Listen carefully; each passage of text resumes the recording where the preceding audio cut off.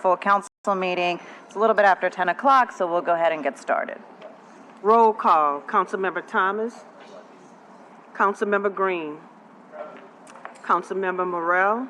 Here. Councilmember Moreno. Present. Councilmember King. Councilmember Harris. She's present. Leslie, stay here. Leslie, stay here. Councilmember Jeruso. He's in the back. We're getting him right now.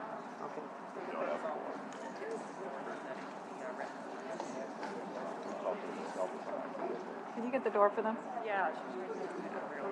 We'll bring him in. That's all they're doing. That horse is going to take a shit. Can you bring Caruso out to just say here? He's on the phone. He's coming. Y'all got to pick up this position.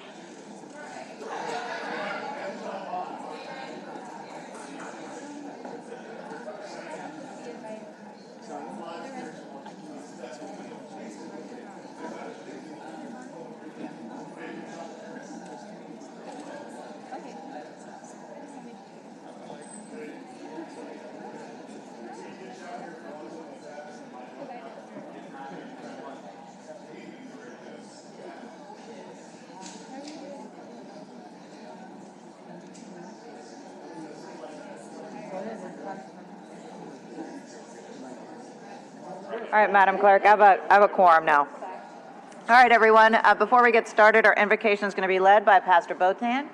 Good to see you, sir. Those who can stand, please do so. Let's bow our heads in a moment of prayer. God, how we thank you, how we honor you, how we adore you. We thank you for your presence that is in this place. And even in this moment, we pause and pray, God, that your hand would be on these families that have lost loved ones recently in our city. We pray that you would be a very present help in their time of trouble and in their time of grief. We lift them up to you now. God, we pray that in this meeting as we go forth, God, that you would be with our council, that you would be with our residents as we come together to work on the behalf of this city, that we would do it in your name and in your name only. We thank you for your peace that is here in this place now. We ask these blessings. Amen. Our pledge will be led by Councilmember Green. I pledge allegiance to the flag of the United States of America and to the republic for which it stands, one nation, under God, indivisible, with liberty and justice for all. Madam Clerk, before we get started with what is on the agenda, we do have a very special presentation today. We are joined by Chief Ann Kirkpatrick and members of the NOPD Mounted Patrol, along with a very special guest. And this very special guest is now someone we like to call Officer Patch. And the reason for that, although I'm not quite sure of his rank, but he is now an NOPD officer, and that is what we are here to celebrate. The mayor today, Mayor LaToya Cantrell, swore him in as an official commissioned NOPD officer. And just to know a little bit about Patch, he's 15 years old. He was donated to the New Orleans Police Department by the Cops 8 organization, and he is a companion animal for the NOPD Mounted Unit. As you all may notice, Patch wears his hair a certain way, his forelock a certain way, because he's actually missing an eye. And so he can only see out of one eye, and this was due to his eye being removed when he was very young, and it doesn't affect him, as you can tell. And he is really someone that is about, ensuring that there's more community outreach, that it's someone that's a friendly face for people to see from the NOPD, and he is certainly someone that's been very beloved ever since he came on board with the NOPD. So congratulations to Patch. We do have, of course, a proclamation honoring him for this. And I'll turn it over to you, Chief Kirkpatrick, if you'd like anything to say, and then I'll turn it over to some council members. Yes, thank you, Madam President and the City Council. Really, with this week being a week in which we want to be mindful of our victims of crime, and what timing, because Patch is really an ambassador to bring comfort and to bring peace. And so, although we are so pleased to be introduced him to you officially and to our citizens and our guests, but he is actually here to bring comfort to everyone. And so if anyone would like for Patch to come and see them and visit them or groups, we will make special arrangements for him to be there. On a personal note, I do want to personally thank Jessica Dietz. Jessica is the president of COPS-8, who did provide a Patch to us through private funding, and we are grateful for that. So I want to thank her as well. Our wonderful mounted patrol officers who are experts. And in closing, I just personally love Patch. I really do. I love him. And even I go to see him on the weekends to take comfort and spend a little time with a buddy. So it really does matter. So thank you, council and our community, for welcoming Patch, our newest officer. And he does have a badge now, and he literally did raise his hoof as he was sworn in this morning, and that will be posted on his personal website. So feel free to check that out. Thank you, Madam. Congrats, Patch. Thank you, Chief. Any council members want to speak? Everybody's good? All right, we'll come down and take a picture with Patch with this proclamation as well.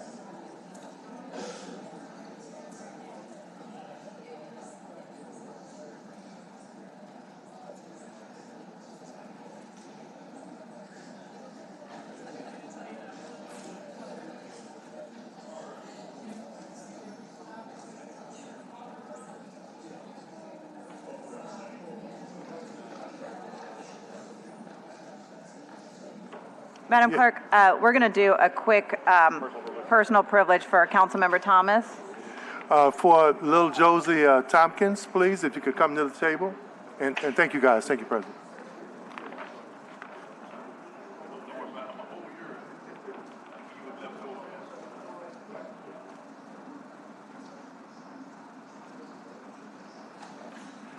Wow, this is unbelievable.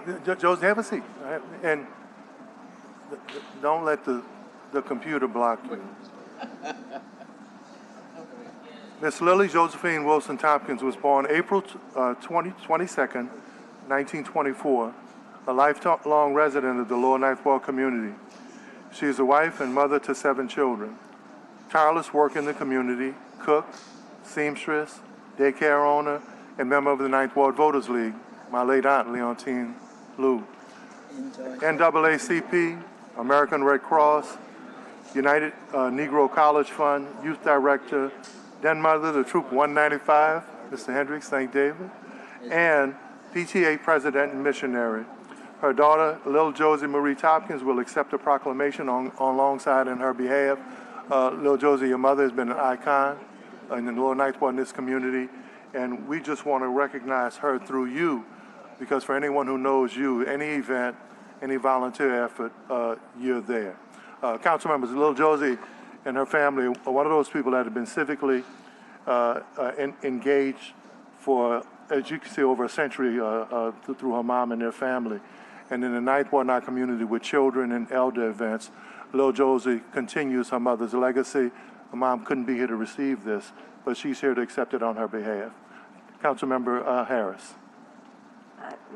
Well, please tell your mother congratulations, and it's just such an accomplishment. I know she's accomplished a lot over the years. I know you've accomplished a lot over the years, and so thank you so much for being here today. Thank you. Councilmember Marino. For having me. Thank you all for Councilmember, you're not finished getting accolades. Councilmember Marino. You're good. You're good. I actually wanted to hear from you, so we're good. No, I just wanted to tell you, thank you for all that you do and your family and the contributions you've made, not only to the Ninth Ward, but to the city as a whole. So we appreciate you so much, and thank you for being with us today. Councilmember Morrell. Yeah, I echo Councilman Thomas's statements. I think that it's so important for us to recognize our leaders on a generational level and how leadership in our community is really passed down from parent to child and from child to child and through the years. And I'm so excited for us to be part of your mother's legacy by passing along this proclamation to her. Thank you. Councilmember Green. Thank you for helping to make our city very special. You, your mother, and your family. We are a very special city. There's a lot of good that's going on in our city, and we have such legacies to look up to. Our youth especially have a lot of legacies to look to. So thank you for the work that I know that you're going to continue to do in our city to continue to make our city better. Thank you. Now, Lil Josie. Go ahead. We can hear from you now. I'd like to thank you all first for serving, because some people think it's just a job. It is a ministry that you all are doing to try to cure the ills of the city. And as my mom, I am her legacy. My family is her legacy. And I'm hoping that the rest of the children, as they see this proclamation that you all are presenting, that they would follow in her footsteps. Her song was, if I could help somebody as I travel on the way, then my living shall not be in vain. And I hope that I could live up to that legacy. And I hope that all the children, I am a Carver-Ram. It was exciting to be here to see Carver receive that acclamation, because I followed what my mom did and what others did in the community of the Lower Ninth Ward to move forward. Just like he mentioned Leontine, Luke, Georgetta Warren, the women that were down there in the Lower Ninth Ward have made the community that it is today. And I'm hoping that I can continue to do what they have done. And that's what this proclamation is, a history piece that other young people can see what they have done, and hopefully that they will be the legacy of helping the community and doing for the community. Little Josie, Thank you're incredible. Let's give her a hand. Let's take our picture.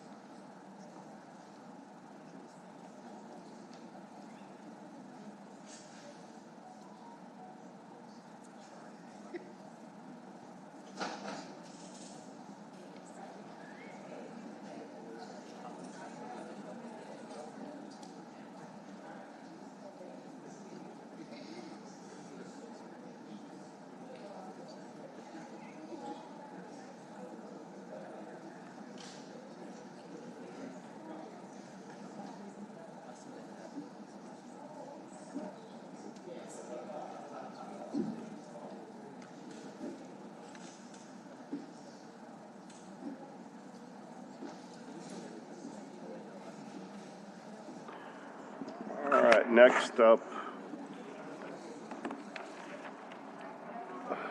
Miss Blackwell. Sorry, no, sometimes I was hiding down. Special orders of business. The first order of business is a presentation. Kelly Blackwell, daughter of Robert Alexander Bumps Blackwell. Presenting Kelly Blackwell with a proclamation in honor of her father, Robert Alexander Bumps Blackwell, for his extensive contribution to music in New Orleans and worldwide. Robert Alexander Bumps Blackwell, May 23, 1918, through March 9, 1985, was an American band leader, songwriter, arranger, and record producer, best known for his work overseeing the early hits of Little Richard, which paved the way for rock and roll and soul music. He is also responsible for grooming Ray Charles, Quincy Jones, Ernestine Anderson, Lloyd Price, Sam Cooke, Herb Alpert, Larry Williams, and Sly and the Family Stone at the first of their music careers. Thank you for being here, Kelly. Thank you for having me. We had this conversation at the Dewdrop when it was We did. opening, and we were talking about your father and about the tremendous accomplishments he did for this city, internationally for the music industry, and us working together. This is just one step in making sure that he gets the recognition he deserves and your family deserves. Thank you. And rather than me kind of begin with talking about your dad, I think it's more compelling when you talk about your dad. So maybe for those people who are here and who are watching via video, if you could give I want to say the highlights of your dad's career because it was so extensive, but really right. just kind of give an overview of who your dad was and why he was so important to this city and why he was so important to the growth of rock and roll in general. Well, you know, Bump started his career in Seattle, and he actually worked when Quincy Jones was 14. He was my father's trumpet player, and Ray Charles was my dad's piano player, and Jimi Hendrix got his first professional gig through my dad to work with Little Richard and the Upsetters. And eventually my father moved to Los Angeles and became the A&R man for Specialty Records. And when he and Richard really started working together, my father became the co-writer of Good Golly, Miss Molly, Long Tall Sally, Rip It Up, Ready Teddy, and he produced Tutti Frutti. He also produced a song called Second Line, and it's a Mardi Gras song. And actually the last verse is about me and my mom. And then I just happened to be the queen of the Mardi Gras at Gaudet Nursery School when the song came out. And, you know, Specialty Records had an office here on Claiborne Avenue next to Professional, the funeral home. The building is still there. And I'm a culinary tour guide here in New Orleans. And so when I'm on my tour, I take them so they can see where my father worked. It was Houston's Music at the bottom and Specialty at the top. And I also take them to J&M on Rampart Street, because that's where the magic really happened, you know, for my father and Little Richard. So my father had a huge, you know, a long legacy, an extensive career of working with so many artists, with Bob Dylan, Johnny Guitar Watson, Patience Valentine, Lou Rawls, so many people, and the artists here in New Orleans, Art Neville, the Neville Brothers, Ernie Cado, Larry Williams, who's the bad boy of rock and roll. That's Lloyd Price's cousin. He co-wrote Every Time I Hear That Mellow Saxophone for Roy Montrell, and he produced the song Rich Woman for Lil Millette and his Creoles. And that song is actually in the movie Green Book about Dr. Donald Shirley. And so a lot of my friends are like, Kelly, your dad's song is in there, you know. So I am a baby doll here in New Orleans, and I go as Baby Doll Bumps as a tribute to my father. And, you know, I do this to promote his legacy. This is my love letter to him, thanking him for gifting me such an incredible legacy. And so it's very important that he gets the recognition that he deserves. I got a proclamation from the city of Seattle, and it's so funny because Seattle's mayor, his father is from here. His name is Clayton Harrell, and he was a musician here in New Orleans, but he left due to Jim Crow things that were going on, and he moved to Seattle and ended up joining my father's orchestra that included a very young Quincy Jones and Ray Charles. And so I'm just so excited about that. And his high school actually inducted him into their Hall of Fame. You know, so I said, I want a mural up for my dad now. Y'all got Quincy, y'all got Jimmy. I said, so I need a Bumps Blackwell mural. But I'm really trying to make sure he gets all the recognition he deserves because his music is timeless, it's classic. You know, he produced You Send Me for Sam Cooke. And that was a #1 hit for a solo black artist. It sold 56 million copies, and that was unheard of. It was the first #1 hit. The first #1 hit that's for a right. black artist. You know, and that was unheard of during that time. And he also produced Everybody Loves to Cha-Cha-Cha and Love You Most of All. And so he's worked with so many different artists. And, you know, I'm still learning about the musical artists that he's worked about because people will tag me, Kelly, your dad did the song.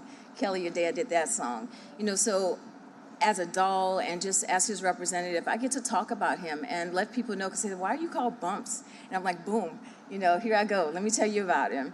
And it's just, it's a really good thing. He deserves it. My mother was a big part of that also, Marlene Kaufman Blackwell. She grew up here.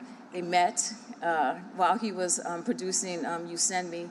She was in the bathtub singing, and he heard her and asked her to come audition, and she did an Elvis impersonation.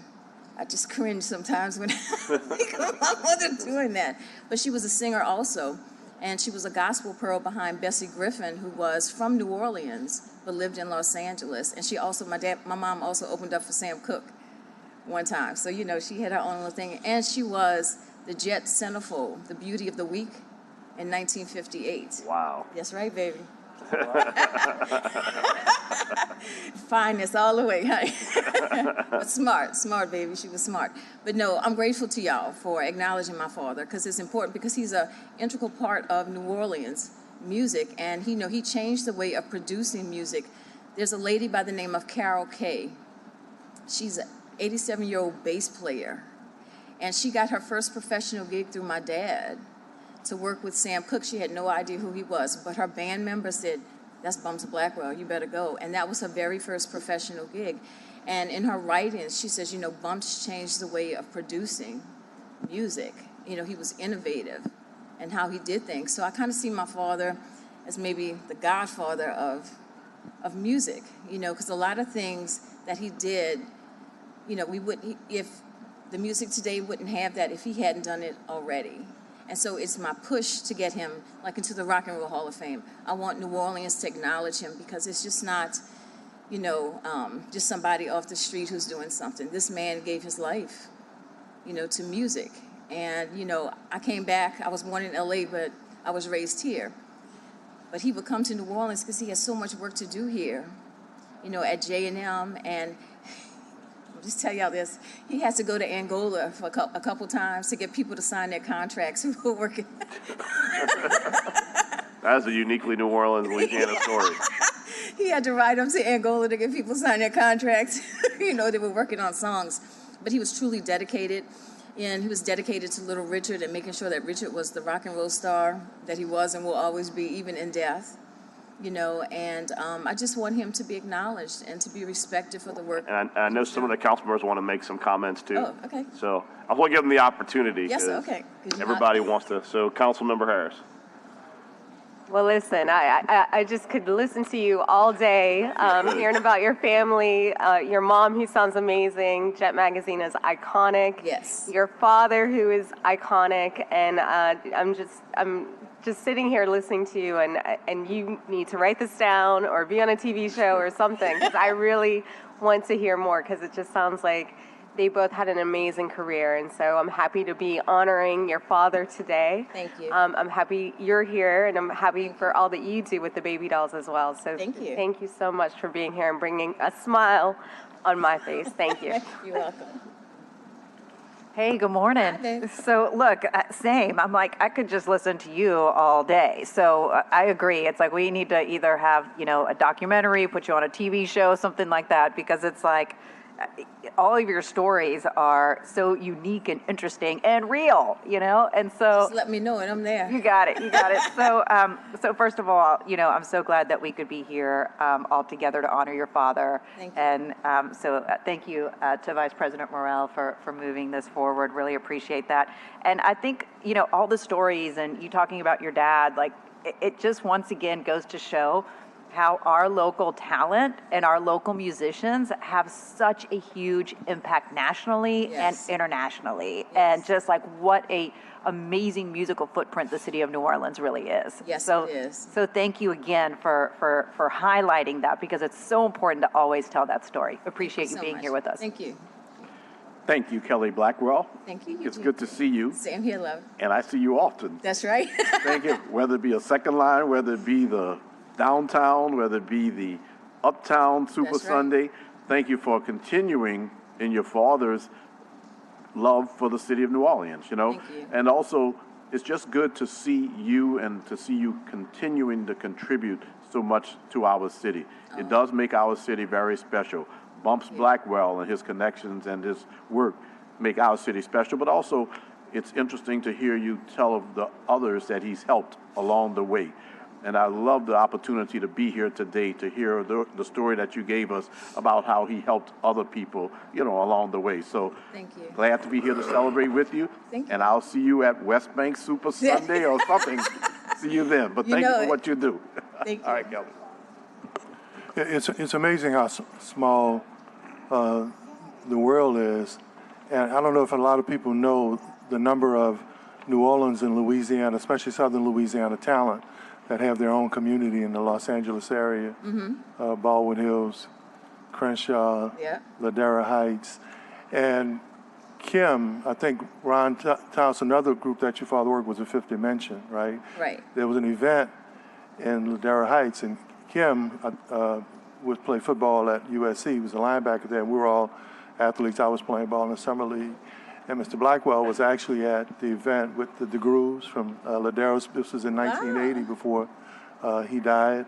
Of course, Eva Anderson, Rochester's wife, they have their spot over there off of Arlington. Right. And all of that New Orleans folk who were in film, in music. The late Ernie English, who sang with the Ink Spots, was friends with Right. Miles Davis and Sly Stone. And that event was actually in Ladera. If I remember, it was right on the other side of Slauson going to Right.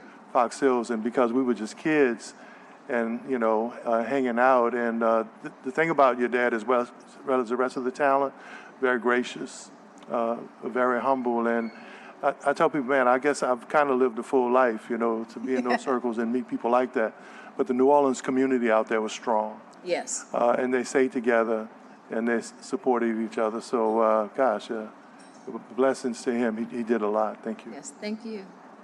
Well, I can say safely the highlight of the Dewdrop Inn opening was sitting next to Kelly and hearing all of the stories about her dad.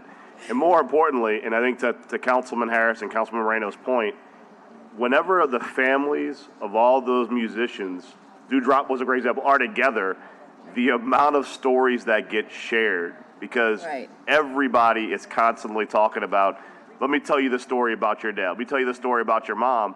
And I mean, it really is something we as a city to look into. Yeah. How do you preserve those stories? Right. Because I mean, just me sitting next to you at Dewdrop, I heard so many wonderful and often colorful stories that it just, we need to do more to work with people like you, with families like yours, to preserve that history, because there are people who are still discovering the music your father created. Yes. And because my daughter is tremendously into music, and it's amazing how true music lovers go backwards in time.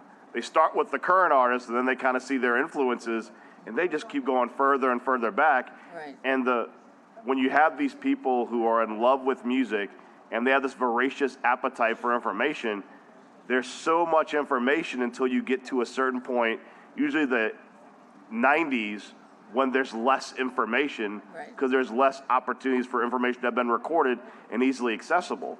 And I mean, like you said, your father is really kind of one of the godfathers of producing and the godfathers of rock and roll. Exactly. And understanding what he did, why he did it, and what things were like in that time period, it's so important to fully contextualize the music we have today. So though this is the first step in acknowledging your father, I want to continue to work with you and the other families to figure out other ways we could try and preserve all of the history and information that you've saved over the years. So I'm going to bring out this proclamation. We're going to take some pictures, and thank you for being here, Kelly. Thank you for having me.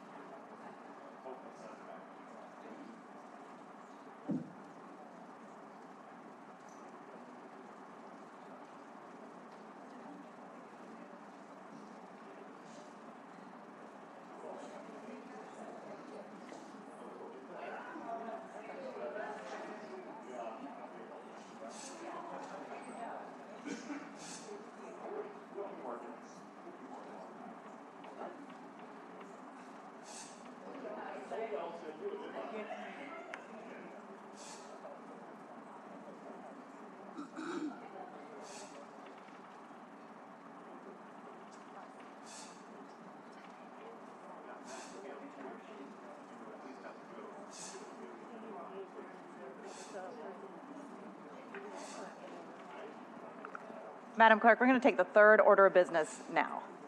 The third order of business, a celebration of the opening of the New Orleans Pride Center with remarks from New Orleans Black Pride. Kyle DeVries, New Orleans Pride Center Board President. Lydia Hopewell, NOPC Board Secretary. Anna Zarilia, NOPC Board Member. Nikki Alexander Tumlin, New Orleans Black Pride Executive Director. The New Orleans City Council shall recognize and celebrate the opening of the New Orleans Pride Center, a welcome and exclusive hub for local and regional LGBTQ2IA+ individuals and communities where all feel safe to celebrate their authentic selves and thrive through connection. The council shall also recognize New Orleans Black Pride, an organization promoting diversity, equity, and positive change in the New Orleans Black LGBTQ+ community. Thank you, Madam Clerk. Well, it's great to have this celebration today of the opening of the new New Orleans Pride Center to recognize our city's LGBTQIA+ community. And as part of this morning, we will also have a resolution after this that once again shows this city's support to the LGBTQIA+ community, and also, really pushing back against some of the very hateful rhetoric that we're hearing from other parts of the state. And so while we may be hearing, things coming out of the Capitol that are incredibly hateful and harmful toward the LGBTQIA+ community, here in New Orleans, we're always going to be a welcoming place. And here in New Orleans, we're always going to be supportive. And here in New Orleans, we're always going to be very accepting to anyone who is in our city, whether they're living here or visiting the city of New Orleans. And so with that, let me turn it over to you all, because the opening of this new Pride Center is really amazing.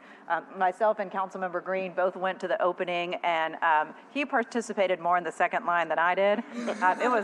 I got there a little late, and let me just tell you, he was coming from another event, and he had a full suit on in the heat, second line and with you all. So I was cheering him on as I saw him walk into the center with all of you. So I'll turn it over to you all, whoever would like to start. Kyle, I know that you're the chair, but you can introduce who's with you, introduce yourself, and we'll begin the presentation. Fantastic. My name is Kyle DeVries. I am the New Orleans Pride Center's board president. It's an honor to be here with you all today. Thank you so much for having us, and I'm going to pass it over. Thank you, council members, for having us. My name is Lydia Hopewell. I'm the board secretary of the New Orleans Pride Center. Thank you for having me as well. My name is Nikki Alexander Tumlin. I'm the founder and executive director for New Orleans by Pride. Awesome. Wonderful. And as Councilmember Moreno mentioned, we just opened the New Orleans Pride Center. We had our grand opening on April 6th, and it was really beautiful. We had about 300, 400 people come out. Councilmember Green, Councilmember Moreno amongst them. A really beautiful celebration of our community and the potential that we have. So this is an image of that second line, which was just such a wonderful moment for our community, really magical to be able to celebrate through the streets. And so below is our mission statement. The New Orleans Pride Center is a welcome, inclusive hub for local and regional LGBTQ2IA+ individuals and communities where all feel safe to celebrate their authentic selves and thrive through connection. And this is our vision. Kyle and I are a group of 5 that have been meeting for over a year to get this group off the ground and get this organization going. And we had many different iterations of this vision. We talked about the entire community about this vision before we chose it. But it is a permanent, sustainable community center that facilitates a connection-centered, equitable, and joyful existence for LGBTQ2IA+ individuals and communities in New Orleans and the Gulf South. So why is this needed right now? Why did we come together to start a new New Orleans Pride Center? So unfortunately, the last LGBTQ community center closed about 1.5 years ago at the end of the pandemic. And so a group of us came together and decided that that wasn't acceptable. We needed to have this space for our community. And first tried to save that nonprofit, and then found out we couldn't and decided to start our own organization and to start seeking space. And we really started first with community engagement by holding a series of coffee and chats to bring different community leaders and organizations together and really hear, what do people want from a community center? That's really key to us. We want to be a home for everything that's already happening here, because there's so many amazing organizations and projects that are for our community already taking place in New Orleans. And that's why we're happy to be here with Nikki of the amazing New Orleans Black Pride, doing just such incredible work for our community over the last few years. And so we're really trying to be a hub for those organizations that are already doing really great work for our community. We have an estimated 95,000 LGBTQ2IA+ individuals in the New Orleans greater metro area. So that's a huge percentage of population. And really, it's probably higher because New Orleans is a hub for people throughout the region. It's a safe space for people throughout the South. I know when I lived in Tallahassee, Florida, I fell in love with New Orleans. I would come here to find culture and community and safety and be able to be my authentic self. We estimate that at least 35,000 LGBTQ2IA+ individuals are living in New Orleans itself. And again, that number is likely higher. That's just based off of kind of our lowball estimates of 10%, which is kind of the nationally accepted percentage, but really it's probably a much higher. And so New Orleans is seen as a welcoming and open city to all. That's key to the city's identity, and it's key to the city's tourism as well. And LGBTQ2IA+ people make up a huge part of our tourism industry here. And at that even just 10% mark, that's almost $1 billion in tourism dollars that are coming here every year to the city thanks to our community. And that's thanks to events like Black Pride New Orleans, like the Pride Fest that happens every year, things like Southern Decadence. And New Orleans is a regional oasis of safety and acceptance. So we have an impact throughout the region and throughout the South, and we are a beacon. And that kind of holding that space for human rights and civil rights in our organization for people throughout the region and beyond just our community is really core to our identity. We view all struggles for human rights to be connected, whether that be here locally or globally. And we feel like it's important for us to always be taking actions to create hope when we are in dark times. And we are in dark times right now for a lot of our communities. As mentioned, we have a lot of anti-LGBTQIA+ legislation coming through, and it's probably going to get worse, especially for our youth. And so that's one of the reasons why we felt like the urgency to act now, create this space now, and get the programs up and going. These are just some photos from our grand opening event. Like the two council members were present. This is actually WHIV radio station. 102.3 is a social justice radio station, and we are sharing space with them temporarily until we can eventually, hopefully, raise enough funds to buy our own permanent space. But they have been so gracious to us and such an amazing partner. They immediately, as soon as we, said we were looking, opened their arms to us. We are working in great partnership. They actually want to put together some podcasting and radio entrepreneurial type internships for youth in the LGBT community. So they are a great partner to us, and we're really excited that they are allowing us to share this space with them. And these are some of our community partners. Again, this is WHIV, but these are actually some of the partners that have already engaged with us and are using our space for their own gatherings, events, meetings, that kind of stuff. We do have availability of form on our website and on our Instagram that any community organization can fill out, and if they'd like to use the space, we just have to make sure that we have calendar availability for it. But Black Pride, obviously, No Age is doing an intergenerational game night there next week. QT Cap is planning an event in the future. I believe the Big Izzy Stompers is having a social there. So people have really, as soon as we opened our doors, have flooded with, we want to start using your space and we want to be in community with you all. Just some more smiling faces from the event. This was held at the Broadside. We did have some musical guests. We had some amazing drag performances. It was just a lovely day. There was crawfish boil. Everybody was having a great day. It was perfect weather outside. So I think you can tell that it was a beautiful day to celebrate. And so we have a lot of upcoming programs. We actually had our first program in the space this Tuesday. It was a community meetup and dinner. It went beyond our wildest expectations. We had 40 people there. We filled the space. And it was a really beautiful conversation, bringing together a lot of different diverse segments of our community and talking about our histories, our presence, and our future. So it was a really beautiful start. We're going to be hosting a lot of other organizations, like Lydia was mentioned. And we're going to be doing these monthly community meetups and inviting other organizations that serve our community to come and speak and represent what they're doing as well. Like Lydia is saying, we're also doing intergenerational game nights with No Age. We're also starting a series of student and teacher support circles that are going to provide ongoing support. So as this anti-LGBTQ legislation that are impacting schools rolls out, we can provide ongoing advocacy and resources to those who are most vulnerable. And we also are going to be having some fun things like community craft nights and trying to engage more youth through input hangouts, keeping it casual. These are some of the ways that you can help us out. First, again, we're just saying thank you again for the early recognition, for coming and bringing us the proclamation at our grand opening and being there in community with us. That was really important to us, and inviting us here today. This means a lot. Kyle and I have talked at length that we never thought we would have gotten this far in just a little over a year, but things have really moved, and we've had so much support from everybody around us, so really thank you for that. Connect us with community partners if you have any or know any, specifically ones that do direct services with community members.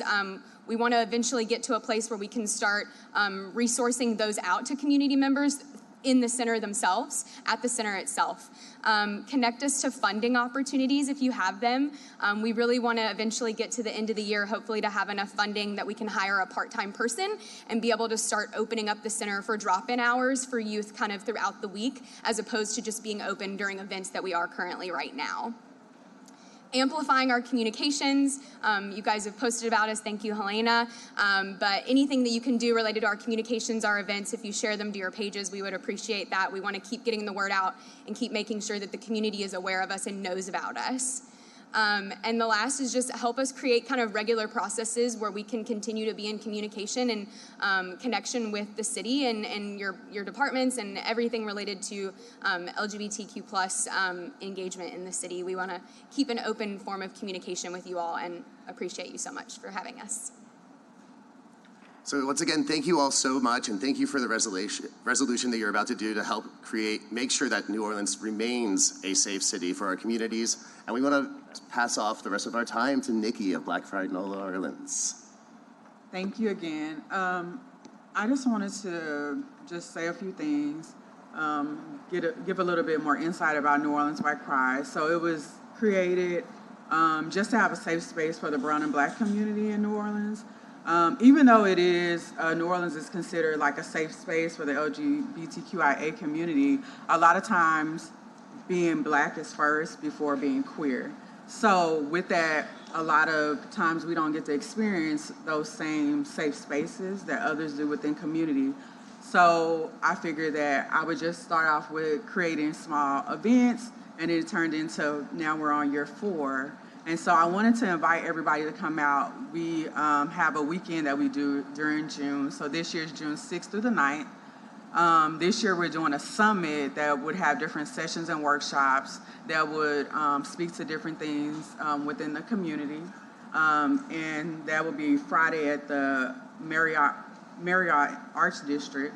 And then also on Saturday, June 8th, we're hosting a huge community festival. This is our 3rd year hosting this, and so we will be at Armstrong Park from 1 p.m. to 8 p.m. So we hope to see everyone out to come celebrate with us. We have a lot of great resources, a lot of community that's coming together, food, and things like that. So again, thank you so much for allowing me to be here. We appreciate, this opportunity and being able to have this platform to speak to what we're doing. Well, thank you all. And Nikki, I have to tell you, your Instagram page, I swear, it is on fire. I'm telling you, you have a knack for event planning. I've never seen anyone throw so many events in my life and have them all be successful, okay? So congrats to you, and thank you for all that you do. Thank you. And to the Pride Center, I have to say that I think the reason why it came together so quickly and why you're here now so quickly is because there was such a need. There was such a need to ensure that the community felt supported, and that's why you received the type of support that you did. And so congratulations to all that you've been able to accomplish. I'll turn it over to council members, Councilmember Thomas, and then we'll move down the line. I want to thank Nikki for bringing up some of the realities of the Black Pride community. You think the disparity is large between blacks and whites, but the disparity in the Pride community, economic opportunity, access to jobs, access to housing, access to business, access to contracts. Yeah. And so sometimes when we talk about one community, we forget what it's like to be black and be disparaged within that community. And so I'm glad that we're dealing with inclusion, but the realities of inclusion, because too often black and brown boys and girls not only are not included in the dominant society, they're not included in subsets of the society. So that's a reality that has to be dealt with economically, socially, and spiritually within that community. Galatians 3:28. Galatians 3:28. There's neither Jew nor Greek, there's neither slave nor free. There's no male and female, because we're all one in Christ. And until we start to operate like that, there's going to continue to be racism and segregation within subsets. They want everybody's support, but don't give support to everybody. Yes. Thank you, Councilman Thomas. Very well put. Actually, that's what I would have said, that many times there are those who say that they want to get support for their causes, but they don't provide support for communities that are in need. I was there at the opening of the Pride Center with Pride. I do recognize that as a city, we've come far. We have. Just yesterday, we were reminded in a committee meeting of the Uptown Lounge fire, and how back then the community was treated so poorly. For example, victims buried in unmarked graves, and the police almost denying the reality of what happened. I sometimes have to emphasize the negative to say the positive. Look what happened on April the 6th. We came out and we second lined and we proudly walked through the community with members of the community in support. It's very important to recognize that that represents very great change in our city.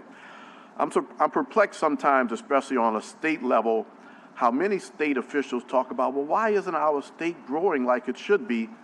And then they preach hate. Maybe we need to look internally and determine what we're doing or not doing that is encouraging some of our young people to leave, some of our families to say, well, this is not exactly where I want my children to grow. Tolerance, acceptance, and the absence of hate are something that we need to work on as much as we can in our state. And I am pleased that we are a city that is considered to be an oasis, but there is still so much more that we have to do. And I'm looking forward to working with you to do whatever I can to help recognize in our city where we have to go, but also recognizing that because of your work and the work of people who are committed, we've come a long way thus far. So congratulations and thank you to all who are associated with putting together the reopening of the Pride Center. It represents something very strongly for me and my family. I'm proud to be a New Orleanian.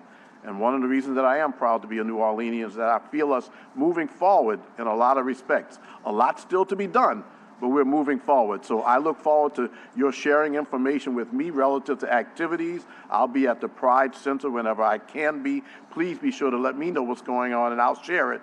But thank you all for what you do. And honestly, thank you for what the members of the LGBTQ2IA+ community do to contribute to making a New Orleans that is a better New Orleans than it was in the past, and a New Orleans that has a great future. Thank you.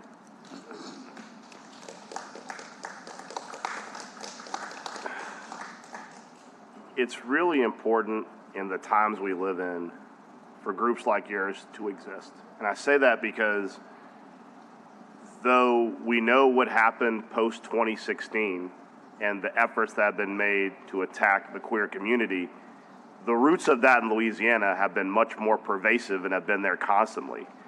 I remember shortly after the Supreme Court, well, I say shortly, 2-3 years when the Supreme Court legalized gay marriage, a series of legislators, myself and Council President Helena Moreno included, we tried to take pronouns out of the law just to comport with what the law of the United States was. And the sheer visceral amount of hate and nonsense we saw, this is pre-Trump, where people would turn out, and I remember Gene Mills, I was arguing in front of the Senate Judiciary being Gene Mills said in the meeting, well, we got to keep these laws on the books for when they turn everything back so that we can have it the way it was, because that's the best way for it to be. And at that time, you hear people say things like that out loud. And I remember in part of that debate, I said, what strikes me is that when bigots say stuff like that out loud, they don't just mean gay marriage, they mean interracial marriage, they mean everything. They want it back like it was in the 60s. And the drama and the horror at that time, at least it was contained to Baton Rouge. But what you've seen happen nationally post-2016 is really this generalized internet-led acceptance of just being bigots and promoting hate. Like once all the bigots found each other, it's like, oh, well, now it's cool for us to go all be bigots together. And I say all this because the Pride Center is so important, because you have young people who in this city have found acceptance, my wife likes to say they found their tribes. They found people like them to express who they are. And they're constantly being told on the state level, in this state, you are weird, you are not normal, you need to be someone else. And really what's been tremendously upsetting to all of us is you finally have a legislature and a governor that want to push their idea of way things should be on people in the city. And the trauma that a lot of young people are facing, it's real. I mean, every single day. Whenever they feel like things have gotten to a point of it being awful, something new happens in the legislature to make it worse. And for them to have a place they can go to, a place where they can talk about how they're feeling, a place where they can process what's going on, like you said, a safe space where you can have people cross-generation talking about. I mean, I can tell you in my conversations with people, I've had young people say, I really felt like things were bad and that nothing would get better. And then they meet someone like Frank Perez, who's a queer historian, who's like, no, this has happened and we beat it.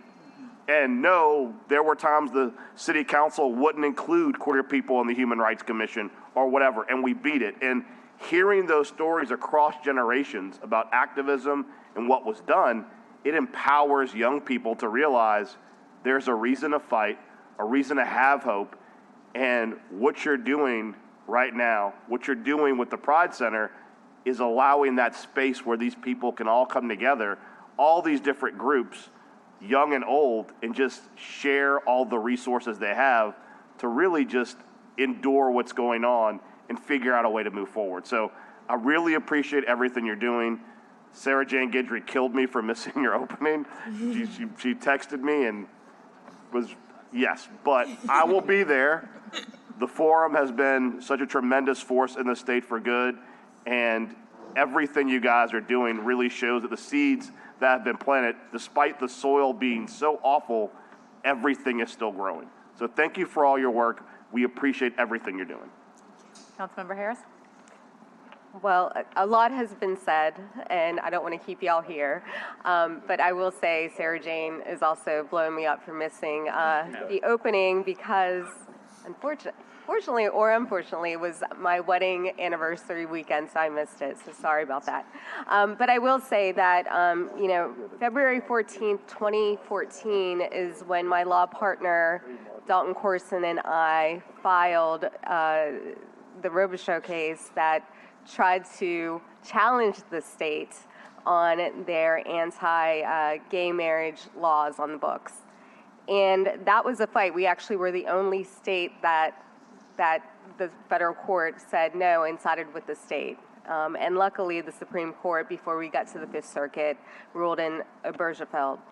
So I just want you to know that we here are all advocates, and we will continue to be advocates for the queer community, especially when it's under attack, especially when there are laws on the books that are dead naming children, especially when we can't get pronouns changed, especially with all of the attacks that are really happening on the gay community. And so I just want you to know that we will, as New Orleans, continue to support you. We should not be the one beacon in the state. The state should be welcoming to the queer community as a whole. And so, we just have to keep up the fight. And I hope you all will be there tonight because I know that there's a big celebration tonight as well. I'll see you there. Councilmember Drusa? Yeah, sorry, I was in the back. I just wanted to maybe reiterate what Councilmember Harris said, which is I think it's so important, particularly now post-COVID, that we've been spread apart too much and that everybody thinks I can do everything by email or FaceTime, and that really our personal interactions are what really separate us from everything else. And so the idea that you have a hub, a place where everybody can come together and know that you have a shared community and be safe and express yourself and commune is incredibly important to me. And I think also New Orleans can be weird to me sometimes because we are a port city that has people from all over the world who are here. I mean, my kids are Sicilian, Cajun, Cuban, Swedes. Like, I don't know where else you can find that kind of mix in a place like this, and yet at times we do not live up to what our standard of inclusiveness really ought to be. And so I'm proud that you're here to remind us of what we ought to be doing as a community and to keep on pushing us together to make sure that for the LGBTQ community, that everybody is doing their part and continuing to speak up and out. Thank you all. Thank you, Councilmember Drew. So before I let y'all go, let me take up the resolution. Madam Clerk, if you could read into the record Resolution R24-152, please. Council members, we need to suspend the rules to go to this resolution. I'll make a motion to suspend. It's been seconded by the Vice President. All in favor? Aye. Seeing no objection, Madam Clerk. Resolution R24-152 by Council members Moreno, Morrell, Jeruso, Harris, King, Green, and Thomas, restating firmly the Council's ongoing commitment to upholding LGBTQIA+ rights and believes that access to health care and education is fundamental. Thank you, Madam Clerk. And I wanted to mention that all 7 members of the New Orleans City Council are co-authors on this resolution. And the other piece that I just wanted to read is the be it resolved sections of this resolution. It says, be it resolved by the Council of the City of New Orleans that the Council firmly restates its ongoing commitment to upholding LGBTQIA+ rights and believes that access to health care and education is fundamental. Be it further resolved by the Council of the City of New Orleans that the City of New Orleans shall do all in its power to continue to always be considered a safe place, a welcoming and supportive city for LGBTQIA+ individuals and their families to live in peace and comfort. And so with that, let me take public comment on this resolution.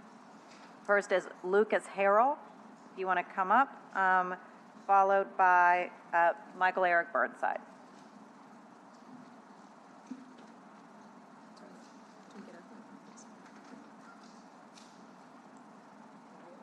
Right there, perfect.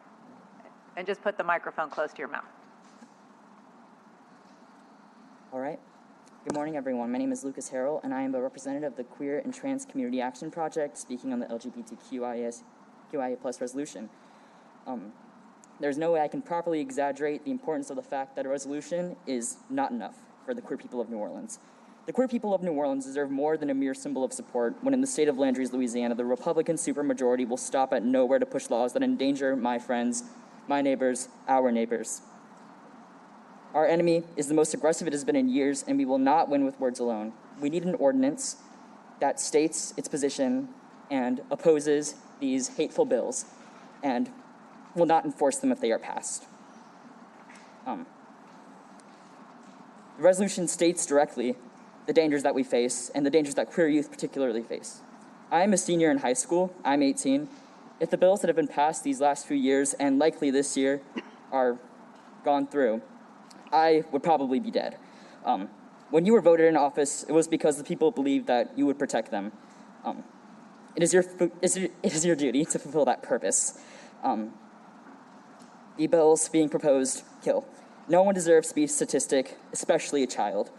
The proposal of New Orleans as a safe city is nothing but a false promise that we should not stand for.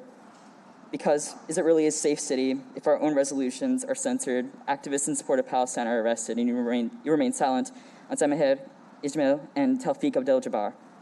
Are we really a safe city for all if our council is silent on the murder of our own citizens?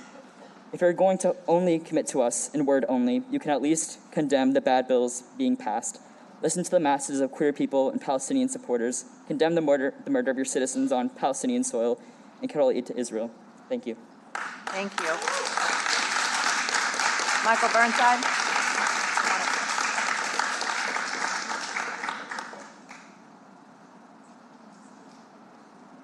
Followed by Monique Blossom. Yes. So you always wondered why old people never came out to gay events when I was a child. So I was in California when they were doing gay marriage marches, and young people filled the streets and old people weren't there. And now I'm an old person, and I didn't go to the I did not go to the opening for the Gay and Lesbian Center. So I find myself sort of in memory of my past and in my present condition somewhat conflicted. I'd like to say nice words. I happen to like and respect Frank Perez a great deal. I had a friend of mine who was an archivist in San Francisco, and I spent more than a year with him going through very old things. And I can tell you that if you want to look at a photograph of porn from 1853 from France, the first thing that leaps to your mind is, my God, they had different hairstyles then.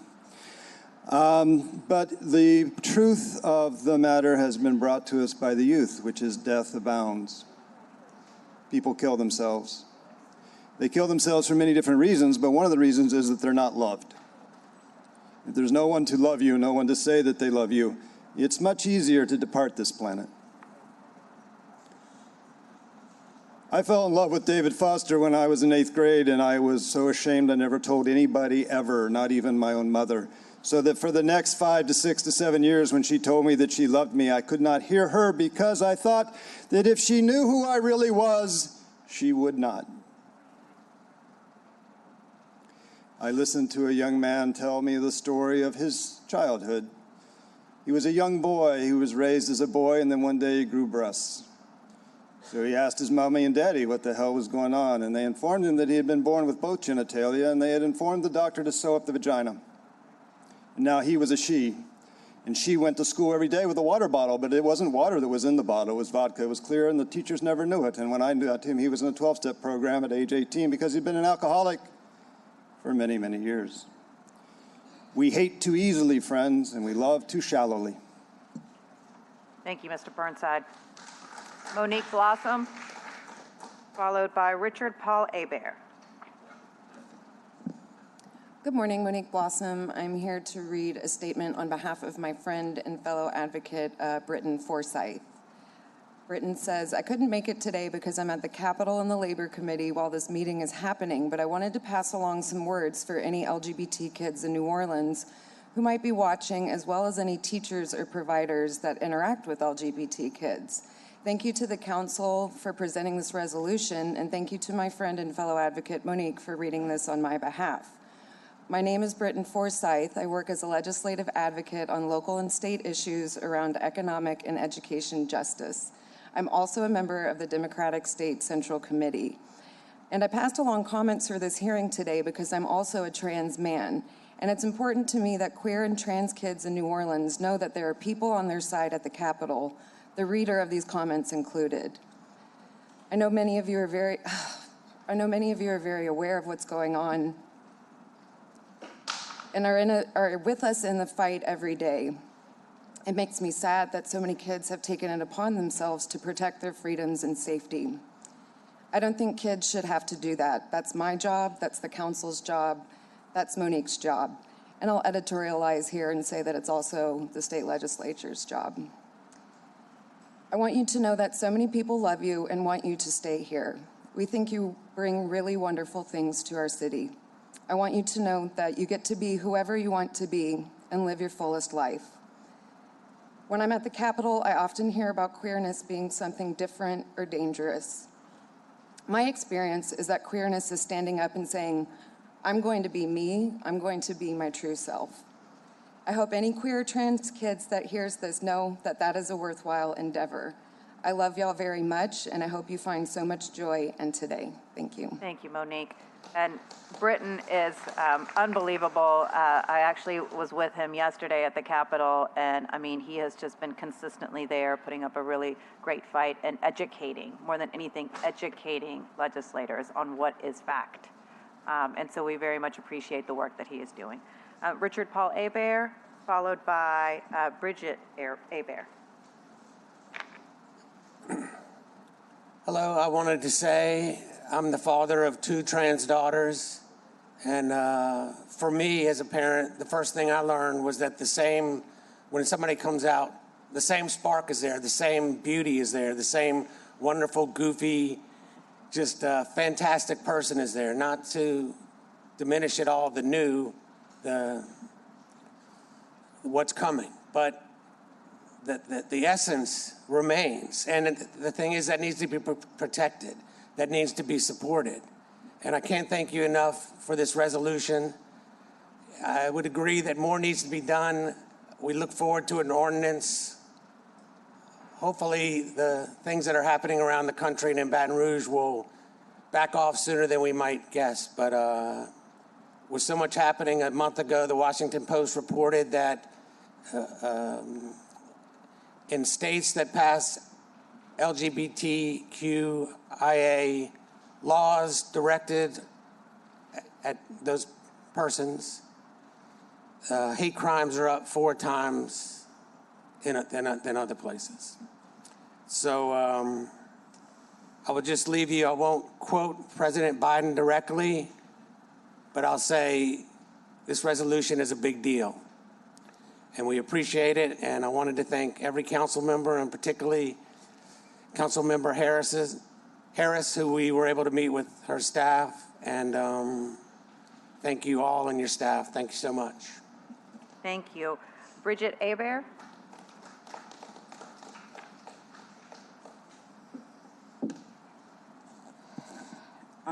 Hi, I'm here to say thank you to the council for support of the LGBTQ+A community by the way of the resolution. I'm a proud mom of two trans daughters. My daughters are brilliant, kind, beautiful people. Like every mom, I want my children to find love and to be happy and healthy and successful.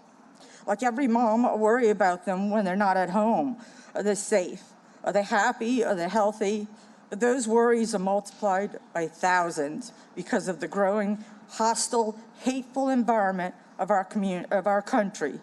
I worry that someone might hurt them just because they don't like the way they look, that they can't get medical treatment because their doctors have fled the city. I worry that they won't have good education because of the radical laws that are pushing teachers out of the profession. I would like to thank the council again for your support on this resolution, but this is only the beginning. I pray not, but I may be back to beg for more. I'm just a mom standing in front of the city council asking them to help me protect my babies. Thank you. Thank you, Ms. Hebert. Any public comment online? Yeah, we have 16 online comments. Okay. Why don't you read for, well, you'll probably get them all done in 10 minutes, so just go ahead. First one is from Amelia Lovelace. She says, as a New Orleans high school student, I am heartened, bolstered, and reassured by this resolution. I'm deeply grateful to the City Council for taking this step to stand by students like me. Caitlin Roan says, yes, this resolution extends peace and opportunity to more and more Americans. Thank you. Carlos Henderson says, I deeply oppose the limitations placed on teachers in terms of class content at the high school level. Restrictions and censorships do not prepare young minds for the world that they are inheriting, and moreover, I find it a disservice to the quality of education that this has become the focus when there are more pressing needs in education that should be addressed. Celeste Lofton-Baggert says, I want to thank my councilman, Mr. Eugene Green, and the other council members for their support of Resolution 56 to protect our city's children from capricious discrimination.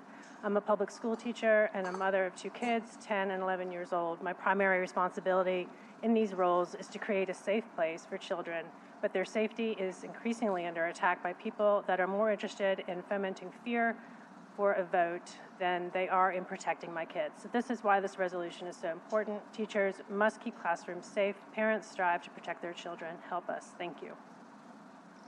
Erica Otero says, the New Orleans Bill of Rights says, quote, no law shall arbitrarily and capriciously or unreasonably discriminate against a person, end quote. The anti-gay bills discriminate and further marginalize an already vulnerable group. Let's be a beacon and voice that says, no, we do not stand with this discriminatory legislation. As a teacher in this beautiful city, I support this resolution because I support my family, friends, students, coworkers, and community members who identify as LGBTQ. Irene Ziegler says, as a public school teacher, I want to thank you for passing this resolution, restating your commitment to uphold LGBTQIA+ rights and affirming that access to healthcare and education is fundamental. Kate Youngblood says, I've been a public school teacher in Louisiana for 10 years. The current legislation that the Louisiana House has passed through committee would decimate student and teacher safety in our schools. Please help us protect our kids' identities, sense of belonging, and futures by helping make New Orleans a safer city for our LGBTQIA community members. Let us continue to teach with and about empathy in our classrooms by sharing stories and telling stories that matter. Let us build a city where students want to stay, where they're welcome and thrive, and importantly, where they want to return to as adults. Lauren Lastraps with the United Teachers of New Orleans says, I'd like to affirm the unanimous support for this resolution among all City Council members. Thank you for standing up for the right of teachers, students, and members of school communities to be who we are and to teach and learn what we must to be full citizens of the world. Mazzie Stewart says, I want to express my support for this resolution, making New Orleans a safe city for the LGBTQ+ community. Mimi Spahn Sattler says, I am writing in support of this resolution and in support of the LGBTQIA+ community in New Orleans and around the country. Rebecca Cavalier says, I would like to express my support of the LGBTQ resolution. As a teacher in New Orleans, the safety of my students is my top priority. The bills being passed this year in the state legislature have made myself and my students feel unwelcome and unsafe in Louisiana. It's important that our city stand up to hate and injustice to keep our community welcoming to everyone. On behalf of myself and teachers in New Orleans, I hope you pass this resolution and keep fighting to keep our city inclusive. Robert Maschiner says, please pass a resolution to protect our LGBTQIA+ community members from hurtful and dangerous state legislation. Savani Gambira says, this resolution saves people's lives. New Orleans is unique in its diversity. Everyone deserves a place to be themselves, and New Orleans is that place. Sean Leone says, I support this resolution as it ensures a safe environment for all members of our community to simply be in peace. Further, it allows for all members of my community to breathe a bit easier. Shannon Jones says, I'm writing in support of the resolution to support the human rights and dignity of all individuals, regardless of their sexual orientation or gender identity. Legislation and the discussion of legislation that restricts the rights of LGBTQ students and faculty has a damaging psychological impact. As an educator, I have witnessed my LGBTQ students struggling with their mental health and in the face of anti-LGBTQ legislation. All students should feel safe and supported at school. And finally, we have Timothy Spahn-Sattler, representing Educators for Quality Alternatives, PRISM, our employee resource group dedicated to fostering diversity and inclusion within our organization. He says the Landry administration and the state legislature is attacking the dignity and civil rights of LGBTQIA+ individuals around the state, and HB 121 and 122 threaten to create harmful and violent spaces for both teachers and students. As a queer public school teacher, educator, I implore you to protect our students and help keep good educators in our schools and not force them into the closet. That's it for your online comments. All right, thank you, Anita. So what we're going to do now is vote on the resolution, and then we actually have proclamations for the NOLA Pride Center and also for Black Pride. And we'll come down and take a picture with you all, okay? It's okay. Councilmember Green's made the motion to adopt. It's been seconded by Councilmember Harris. All in favor? We have 5 yeas, no nays, and it is adopted unanimously. Congratulations.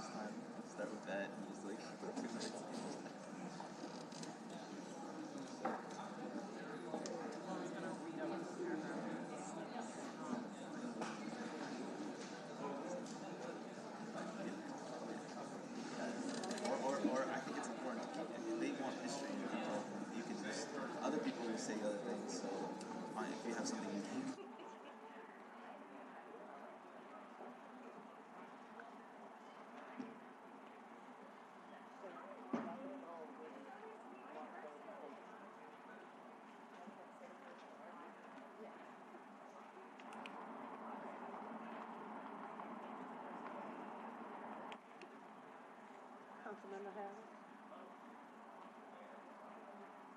You ready for your order? The second order of business, a recognition of the Orleans Parish Communication District in honor of National Public Safety Telecommunicators Week, April 14th through the 20th, 2024. Carl Fulsold, EMP, Executive Director of OPCD. Every year during the second week of April, the telecommunications personnel and public safety community are honored. This week-long event, initially set up in 1981 by Patricia Anderson of the Contra Costa County Sheriff's Office in California, is a time to celebrate and thank those who dedicate their lives to serving the public. It is a week that should be set aside so everyone can be made aware of their hard work and dedication. The Orleans Parish Communication District is the administrative office of 911 for the City of New Orleans. OPCD purchases and maintains equipment and provides training for new and experienced police, fire, and emergency medical personnel. OPCD also governs NOLA 311, which is New Orleans' primary source of local government and non-emergency services.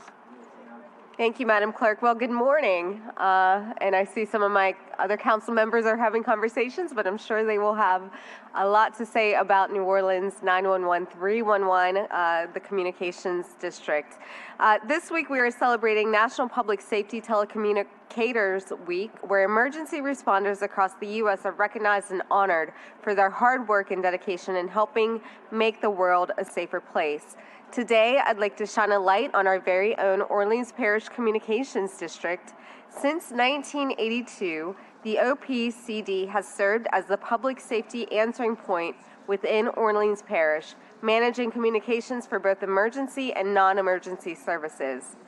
Anyone in the City of New Orleans, including residents and tourists, can call 911 for emergency medical, fire, or police dispatch, or utilize NOLA 311, which Matthew from my office does every single day, via phone or online services to access non-emergency city government services.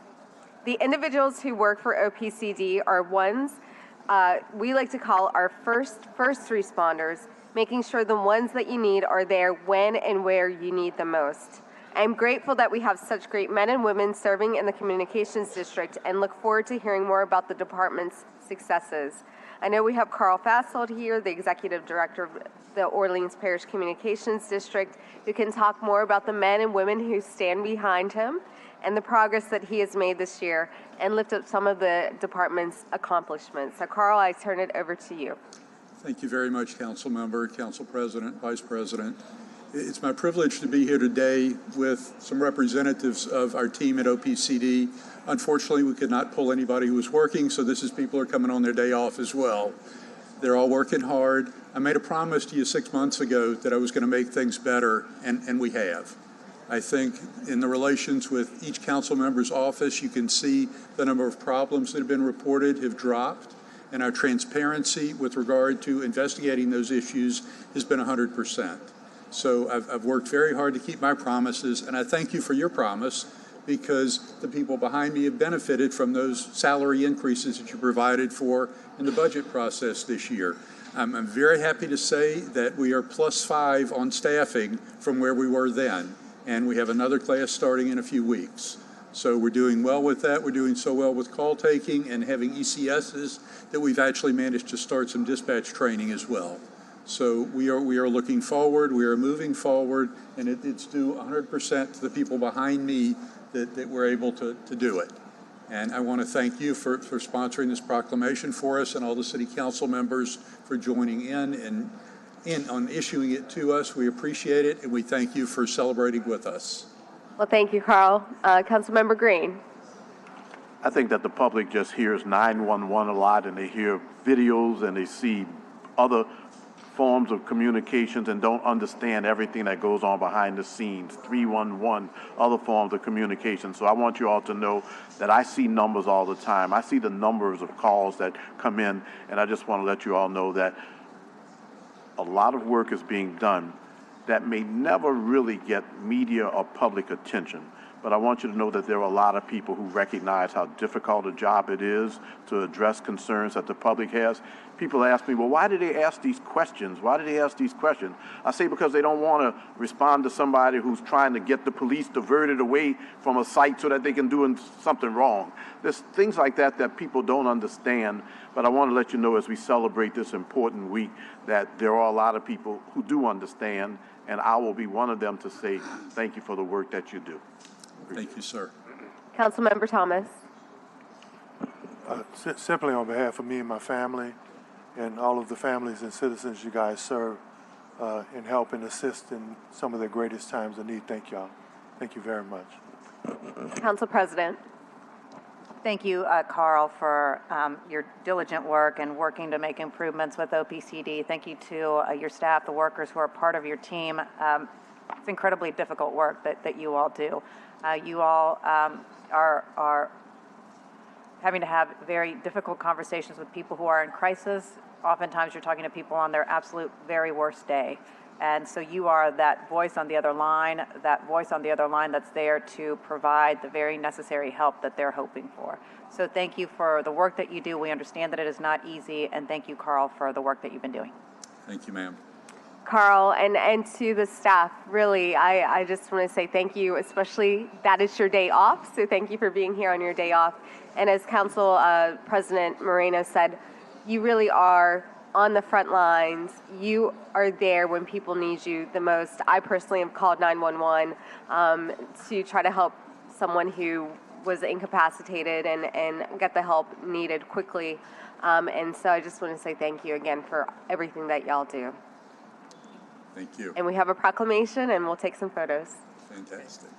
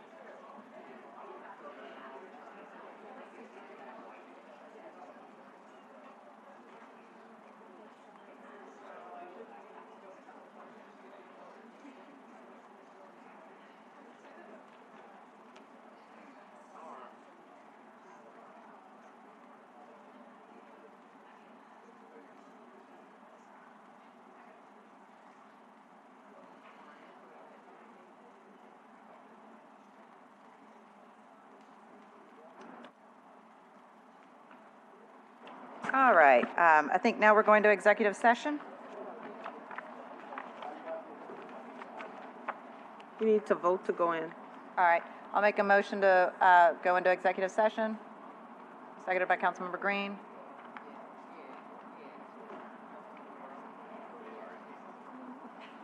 All right, 5 yeas, no nays.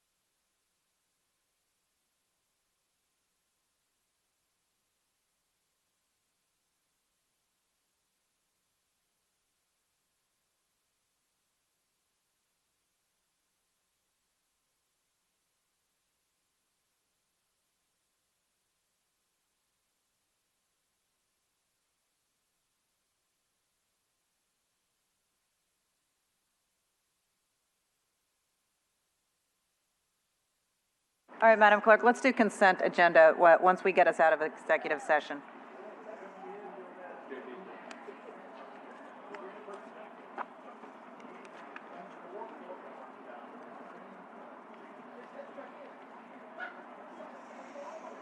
Ooh, it's freezing.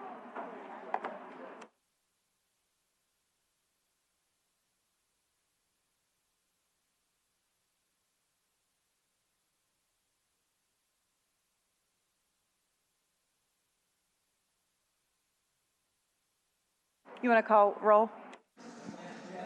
Roll call. Councilmember Thomas. Councilmember Green. Councilmember Morrell. Councilmember Moreno. Present. Councilmember Harris. Councilmember Jeruso. Here. We have 6 members. We have a quorum. All right, thank you, Madam Clerk. If we can go to the consent agenda. We're now on page 5, the consent agenda. We have a communication from Aaron Spears, Chief of Staff and Counsel, Council Utilities Regulatory Office. This should be marked received. We have a communication from Zachary Smith, owner, Zach Smith Consultant and Designs, 405 Red Allen Way, 820 Test Street. On page 6, we have a communication from Gilbert Montano, Chief Administrative Officer, New Orleans, Louisiana. This should be marked received and referred to the Governmental Affairs Committee. We have a communication from Jennifer Avegno, MD, Director of the Health Department, City of New Orleans. This may be marked received. We have a communication from Michael Cassie, Commercial Construction, 940 Frenchman Street. This should be marked received. Suggested hearing date is May 2nd. On page 7, we have a communication from Alyssa Wernick, Director of Operations, the Demo Diva LLC, Demolition Dumpsters, 1428 through 1430 Cluett Street. This should be marked received. Suggested hearing date is May 2nd. We have a communication from Brandy A. DeLarge, MBA, Budget Administrator, City of New Orleans Budget Office. This should be marked received. We have a communication from Zachary Smith, owner, Zach Smith Consulting and Design, 2203 South Carrollton Avenue. This should be marked received. Suggested hearing date is May 2nd. On top of page 8, we have a communication from Jennifer Avegno, MD, Director of the Health Department, City of New Orleans. This should be marked received and referred to the Criminal Justice Committee. See motion M24-143. We have a communication from Claire Bynum, Land Use and Policy Director, Councilmember Joseph I. Jeruso III, District A, 8527 Oak Street, 8527 Oak Street, LLC. This should be marked received. Suggested hearing date is May 2nd. On page 9, we have a communication from Amy B. Trepanier, Director of Personnel, City of New Orleans, Department of Civil Service, Sewage and Water Board Customer Service. This should be marked received and referred to the to the Budget Committee.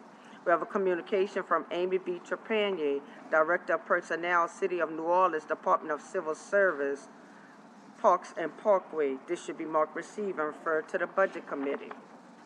On top of page 10, we have a communication from Amy B. Trepanier, Director of Personnel, City of New Orleans, Department of Civil Service, Sewage and Water Board, AMI Data Analyst. This should be marked received and referred to the Budget Committee. On top of page 11, we have a communication from Amy B. Trepanier, Director of Personnel, City of New Orleans, Department of Civil Service, Finance.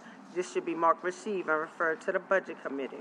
We have a communication from Amy B. Trepanier, Director of Personnel, City of New Orleans, Department of Civil Service, the airport. This should be marked received and referred to the Budget Committee. On page 12, we have a communication from Amy B. Trepanier, Director of Personnel, City of New Orleans, Department of Civil Service, HDLC, VCC. This should be marked received and referred to the Budget Committee.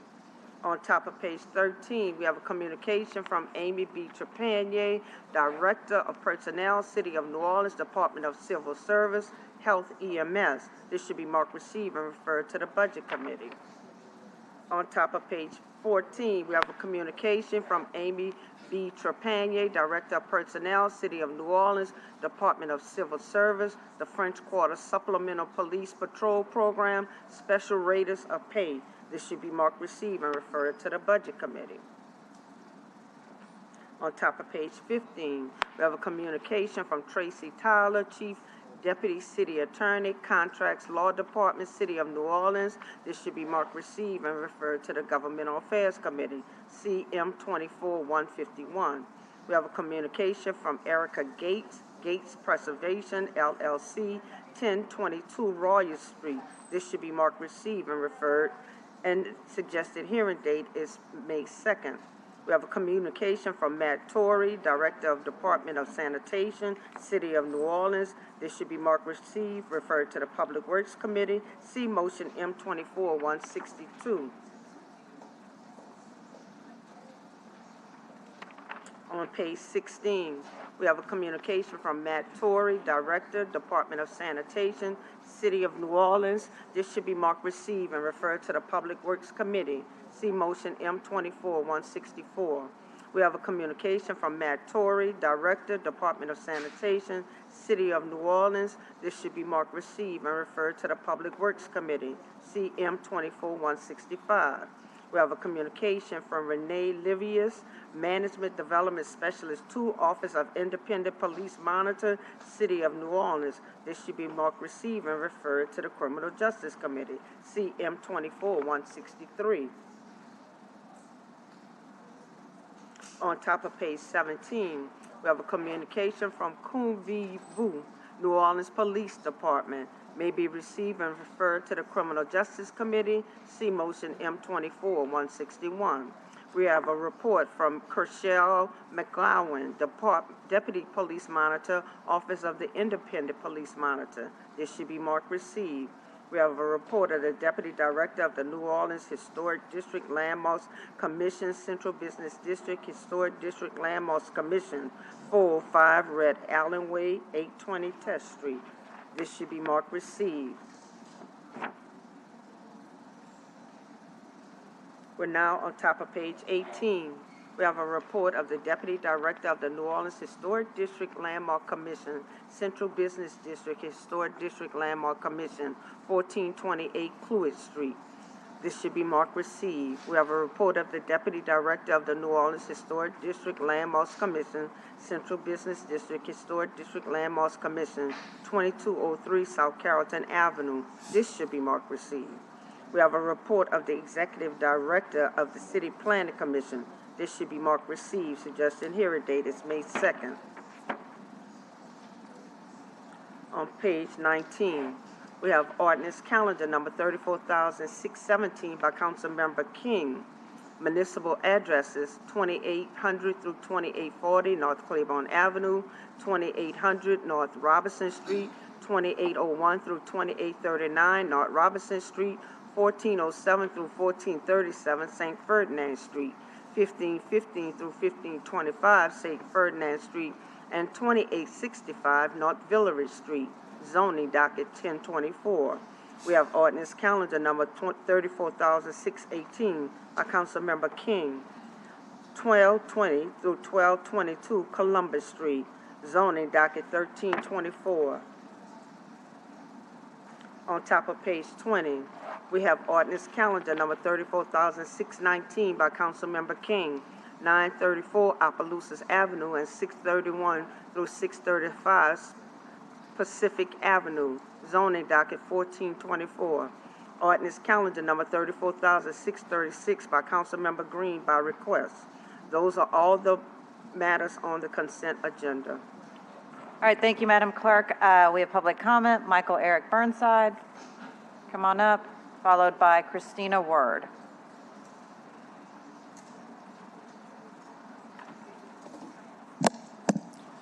All of us know about the pole on Felicity Street. It's across with Magnolia. I did not go up this morning to take a look at it. Who knows, maybe everything was fixed yesterday and we'd all be very happy if it was, but I have nothing in my email box and nobody's saying that they fixed it. So my assumption is, lazy man that I am, that everything stays the same. Nothing changes until I go to jail. All right, so the other thing that I wanted to touch base with you is unusual and new. I went to one of those Intergy town hall meetings held on Xavier's University campus a couple days ago, and there was a nice young man there, separate slightly from Intergy with the letter T. He's part of Energy, as in the Energy Smart program that apparently is part of the city council.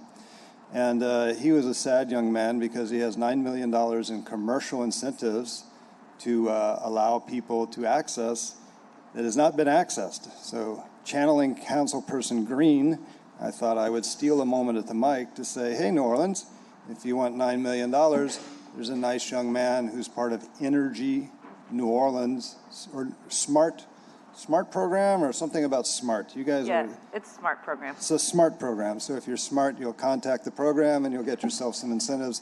That's for the commercial side, not the residential. Thank you very much. Thank you, Mr. Burnside. Christina Ward, followed by Hakeem Murad. 2 minutes. Hello, my name is Christina Ward.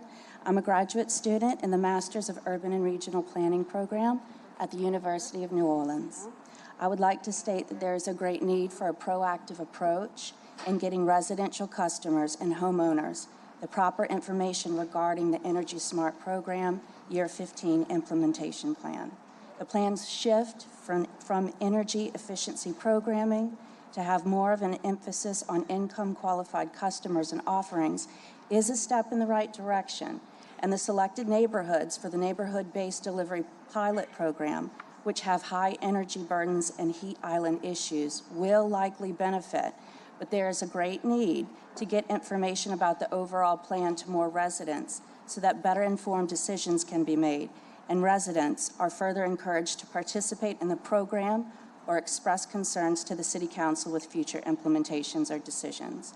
Better access to information on energy efficiency for residential and commercial customers is going to be extremely valuable in the future with considering the urban heat island effects and the increasing temperatures, especially in the upcoming summers for New Orleans.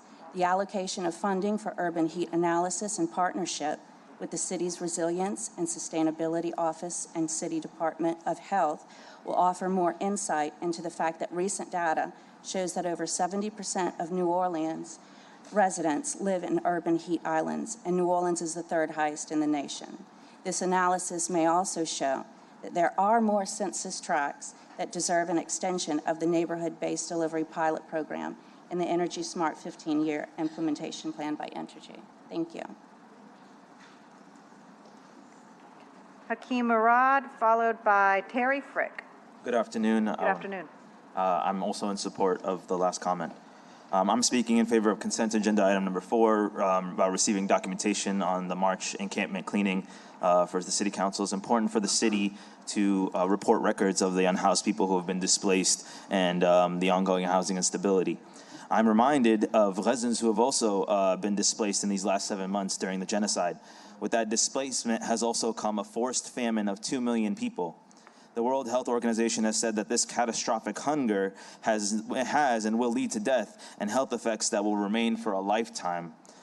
I ask you, can you imagine the pain and cries of a young child as their bodies wither away? A cruel and slow death. And the worst part is that it's preventable. There isn't a lack of food in Gaza, there's a lack of access. You might say, well, that's happening thousands of miles away. How are we responsible for this? Why are you here? What do you want from us? I've come here, and so many others. We want to show you that this is city business, and that it is deeply intertwined with our local community and the values that we hold dear. A ceasefire resolution will show the world where New Orleans stands morally. It will show the world where you stand morally. You do not condone violence or starvation or apartheid anywhere. We already know the people of New Orleans will not stand for this. Our community has spoken loudly with thousands of petition signatures and consistent marches urging the City Council to address this issue. And we are happy to address this with you. We have emailed, called, and showed up to your offices. We applaud Councilmember Leslie Harris for taking 30 minutes of her day to learn and engage in dialogue, the first step. You too can engage in this dialogue. She can attest to our commitment and our seriousness in which we take. A ceasefire is moral, strategic as well for you and this city, and will be remembered kindly by history. More than 125 cities have passed a ceasefire resolution already, and by the will of God, All right, New Orleans will thank you, be the Mr. next. Murad. Up next is Terry Frink, followed by Joshua Tannenbaum. I support unhoused people and opine cleanups are inhumane. And speaking of inhumane, I want to add my voice to urging the New Orleans City Council to demand a ceasefire from the Biden administration as well as the U.S. Congress that's funding genocide in real time. I support the Palestinian people first and foremost because it is a humane position to hold in the face of ongoing genocide. Second, as a Black woman, I am aware there is a long history of solidarity in our community, recognizing the struggle for Palestinian liberation as connected to our own within the belly of the beast that is the U.S. empire. The Black Panther Party, Huey P. Newton, Student Nonviolent Coordinating Committee, or SNCC, James Baldwin, Audre Lorde, W.B. Du Bois later in life, Angela Davis, Malcolm X, the list goes on. I would like to read from SNCC's letter of August 15, 1967, following the 6 Days War in June of that year. For those who are stuck on October 7, 2023, it's 2 pages, but I will only read a short portion. The facts are that Israel is and always has been a tool and foothold for the American and British exploitation of the Middle East and Africa. America's support of Israel, which also discriminates against dark-skinned Jews in Israel, gives added protection to the American oil companies that exploit Arab oil. As a result of the new hostilities which broke out in June, Israel now has control of the valuable Arab oil deposits in the Sinai Desert. It is clearly a question of right or wrong. In the Middle East, America has worked with and used the powerful organized Zionist movement to take over another people's home and to replace these people with a partner who has well served America's purpose, a partner that can help the United States and other white Western countries to exploit and control the nations of Africa and the Middle East. Much of what is said was written is still accurate as the death toll nears 40,000. Israel is a European settler society in that region built on stolen land, just like the United States, Canada, Australia, and New Zealand, whose leadership offers unwavering support for genocide. Let's do something different in New Orleans than to give millions to Israel that can help house people here at home. Thank you, Free Palestine, and long live the resistance. Joshua Tannenbaum, followed by Mary Helen Jones. My name is Joshua Teitelbaum. I'm here commenting to express my support for unhoused people and oppose encampment cleanups. I'd also like to thank the council for honoring board members from the LGBTQ Pride Center this morning and the Black Pride New Orleans. As LGBTQ people experience homelessness at a much higher rate than others, and our shelters are unhospitable environments for LGBTQ people and all unhoused people. Given that domicide and the destruction of houses and housing is key to Israel's control and domination, racial apartheid, and now genocide against the Palestinian people, I'd also like to thank Kyle DeVries and Lydia Hopewell, board members of the Pride Center, for wearing keffiyeh today and for referencing the idea that all liberation struggles are interconnected and bound up together. Earlier today, I heard council members talk about the need to not allow hateful rhetoric from the state, our bigoted legislature, to stand unanswered. Right now, before the legislature is a bill in support of Israel and the bigoted policies there. And if we don't say anything as a city council, then we have let the legislature speak on our behalf. Silence is not a solution to genocide. In the 1980s, the New Orleans City Council took a stand against apartheid South Africa by passing binding ordinances requiring divestment of public funds from entities connected to that now defunct racist state. As Mayor Morial rightly stated at the time, we cannot continue to support and uphold a system of government and a way of life that is so contradictory morally, legally, ethically to our own. When we speak with a united voice, we command more power than we realize. We can reach the conscience of this nation. It will not be easy, but it must be done, and it will be done. Mayor Morial might as well have been speaking about Israel today, and we have a tradition of resistance in the city that cannot be denied. And please continue in that tradition and not this new tradition of silence. Thank you. Thank you. Next up, we have Mary Helen Jones. And after Ms. Jones, we have Tony Duplantian Jones. Hi, My name is Mary Helen, and I'm an Orleans Parish resident. I've been an Orleans Parish resident my whole life. I'm speaking against consent agenda item 4 in regards to receiving documentation for March 2024 encampment cleaning, otherwise known as sweeps, to the City Council for discussion.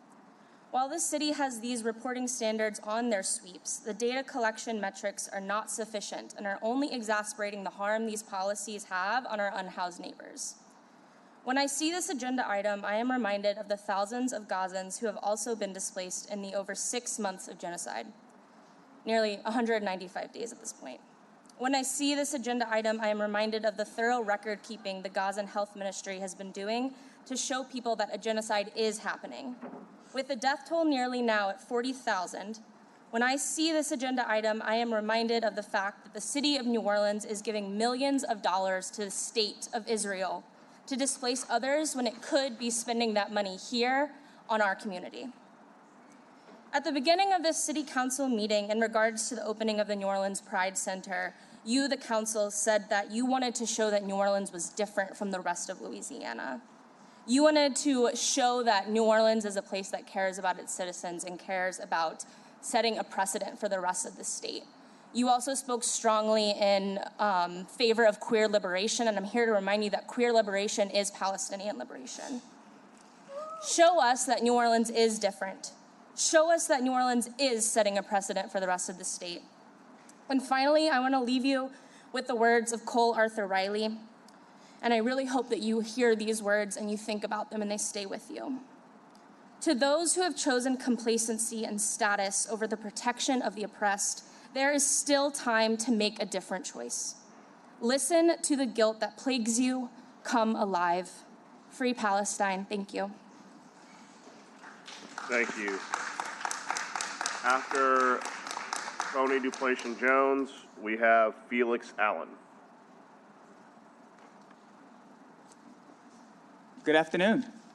My name is Tony. I live in the 6th Ward at 2111 Dumaine Street. Back in March of 2020, the city didn't publicize any plan to help unhoused people, so I joined with Southern Solidarity.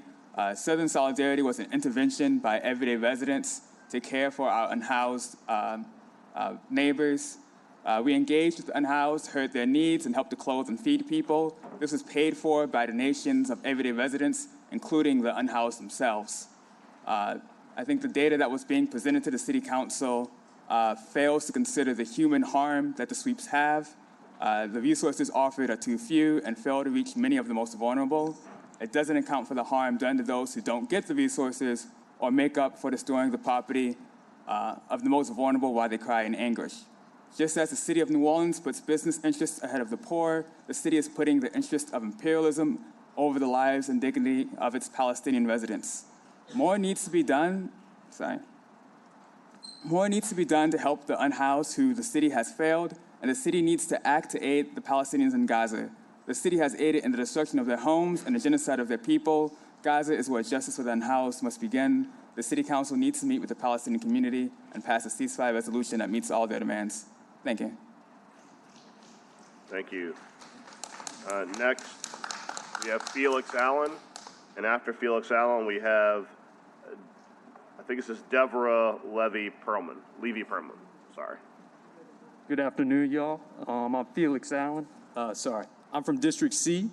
I just wanted to speak on consent agenda item 4, and wanted to say that I think regardlessly of how sufficiently or insufficiently well documented these encampment sweeps are, it doesn't really matter. They're doing immense harm to our community. I think it also brings to mind the Palestinian folks who have been displaced, murdered, intentionally starved, not only in the past 6 months, but in the past 75 years. Because these things are connected. And that's why I also wanted to speak in favor of the ceasefire resolution.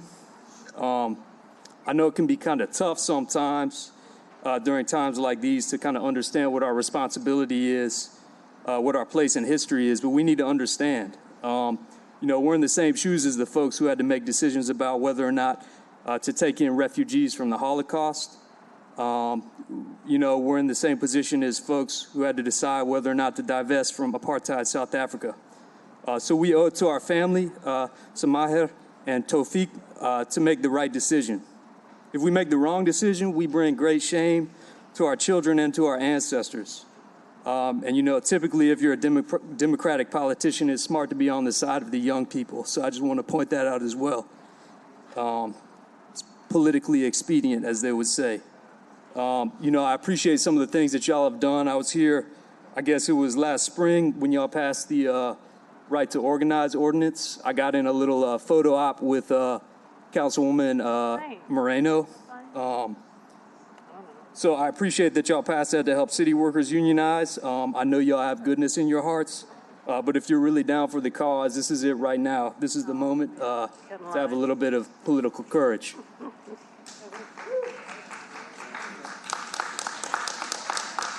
Next up, we have Deborah Levy-Perlman, and then after Ms. Perlman, we have Stephanie Wang. Afternoon, my name is Islam Rabiai. I'm here on behalf of my friend Devra. She had to leave for emergency. I'm gonna read her statement. Good morning, my name is Devra Levy-Perlman, and I'm a constituent of District P. I'm speaking in favor of consent agenda item 4, received documentation on March 2024, encampment cleaning to the City Council for discussion. The city needs to report records of unhoused people who have been displaced, arrested, or even died as part of these sweeps and ongoing housing instability. I cannot look at this agenda. I cannot look at this agenda item without thinking of the 1.7 million Palestinians in Gaza who have been displaced from their homes. I just read in the news this morning that another 30 bodies were found piled up outside the Al-Shifa hospital in Gaza. Israel has executed over 400 people at the hospital. Israel is turning hospitals into mass graves. Israel has murdered over 33,000 people in Gaza, including the massacre of over 13,000 children. They may be 7,000 miles away, but Palestine is a local issue. We have members of our community here today who have roots in Palestine, who have family in Palestine, who have a large Palestinian community in the greater New Orleans area, including many people who have lost friends and family members in that genocide. As a member of the Jewish community, I am outraged at the weaponization of anti-Semitism. I will tell you what is truly anti-Semitic: conflating a racist, genocidal apartheid regime with Judaism. Our traditions, culture, and religious practices go back millennia, whereas this Jewish supremacist state called Israel, built on the ruins of destroyed Palestinian towns, is a recent phenomenon. Thank you. Stephanie Wang. It is a fascist state with a brutal apartheid system. Sir, that's your time. That would make Jim Crow or South Africa look mild. Sir, that's your time. Last paragraph. Stephanie Wang. The ongoing genocide of Palestinians in Gaza is being waged with our tax dollars and military funding to Israel. Israel continues despite the widespread opposition and massive protest all over the country. Thank you. Okay. Stephanie Wang, followed by Shreywas Vasudevan. Hey, I'm Stephanie. I live in the 9th Ward. I want to speak on my experience as a housing case manager for about 4 years for a permanent supportive housing program. I worked with disabled, chronically homeless people. It was a really tough job. I had about 150 clients that I would see every year, getting displaced, getting evicted, finding them on the street. And they were very marginalized, stigmatized, and it just reminds me of Gazans who are being displaced, who are being murdered, and I just want to call for a ceasefire resolution, or I hope you guys would call for a ceasefire resolution, because this is not, I mean, yeah, I saw a lot of messed up stuff in my time, in my 4 years, and I feel like I'm seeing it again now. It's really frustrating. Thank you. Thank you, Ms. Wang. Shreywas Vasudevan, followed by Emily Posner.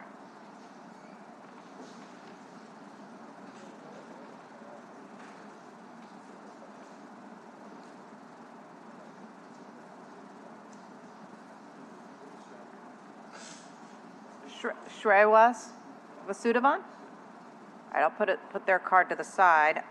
Emily Posner? Good afternoon, City Council members. My name is Emily Posner. I am a resident of City Council District A. I have been living in New Orleans for almost 20 years at this point, and I know many of you. And I'm proud to stand before here today, not in an adversarial place, but in a place of education, a place to start communication and dialogue on this important issue. As General Counsel, a voice of the experienced, our organization has taken a positive stance in terms of promoting immediate ceasefire in Gaza and in Israel. And as many of you know, Voice of the Experienced works to promote and restore the full human and civil rights of those individuals who have been impacted by the criminal justice system, including currently and formerly incarcerated people, not just here in New Orleans and Louisiana, but beyond. And what beyond means is an extension all the way to Palestine, because the individuals who have been experiencing the apartheid regime in Israel, in the West Bank and in Gaza have experienced many of the same impacts of incarceration that our community here in New Orleans has experienced. And I say this because, and I told Councilwoman Moreno I would be recognizing her. I first met Councilwoman Moreno, I want to say over 10 years ago in the halls of the Louisiana legislature. She was fighting to end the use of solitary confinement here in Louisiana, years before anybody else thought that this was an important issue in Louisiana.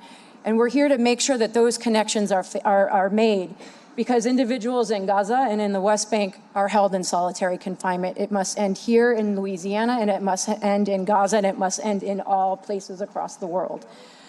I know that you all have been a champion of human rights. I have stood before you many, many times talking about prison issues, making sure that the jail here in New Orleans is a place that respects all human rights. You all have been a champion of this forever, and I know that you will continue to do that on this important issue.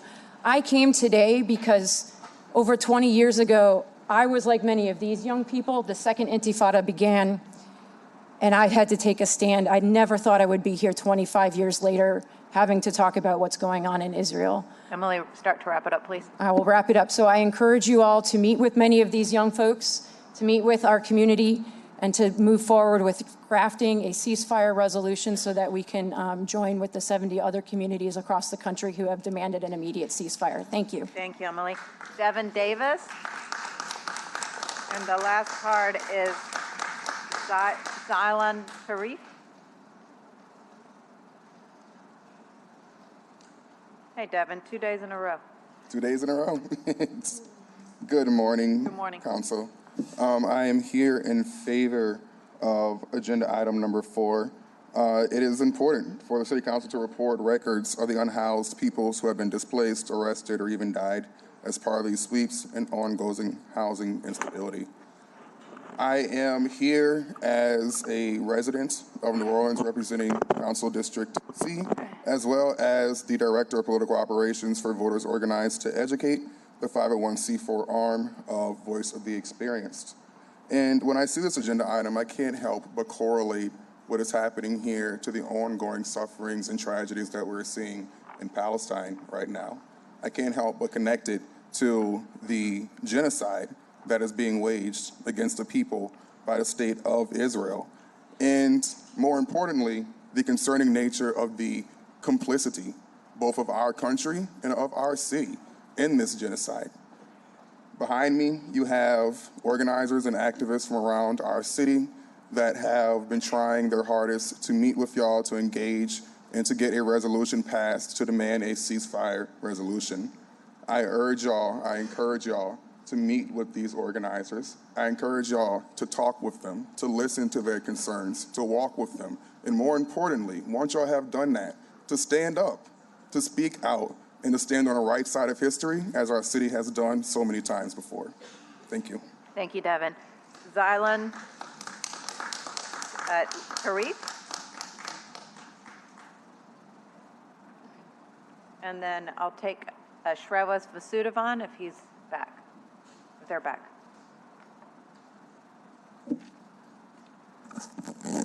Hi there, I'm speaking in favor of consent agenda item 4, receiving documentation on March 2024 encampment cleaning to the City Council for discussion. It's important for the City Council to report records of the unhoused people who have been displaced, arrested, or even died as part of these sweeps and ongoing housing instability. If we have learned anything from Katrina, it's the importance of documentation. Which brings us to Gaza, actually. 33,000 people dead, countless others injured. We actually don't know that number. So since we don't know that number, I'll give you a personal story of mine. This is a friend getting her doctorate, and she was worried about possible reprisals for coming. I'll just read her testimony. This is what she wanted me to say. Every day felt like a death sentence, so stressful. I worried about the endless lines at the checkpoints and worried if I was going to be late to work. Right now I'm scared for my family as the neighborhood next to my home is slowly being demolished. Will I have a home to return to? I'm currently in university, so I fear for my status next year. I am very aware that many of my countrymen don't have the basic luxury of moving freely and oftentimes wonder when I will once again be condemned to their same fate. I hold the highest attainable degree in the world, yet I am despised by an occupying force in my own city. The system we Palestinians face is one of humiliation.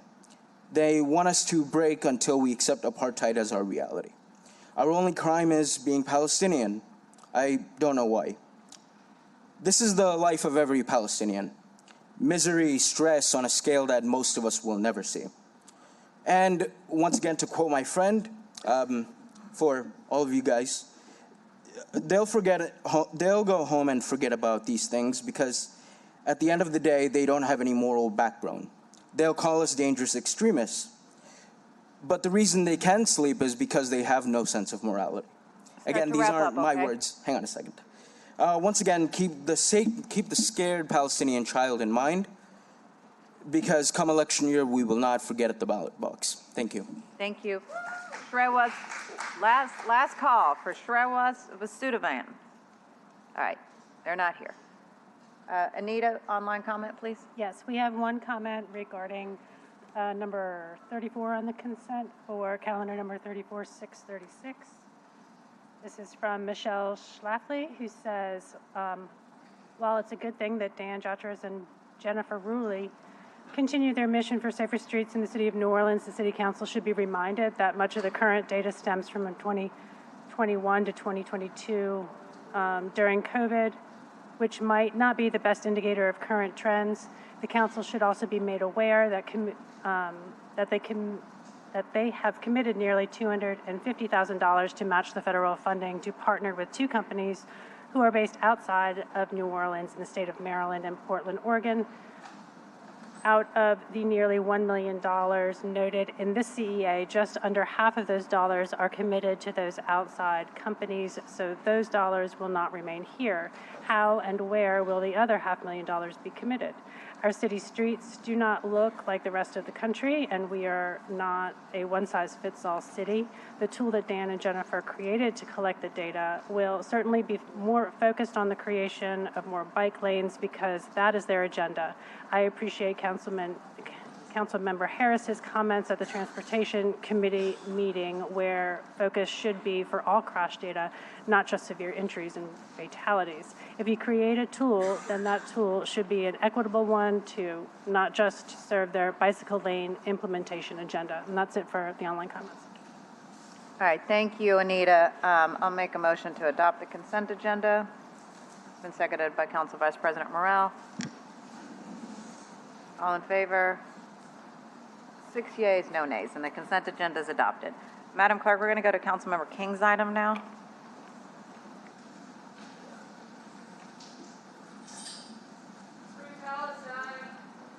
We're going to page.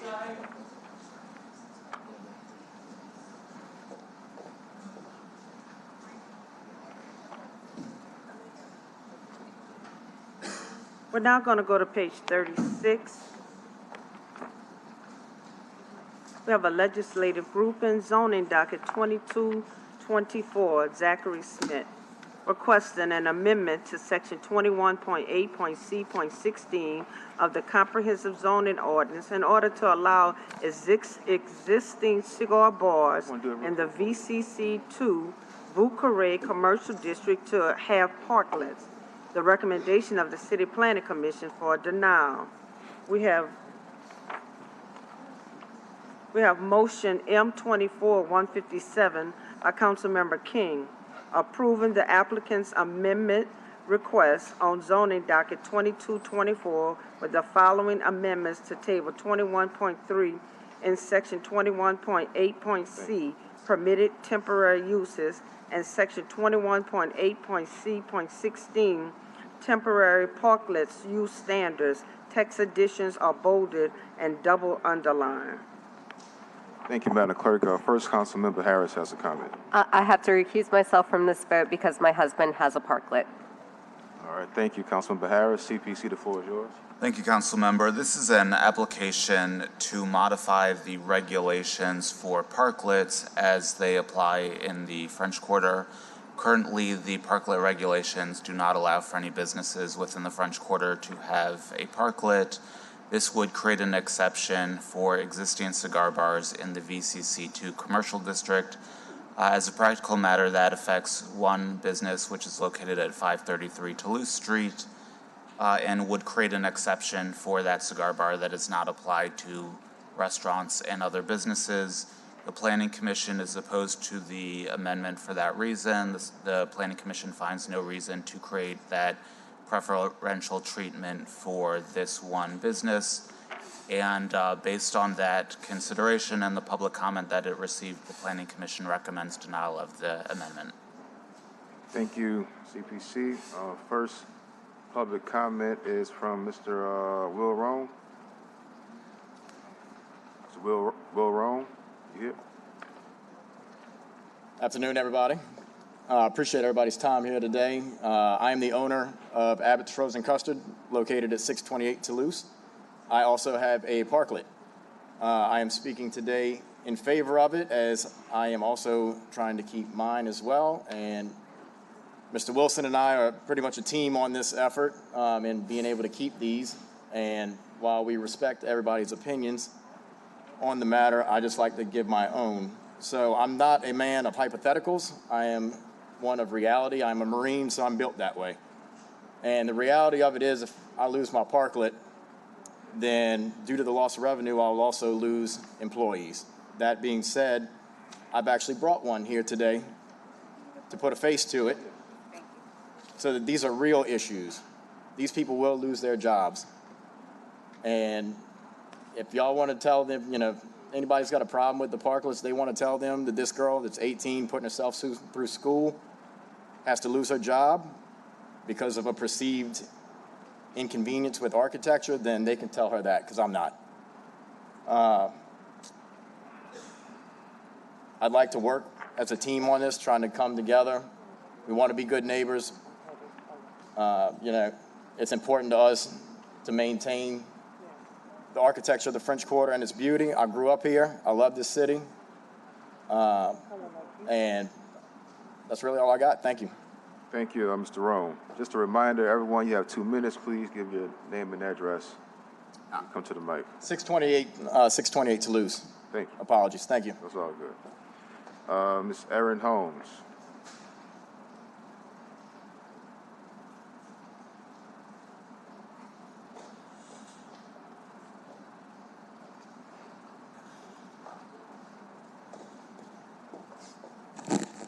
Good afternoon, council members. My name is Erin Holmes. I'm Executive Director of Bucare Property Owners, Residents, and Associates. Our address is 816 North Rampart Street, and I'm here to speak in opposition of the text amendment, primarily on the grounds that it is simply a bad planning practice and will open the door for more exceptions, which we just heard, creating narrow carve-out opportunities for single entities, unfairly grants some special privileges, something the property has already long benefited from when it was legislatively established as the sole cigar bar in the French Quarter during the era of the Smoke-Free Air Act in 2015.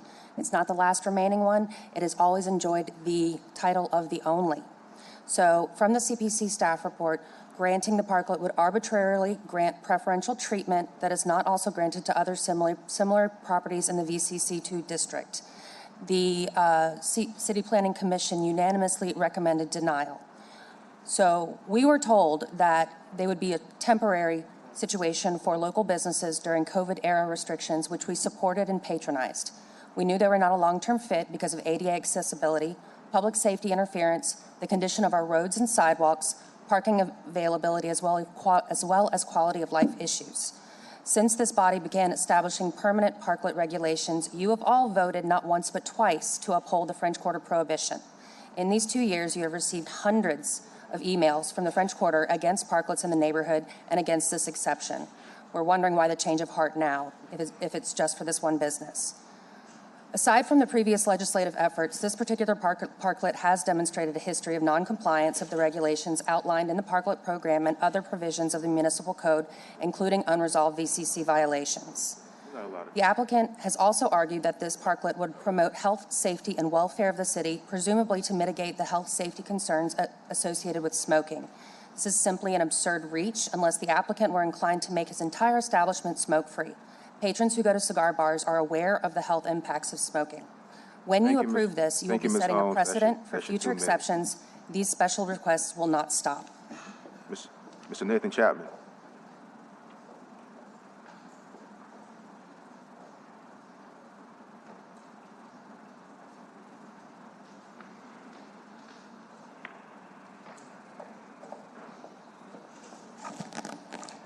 Good afternoon. I'm Nathan Chapman, 715 Ursulines. I'm president of VCPORA, the organization of which Aaron is our executive director. Parklets might be fine for some neighborhoods. They might be fine for many cities. But the French Quarter is not like other neighborhoods. And why would we want to make our French Quarter like other cities? It's an incredible success as it is. So as many of you know, I've been volunteering for the French Quarter for decades. And during that time, I've talked to people of every possibility, rich and poor, of every race you can imagine, you know, on. And virtually without exception, they want to see the French Quarter protected. And today, we're urging you to do that. The City Planning Commission unanimously said, do not allow this exception. Because every exception always creates more exceptions. We haven't even finished voting on this one, and our first speaker lined up to say he'd like one too. You know, this is not right. This is not the way to protect the French Quarter. You know, we have literally been a destination and a great place for business for hundreds of years. We have hundreds of businesses that do fine without a parklet, you know. So I hope this applicant, you know, can be a success. If you really need outdoor space, maybe he could go to a place where there's a courtyard. We do have outdoor space in the French Quarter. Let's not start changing the French Quarter for any one business because there'll be more to follow. Thank you. Thank you, Mr. Chapman. Next, Mr. Andrew Wilson.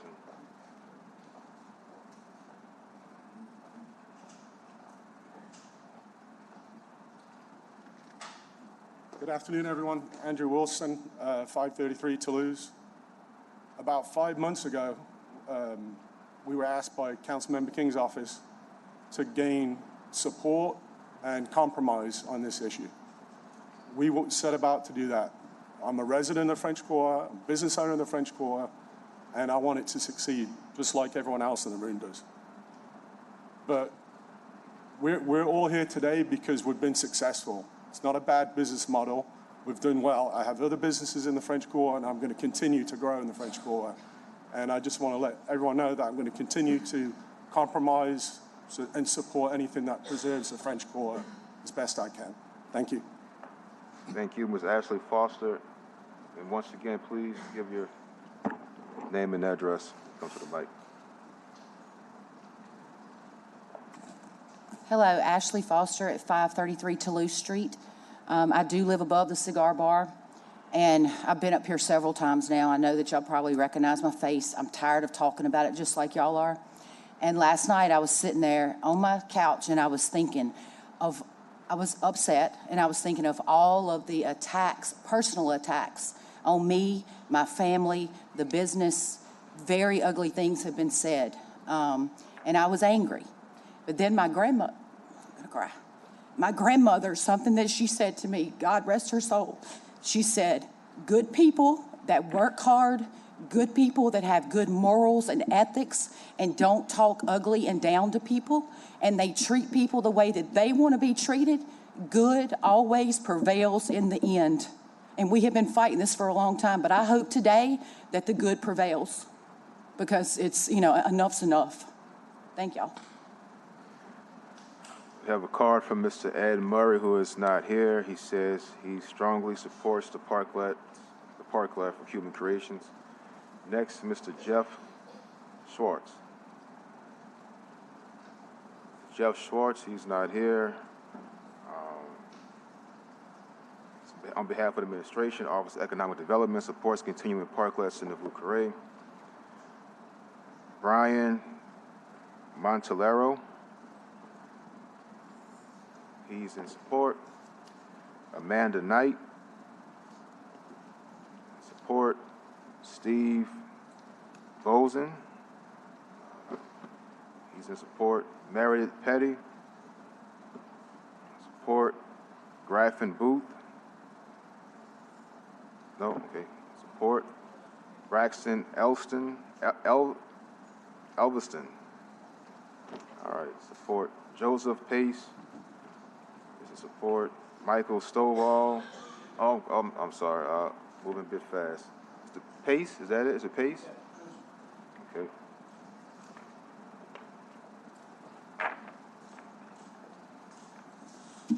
Good afternoon. My name is Joseph Pace. I am 74 years old. 6 years ago, after a 40-year career in the hotel, casino, hospitality industry, I came to New Orleans to pursue and share my passion of cigars and all things New Orleans. We come here today in search of fairness that we too can continue to maintain our parklet as other businesses have been granted by you to do. We are basically, fact of the matter is, we are basically in a commercial corridor, in an area with hardly any residential neighbors. Mostly are commercial. And all of these are in total solidarity with us in continuing to maintain our parklet. And so, what is the issue? Well, it's nothing but lies, falsehoods, innuendo, character assassinations, even name calling. As once said, you keep telling a lie over and over again, people start believing it's the truth. Well, I even heard comments as low as to use the misfortunate situation of our poor and homeless of our city, falsely claiming that our parklet was nothing more than a homeless encampment. Over the past 6 years, my associates and myself have poured countless hours of sweat equity, tears, and have reinvested in maintaining a first-class establishment for both our residents and our visitors to our city. And as I said earlier, we come to you for fairness. Thank you, Mr. Pace. That's your time. Michael Stovall, in support. Susan Johnson.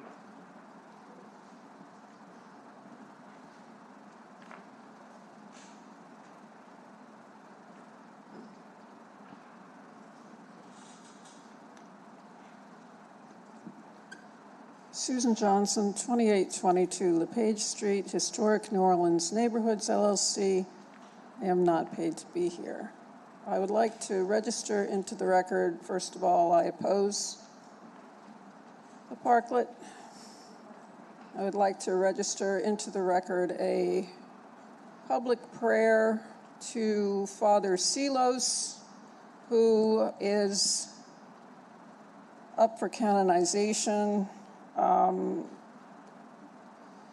Blessed Father, you who worked so hard for public health in New Orleans, please guard us. Blessed Father, I pray for your canonization. Secondly, a prayer to St. Jude, patron saint of lost causes. St. Jude, please intervene for the best result for all of us as a community, as a city, our blessed city of New Orleans. In Jesus' name, amen. Thank you. Thank you, Ms. Johnson. Olivia Guzman? Olivia Guzman? No. In support. Sam Forche is in support. Mr. Andy Gallagher.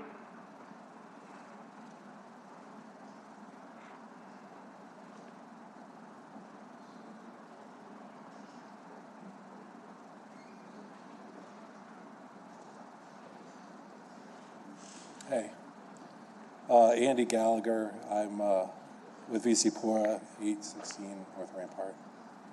I have a close family friend I just found out a couple days ago died of cancer. It started in the lungs, went to the brain, and then into the bones. It was incredibly painful. And I'm sure like 10 years ago, she'd be with these people saying I'm pro-smoking, but you can guess she changed her mind. It's a poison, it's a scourge, it's an addiction. I think everybody will agree that tobacco is a problem in our society. It should be regulated. It's working. The health regulations are working. There's a decline in smoking, which is why they're having problems selling tobacco. So when they came to the city and they said, help us, give us something to help us market the tobacco on the street and sell more tobacco, they're using this parklet idea. The parklets, which were supposed to be these little sidewalk tables where we had coffee and food and stuff like that, they're using that model to market and sell poison on the street. It's wrong. I oppose it. I urge you to reconsider this. Thank you. Thank you. Thank you. Mr. Brad Wellens, info only. Okay.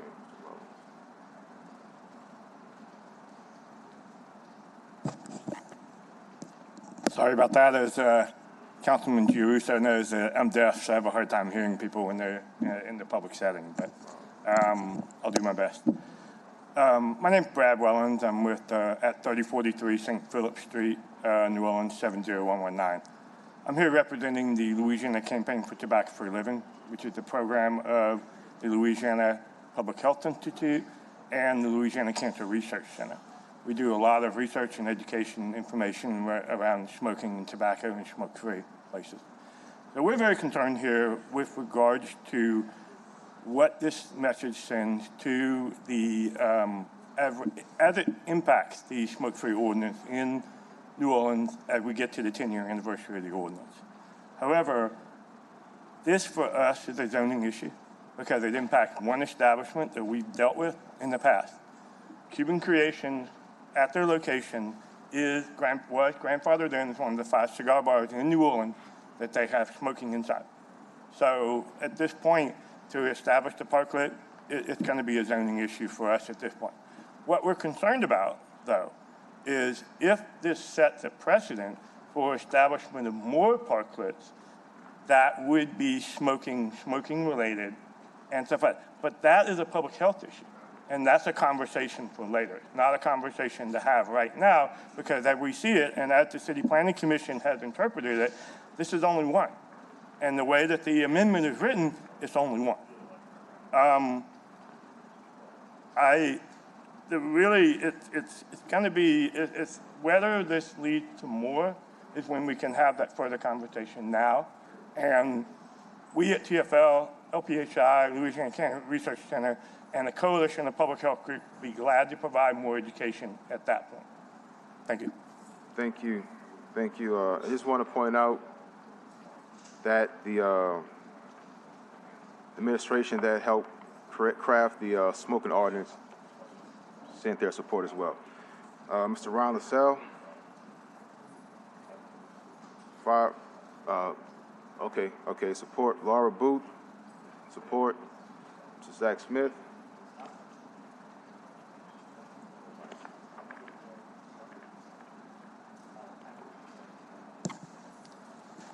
Good afternoon, Council. Zach Smith, 1000 South Norman C. Francis. Prepping for today's meeting, my staff really urged me to make sure that we take the high road and finish this project out on a good note.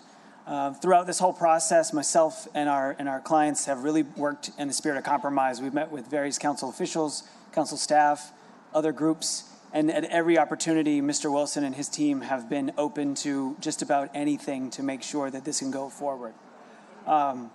We want to point out that there's essentially, only 4 of these that even exist in the quarter today. And I think a drive through the French Quarter, we'd know that there's a lot more blight. There's a lot more potential out there. And specifically in the 500 block of Toulouse, since we talk about the specifics of Cuban Creations, this building has, this block has very little going on for it in the street itself. You have a huge backside of Ralph and Kaku's that continues to be in a blighted position.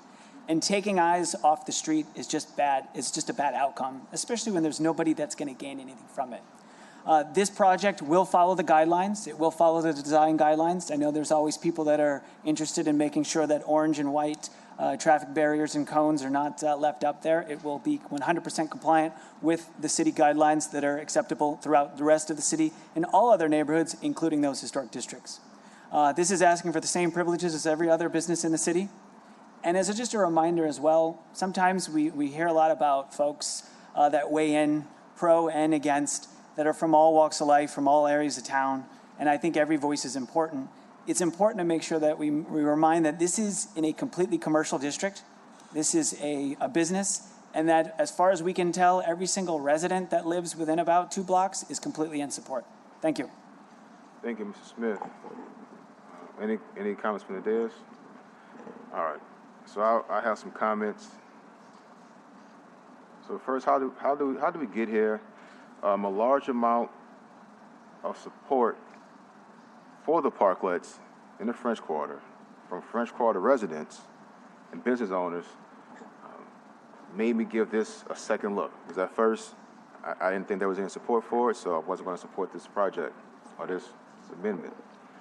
But this email that I received is the one that really got my attention. Mr. Tony, can you cue that email for me? Okay. So we redacted the names and the address of this individual sent this email. It says, my wife received a letter from VC Pora about the parklets. My wife and I are here in favor. My wife and I are in favor of them, showing they should be monitored. However, I think we should allow them to exist in the French Quarter. This is from a French Quarter resident and his wife. And I want to be transparent as possible, so it's not an attack on VC Pora. I just want to show everyone that there is support from French Quarter residents that for this parklet and parklets in the French Quarter in general. Thank you, Mr. Tony. So months ago, we did a survey, and that survey showed that about 70% of residents in the city supported parklets in general, and 64 French Quarter residents participated in that survey. Now, of the 64, 18 said that they are in support of parklets in the French Quarter, 18 confirmed residents, and 46, about 71% of that 64 were in opposition of the parklets. But during this process, we received a petition, I believe the rest of my council members received it as well, of 103 signatures in favor of parklets. It's important to note that these were French Quarter business owners and residents with validated names and addresses. Of those 103 signatures, none were duplicates. We cross-referenced every name and signature in business. None of them were duplicates from the original 18 who were in favor from the survey done months ago. That's a total of 121 French Quarter business owners and residents, more residents, that are in favor of this particular parklet and parklets in general. We did receive several emails in opposition of the parklets, and of those, we were able to verify 13 new French Quarter residents. So out of that first batch of 46, we received 13 new French Quarter residents who are in opposition of parklets in general and this parklet. So that number gives us 121 total in favor of the parklet, French Quarter residents and business owners, 59 who are opposed to the parklets in the French Quarter, this particular parklet, for a total of 180 respondents to the signatures, to the survey. That's 68% in favor of this parklet and parklets in general in the French Quarter. There's a map right there, you can see it. The green things, arrows, circles signify the support. The red shows the opposition. Mr. Tony, can you show us about where Cuban Creations is located? Okay. You can zone out, please. So you can see those mostly affected by Cuban Creations parklet is in support. I want to also talk about some of the false information that's been put out during this process. So I received an email from someone. Well, first of all, let me say that parklets would not be allowed in the residential areas. That's been loud and clear. I don't believe there's any support for that. So if there's a business with a parklet in a residential area, it needs to go and it won't be allowed. This is not a spot zone. There's been a lot of talk about this as a spot zone. This is a text amendment. It's like being pregnant. Either you are or you aren't. So this is not like a spot zone. It is not a spot zone. We are not changing the business of Cuban Creations. It's not going from a cigar bar to a chicken factory. It's going to be a cigar bar that's asking for a text amendment. So for people to put this out as a spot zone is factually incorrect, very misleading. I received the email from someone, and they said they didn't want the ugly orange and white cones. Not yet, Chuck. So I asked them, what are they didn't want the ugly orange and white barricades that's going to be blocking the street and taking up parking spots. So I asked this individual, where did they get that information from? Because during our meetings with stakeholders in the French Quarter, it was made very clear that anyone who receives a parklet would have to abide by the guidelines put out by the City and City Planning Commission. And the orange and white parklets would be a thing of the past. And they told me they received an email stating just the opposite, that this will allow orange and white cones or barricades in this French Quarter and in their neighborhood and their residence. So I have that email. I want to share it. This is what's being put out as being allowed in the French Quarter and being allowed by this text amendment. This is 100% patently false. It's a lie. We will not be allowing orange and white barricades with a $150 pop-up tent. This is very disheartening to see that this is being put out to persuade individuals to call our office and email our office with this in mind, knowing that we had multiple conversations and this would not be allowed. However, this is still being put out, and that is 100% true. We also received an email you just heard from the representative of the Louisiana Campaign for Tobacco-Free Living.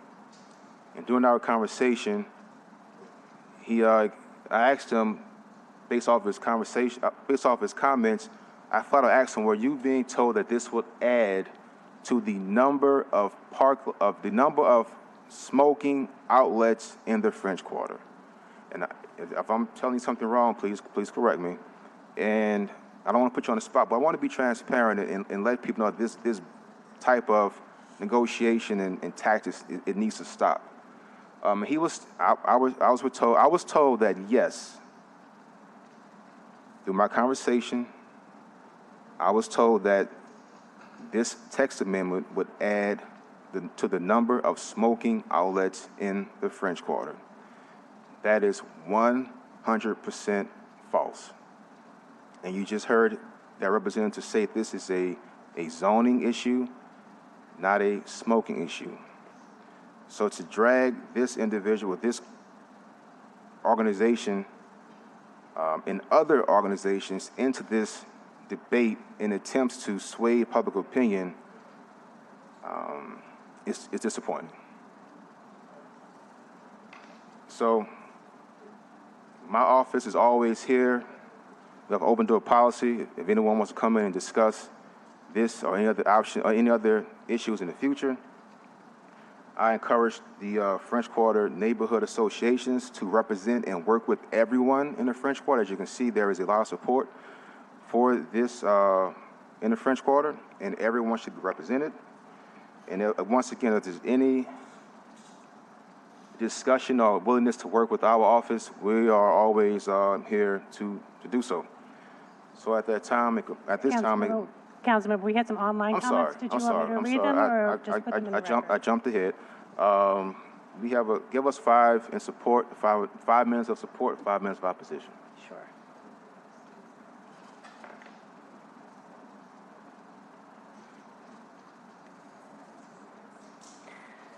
Okay, 5 minutes of opposition. We have Alice Klein. She's representing a paid representative of the American Cancer Society.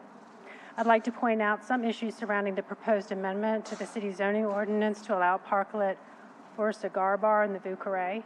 On the surface, it seems like a narrow exemption, but this proposal actually has major public health implications. Permitting this parklet will unfortunately subject residents and tourists to the dangers of secondhand smoke by polluting the surrounding sidewalk. Exposure to secondhand smoke causes heart disease, stroke, and cancer. There is no safe level of exposure. Pedestrians deserve the right to breathe clean air on city sidewalks. Please vote no on this proposal.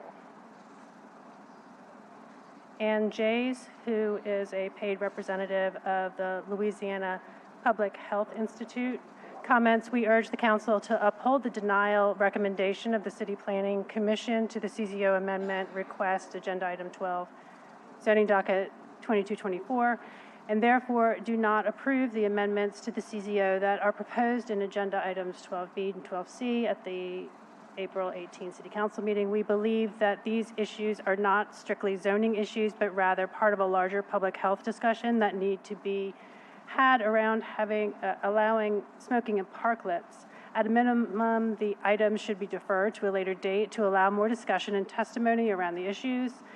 There are concerns that the weakening of the city smoking ordinance, potential lawsuits or other exemptions being made for smoking parklets, and creation of designated smoking areas on public property without asking citizens if they want this. Brad Wellens, I guess in his personal capacity, comments approving this amendment to the CZO is spot zoning for one business. This could set a bad precedent for allowing other businesses to ask for similar exemptions from the CZO, not just for parklets, but many other things. Please uphold the wishes of the neighborhood association and the residents of the neighborhood and deny this amendment. And then again, Brad Wellens, but this time representing the Faubourg St. John Neighborhood Association, says please defer this to the next meeting.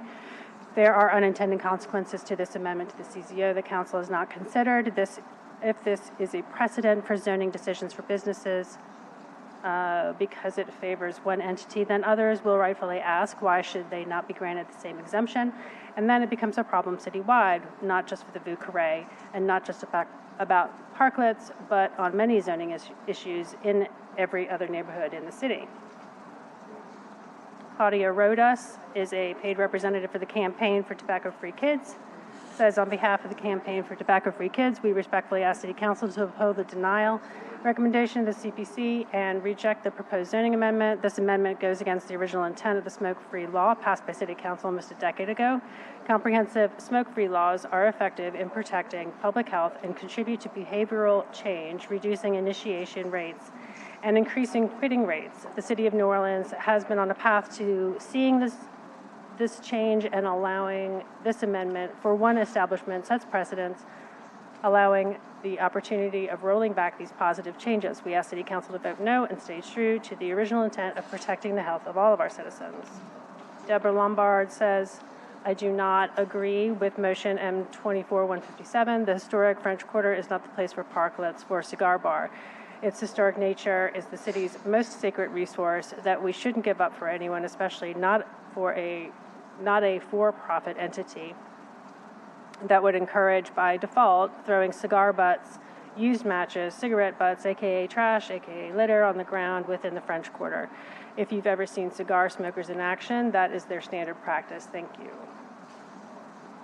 Anjul Smith, on behalf of Tobacco Free Louisiana, says, on behalf of Tobacco Free Louisiana Coalition and Americans for Non-Smokers' Rights, I urge you to deny the proposal for the smoking parklet, as it will have unintended health consequences for residents and visitors in the VC district. The smoking parklet extends the cigars lounge's footprint from indoors to the street seating area and essentially all of the space in between. The parklet and sidewalk will create a congested smoking area in a public zone that compromises the health of French Quarter residents and visitors by subjecting them to proven harms of secondhand smoke exposure. We believe the cigar lounge's already approved indoor smoking exemption is consistent with the spirit of the 2015 New Orleans Smoke-Free Act ordinance and a reasonable compromise.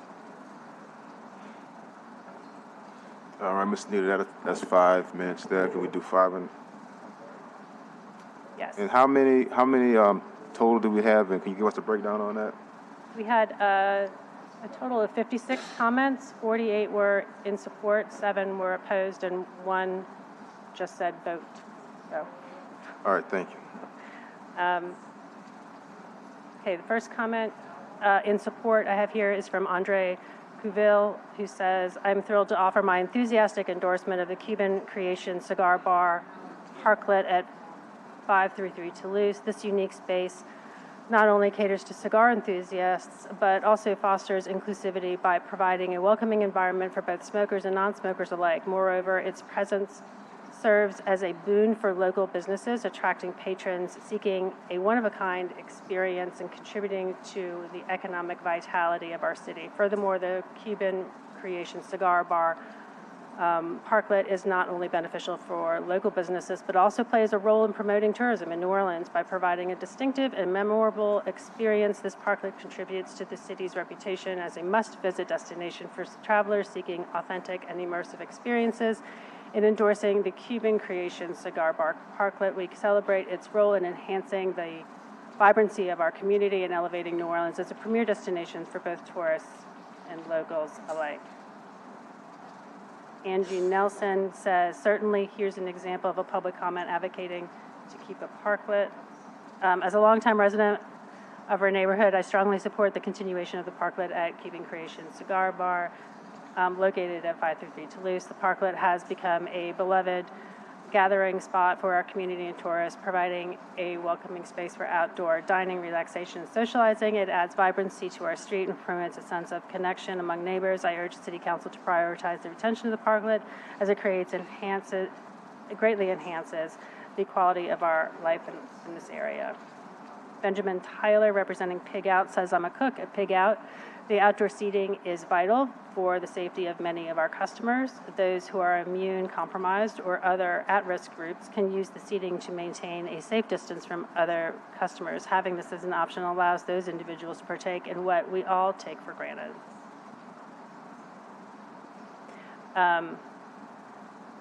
Let's see, Braxton Elviston says the parklet brings beauty and safety to a street that is otherwise covered in blight. I feel safe taking Toulouse to get to the river at night to walk my dog. It makes a huge difference in public safety and bringing tourism and to an otherwise block. Carmen Duplantis says, I'm a New Orleans native and frequently visit the French Quarter. I love sitting outdoors while visiting the quarter. Please support the parklet. Cheryl Cupatelli says, we spend a lot of time sitting outdoors on the couches in front of Cuban Creations. It's a welcomed resting place to enjoy the city and offers many opportunities to meet new people visiting the city as well as locals.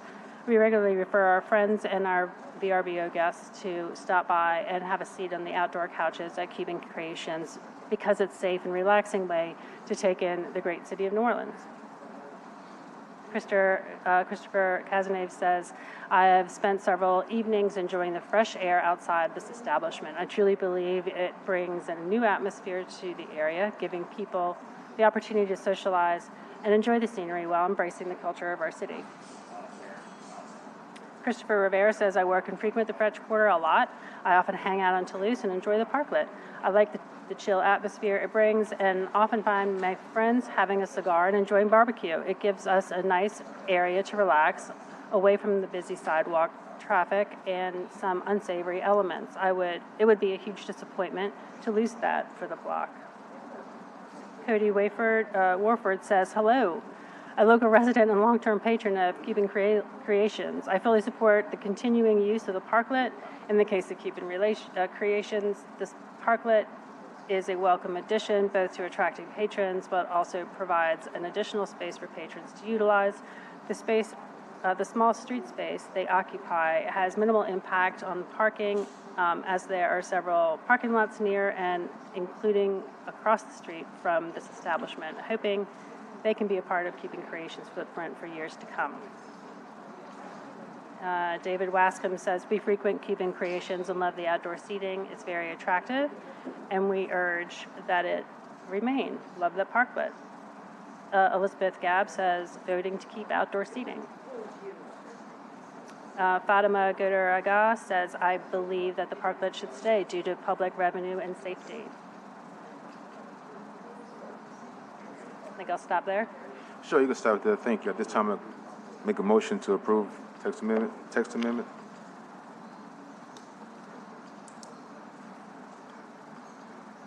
Second by Councilmember Green. 5 yeas, 1 recusal. Thank you.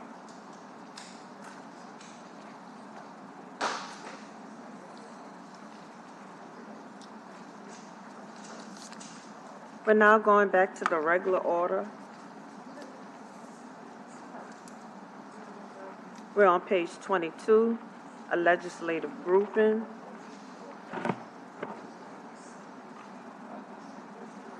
We have the HDLC appeal of Paulo Rosa requesting to appeal the Historic District Landmarks Commission decision to allow retention of the demolition in excess of the approved drawings and levy a fine of $10,000 for property located at 2430 North Rampart Street. On top of page 23, we have motion M24-153 by Councilmember King, granting the applicant's request and reducing the fine to $3,000 for the property located at 2430 North Rampart Street. All right. HDLC, you have the floor. Yes. 2430 North Rampart Street is a contributing rated structure located in the Faubourg-Marigny Full Control Local Historic District. On February 8, 2024, HDLC Inspector Alex Nassar was in the area completing other inspections when he was invited into the building by the project team to review their progress. It was observed that the full length left and right sides of the primary structure's exterior walls had been fully removed and replaced with new framing, in deviation of the approved drawings. HDLC then placed a stop work order on the property. The HDLC design guidelines note that the full or partial demolition of contributing rated structures is rarely an appropriate action, because the loss of historic building fabric is often difficult or impossible to replace, and because these actions degrade the overall integrity of the historic structure. Based on this, and because the applicant did not follow the required procedure to have this additional scope of work reviewed and approved in advance, staff recommended approval of the request for retention of the wall demolition and a fine at the lower end of the two-tier fine range. At their meeting of March 6, 2024, the Commission voted unanimously to approve the retention of the demolition and levy a fine of $10,000. All right, thank you. We have 5 comment cards. Isabella Rosa.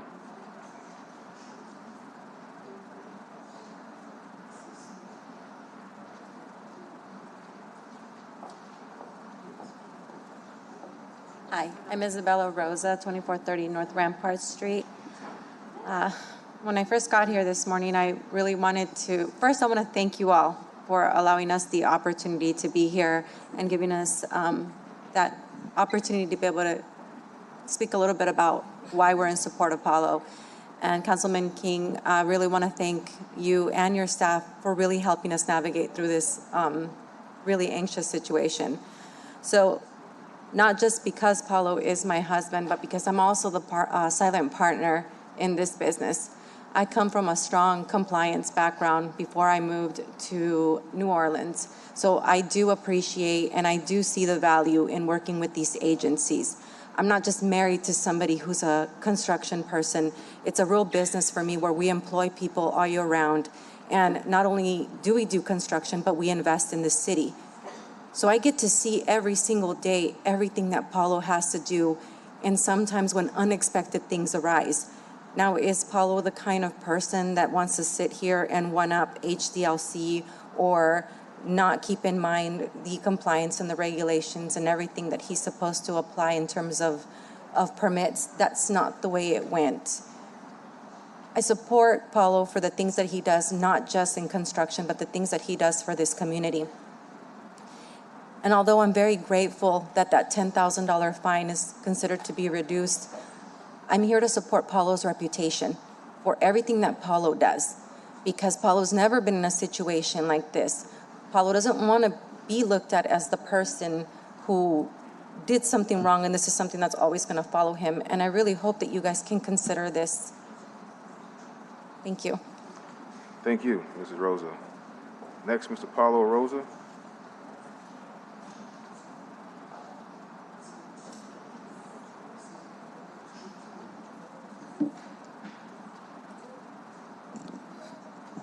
Good afternoon. My name is Paulo Rosa, 2430 North Rampart. First, I want to thank you, everyone present, and granted the opportunity to be here. It's mean a lot to me, especially when I find by myself a situation where I feel helpless. With the financial constraint, and I was already facing, I had to alter my original plans to adopt the situation. And now with the added pressure with this potential fine, as maintaining my workforce has made me even more challenging. Unfortunately, the business wasn't doing well, and I have a challenge being coming up a creative way to keep everyone employed. I thought the possibility of having let a few people go very hard for me even consider this for something I'm trying to avoid all the costs. And this is precisely I'm requested appeal of this decision. I still believe that anyone who has been in my position will question why I've been penalizing, and in case having to repair a portion of the wall properly and that contain almost not remain historic features. And I emphasize that damage is only my opinion, but AGLC related had granted almost modified the entire building to reflect the traditional historic New Orleans style. As side wall was rotted and was facing imminent structural risk, with sanded floors providing. When inspector arrived, I showed them all the plans, and I was told them was not something legal. And also, I like to add a time was facing a tremendous pressure, was more challenging than I usually to try find historic windows and doors to the house being contained. Thank you, Mr. Rosa. That's your All right, time. thank you for the opportunity. You're welcome. Mark Segredo.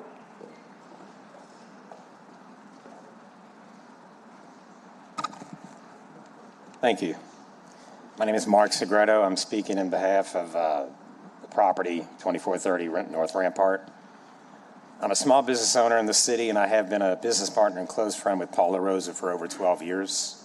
I have worked with Paulo on investment properties in the city, and Paulo has always conducted himself with honesty and integrity at every turn.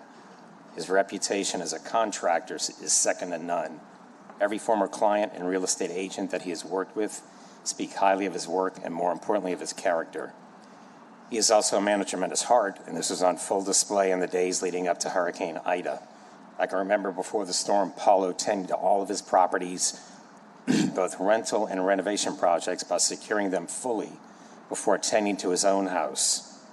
He even had a small crew come to my small business and board up my windows days before the storm at no charge. The man did not stop. Paulo and I have always worked closely with the city and the respective agencies on all real estate projects, obeying the requirements and for proper permitting, for electrical, plumbing, framing, mechanical, and of course the HDLC. Paulo has always tended to and respected the needs of the requirements set by the HDLC. I have never known him to operate in any other way. So in this situation, having worked with Paulo and knowing his character, I would conclude that anything that has occurred on this particular project had more to do with the passing of the original architect on the project who he was working with that led to a breakdown of communication. Paulo has always taken the proper approach on renovation projects to hire an architect to aid in working with the city and with the respective agencies. That is what he has done in the past. Again, the events are unfortunate with the passing of his original architect during the project, but he did take the proper initiative to hire a new architect to be able to continue his work. I am led to believe that this matter is purely circumstantial and not a case of someone deliberately acting with negligence, not of someone of Paulo's experience, reputation, and most importantly of his character. Thank you. That's your 2 minutes. Mr. Eric Wilkinson. Oh, not here. All right. Jennifer. Okay, she's there.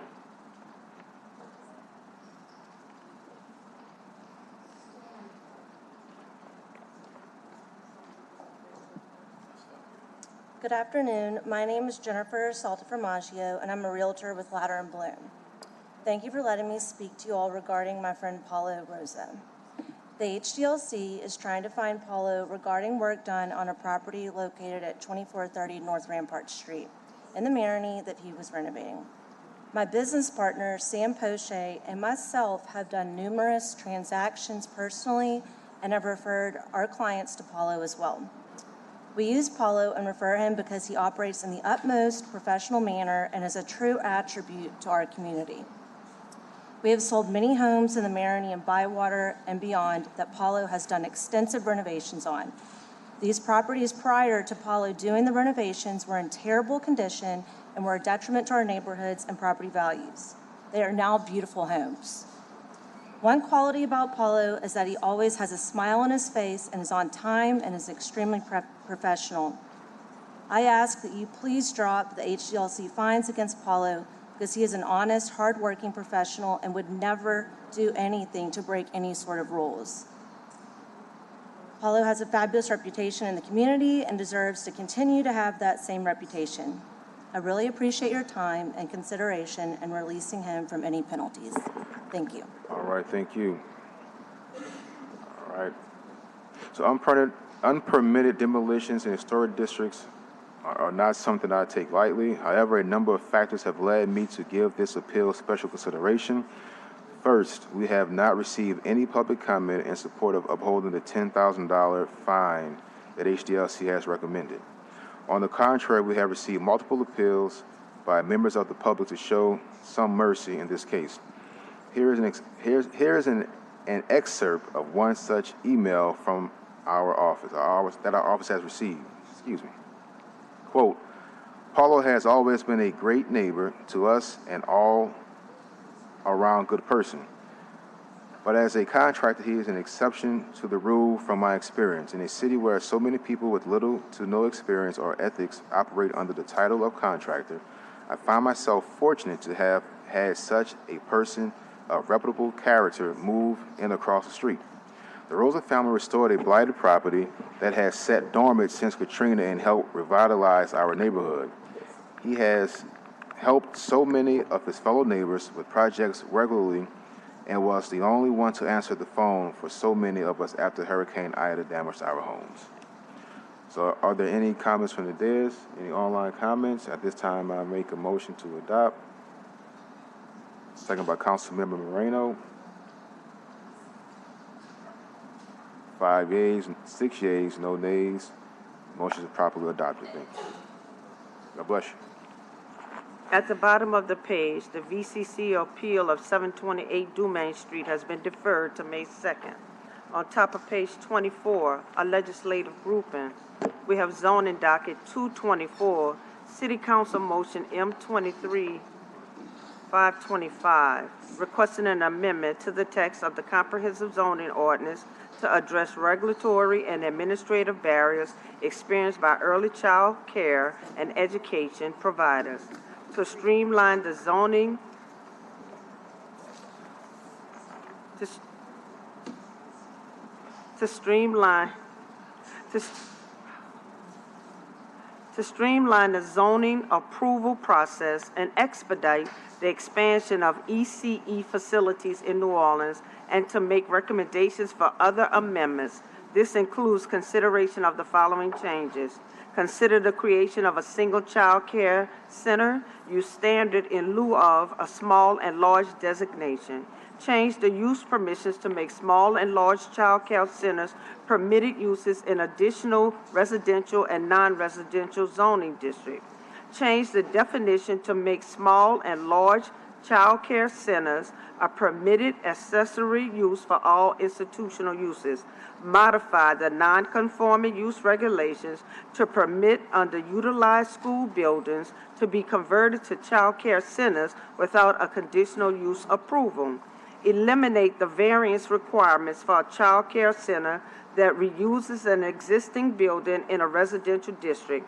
Modify or reduce use standards and parking requirements for child care centers. Reduce lot size, setback, and bulk and yard requirements for child care centers in residential zoning districts. The proposed text changes would affect regulations that are applied citywide. The recommendation of the City Planning Commission being for modified approval. And we have motion M24-144 by Councilmember Moreno. Councilmember, you want me to read all of them? No, it's all been printed on the agenda, Madam Clerk, and I think it would take you a week to read probably all that's in here. So let me... Would you like for me to read your Yeah, just read the brief if you could, and then I'll take it from there, okay? All right. We have motion M24-144 by Councilmember Moreno. A motion approving zoning docket 224 with the following modifications. Additions to the text of the report are indicated by underline and bold text, and deletions are indicated by scratch-out text. And you have an amendment. There's an amendment by council members Green, Thomas, and King. Hang on one second. Before we take up the amendment, let me go ahead and just present on what we're doing and let Mr. Kroll speak for a second, just so that everyone understands what's happening here. So I think that this council is pretty aware of the work that not only this council, but the previous council has been doing to help fund early care and education throughout our city. We've obviously done the City Seats program, and that was like a really huge significant step forward in 2022 when voters approved our ballot measure, which created a property tax that generates over $21 million per year to expand access to early childhood education by funding up to 1,000 seats. In addition to expanding the number of locally funded seats, a portion of this millage is also dedicated to grants that will be able to fund expansion and improvements to high-quality early childhood education facilities in our city. Now, with this increase in funding for early childhood education seats and also for early childhood education facilities, there is an increase in demand to build and expand early childhood centers throughout our city and in every single council district. But what we're hearing from a variety of different owners is that they are experiencing many hurdles in their expansion plans.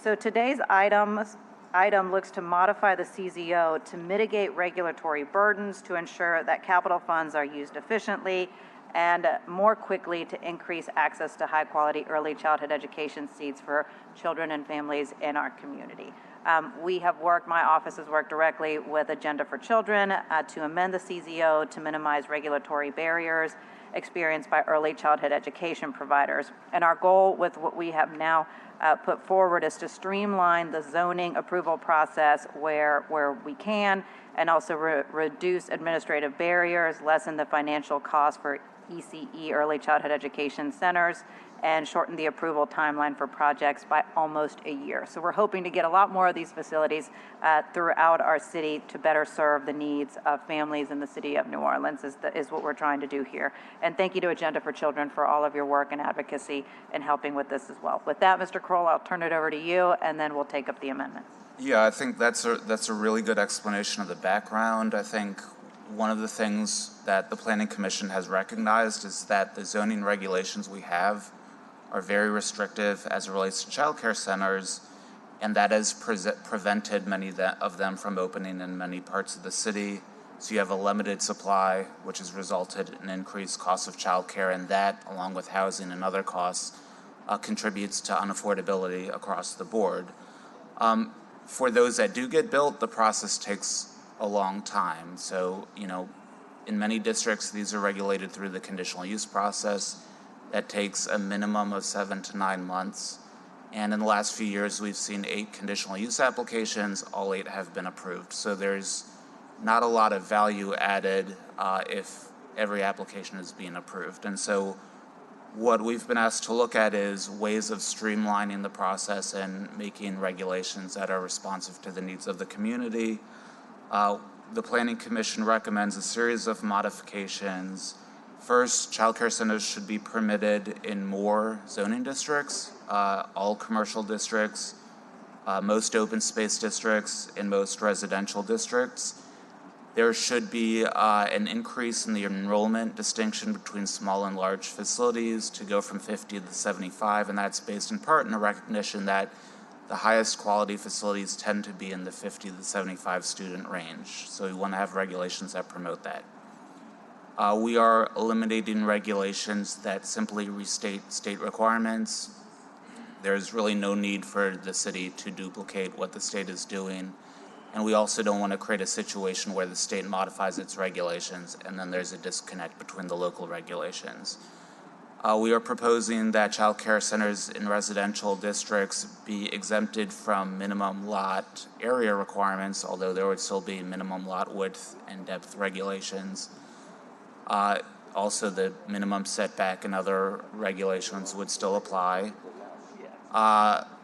Also, we are recommending that regulations be adopted which would allow old school buildings, for example, to be converted to child care centers. As schools and other institutional buildings become decommissioned, there's a need to put them back into use, and we want regulations that encourage that for child care centers.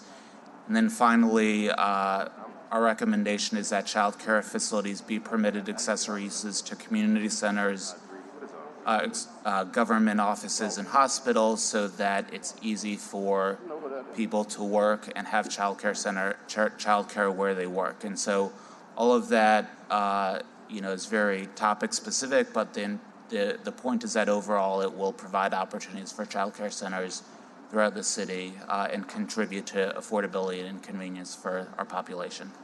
So approval recommendation from the Planning Commission. Thank you, Mr. Kroll.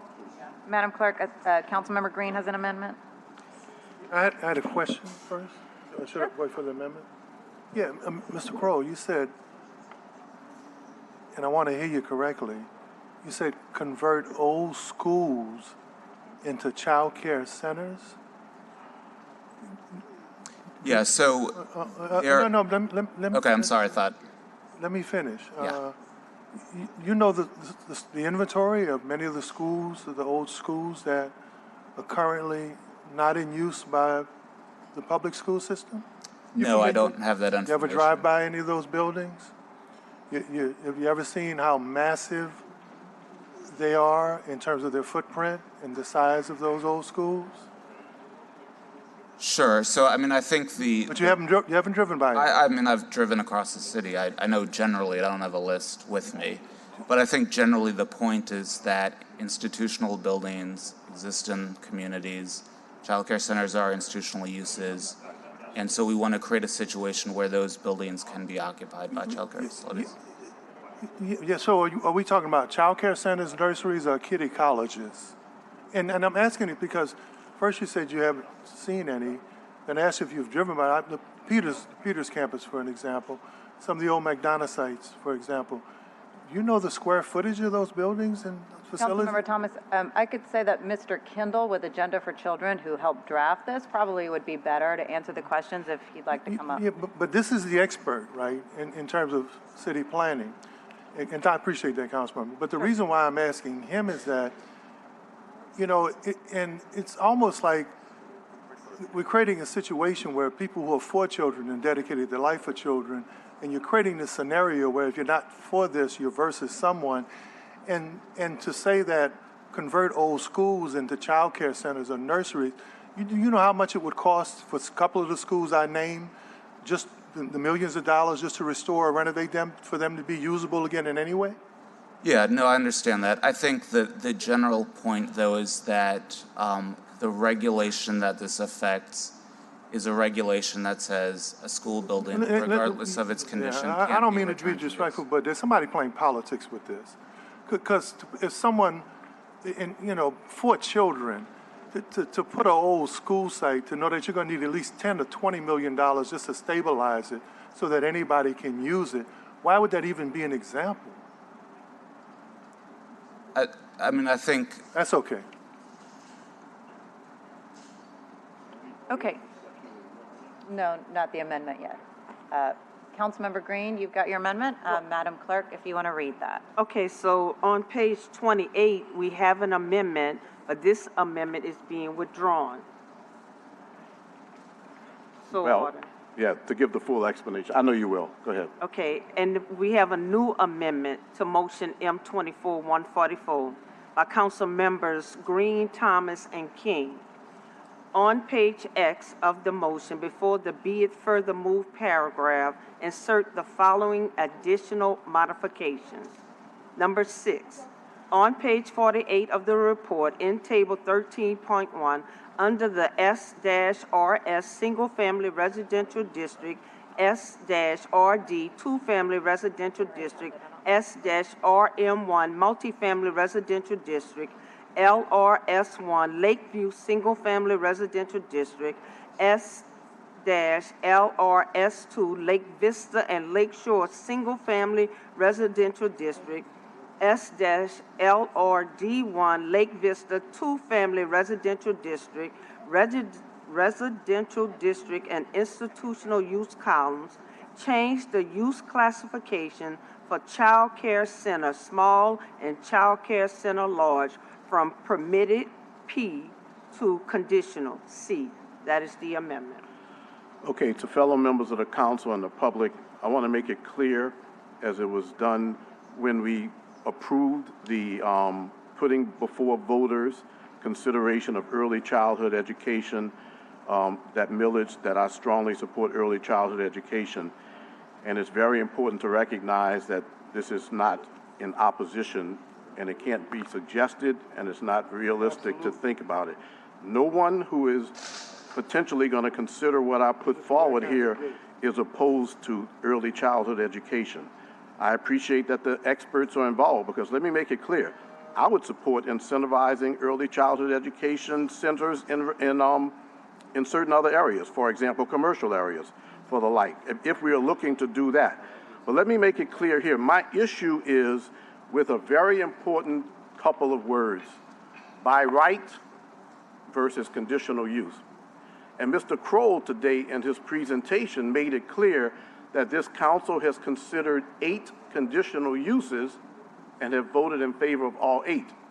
What that suggests is that there's not going to be tremendous opposition, but the conditional use process involves the public having input into communities in which they have invested significant resources.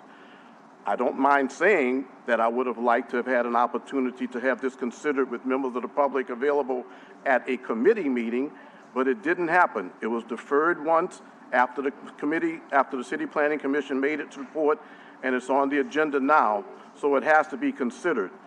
The issue to me is by right versus conditional use. I trust the public, I trust this council to give the due diligence that is necessary for us to be able to make a decision, and it might be a conditional use decision. I haven't heard the clamoring that the city council is standing in the way of getting things done. What I'm hearing from residential neighborhoods, such as Pontchartrain Park and other communities, is that they may not want to have a proliferation of child care centers. They like to be involved with the process of consideration. By right takes that away.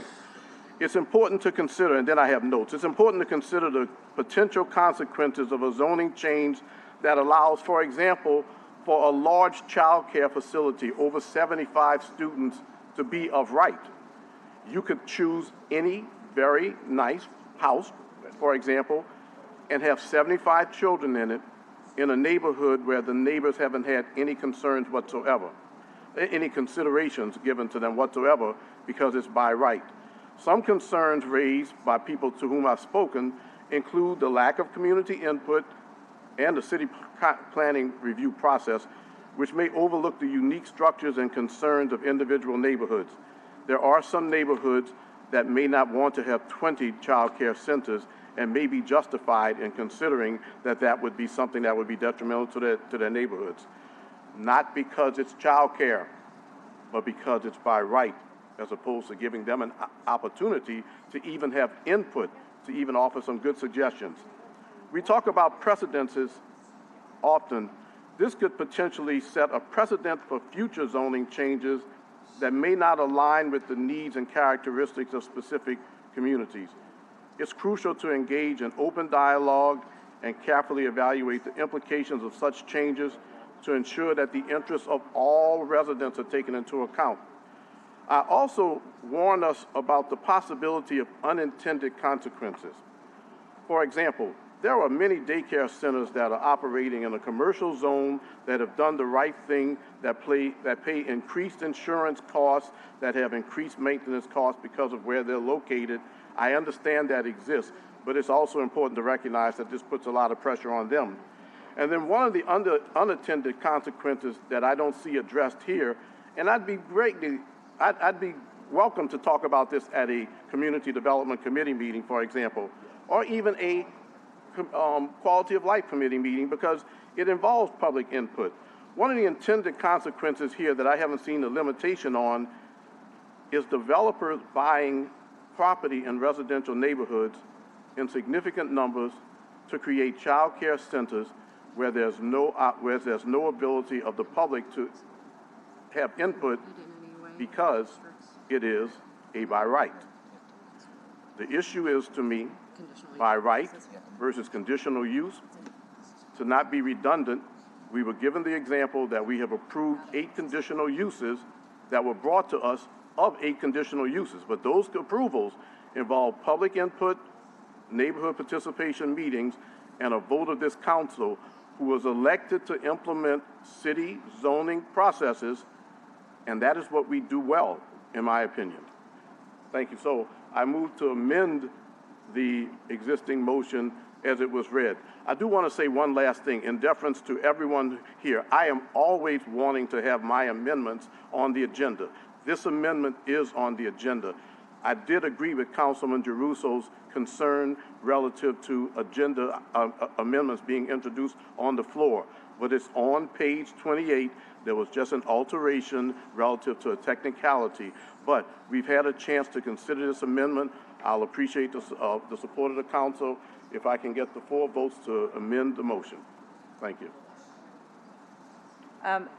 So just real quick, there is going to be discussion on your amendment, Councilmember Green, so I have to take those questions first, so if you can clear the board so I can see who's up with questions.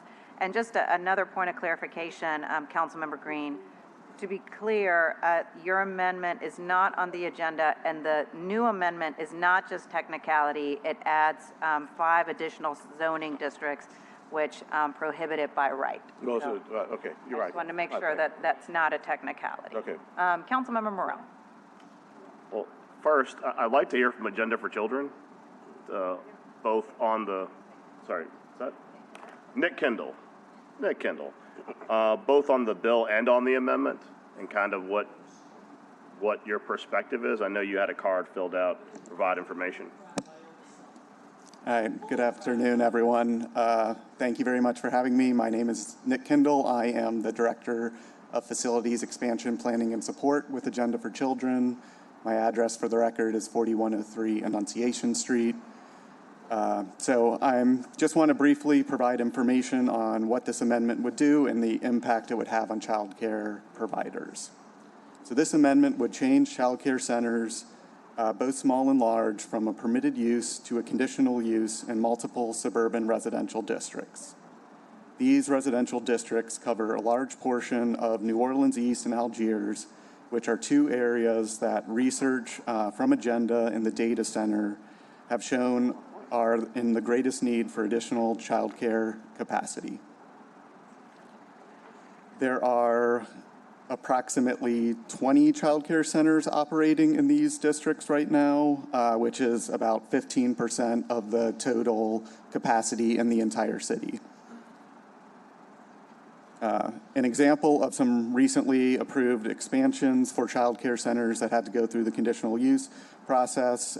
There's one in the SRS district, which was the little schoolhouse on General Meyer, which received conditional use approval. And so, you know, it was to provide 12 seats for for infants. There's also another one that recently went through the Early STEM Learning Academy on Dale Street, which will serve, I think, around like 45 children, and that's located in the SRD district.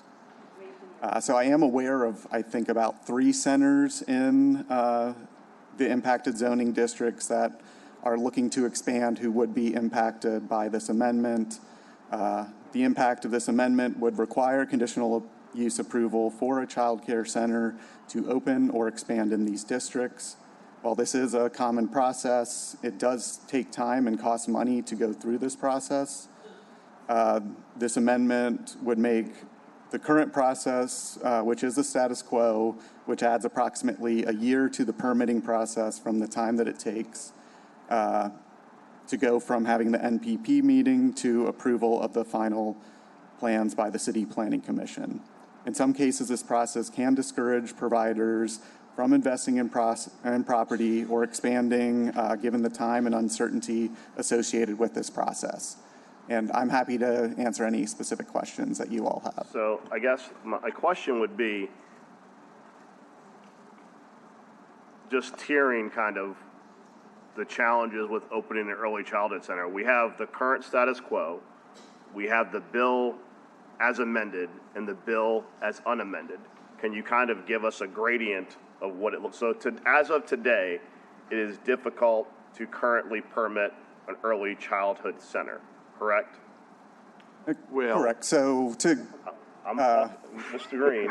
You're right. I'm gonna come back. That's fine. So yeah, in the suburban residential districts, you're required to go through this conditional use process. So that adds a year to the permitting process on top of the process as it exists, where you need to get, you know, the building permits, and then you also need to go and get approval from the state fire marshal, from Department of Education, Department of Health. So it is a lengthy approval process that, you know, these early childhood education providers need to go through. Right, and the bill unamended, I guess the goal of the bill as a pre-amendment is to streamline that process to make it easier to go from I want to operate a child daycare center from conception to opening quicker.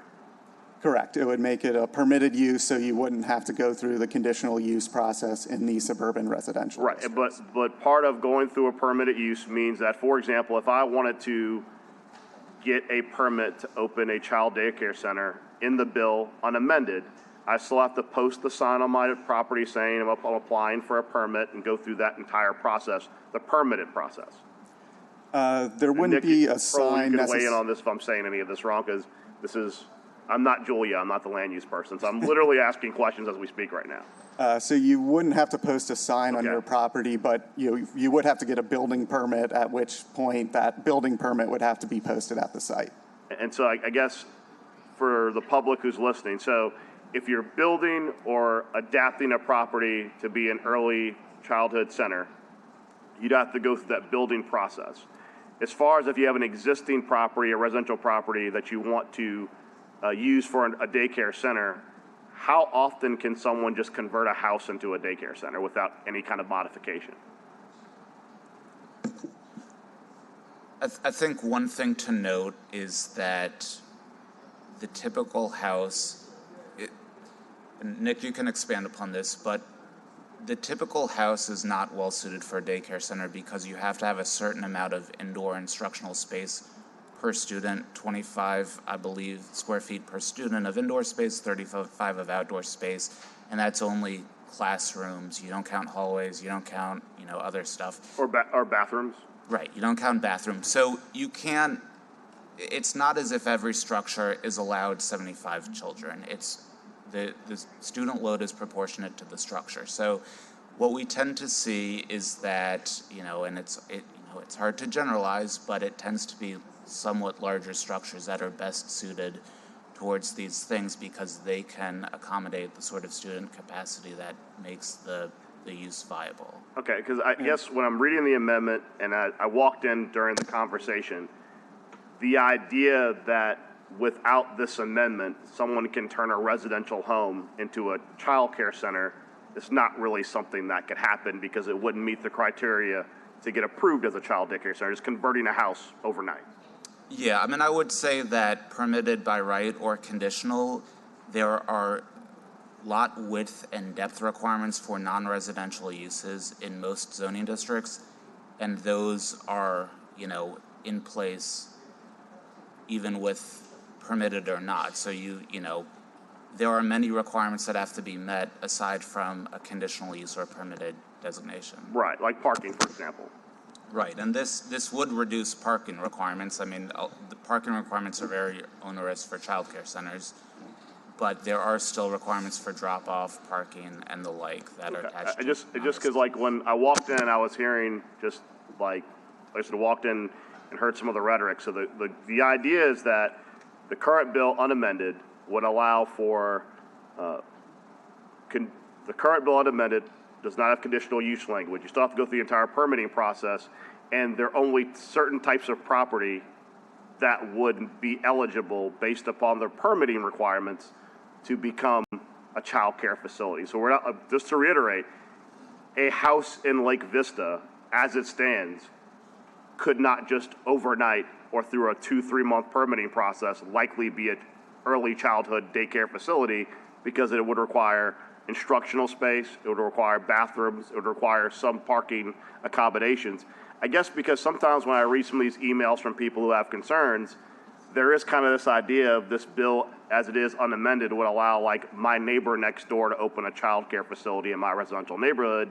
And what you're telling me is based upon the permitting requirements for that type of facility, that would more than likely not be appropriate.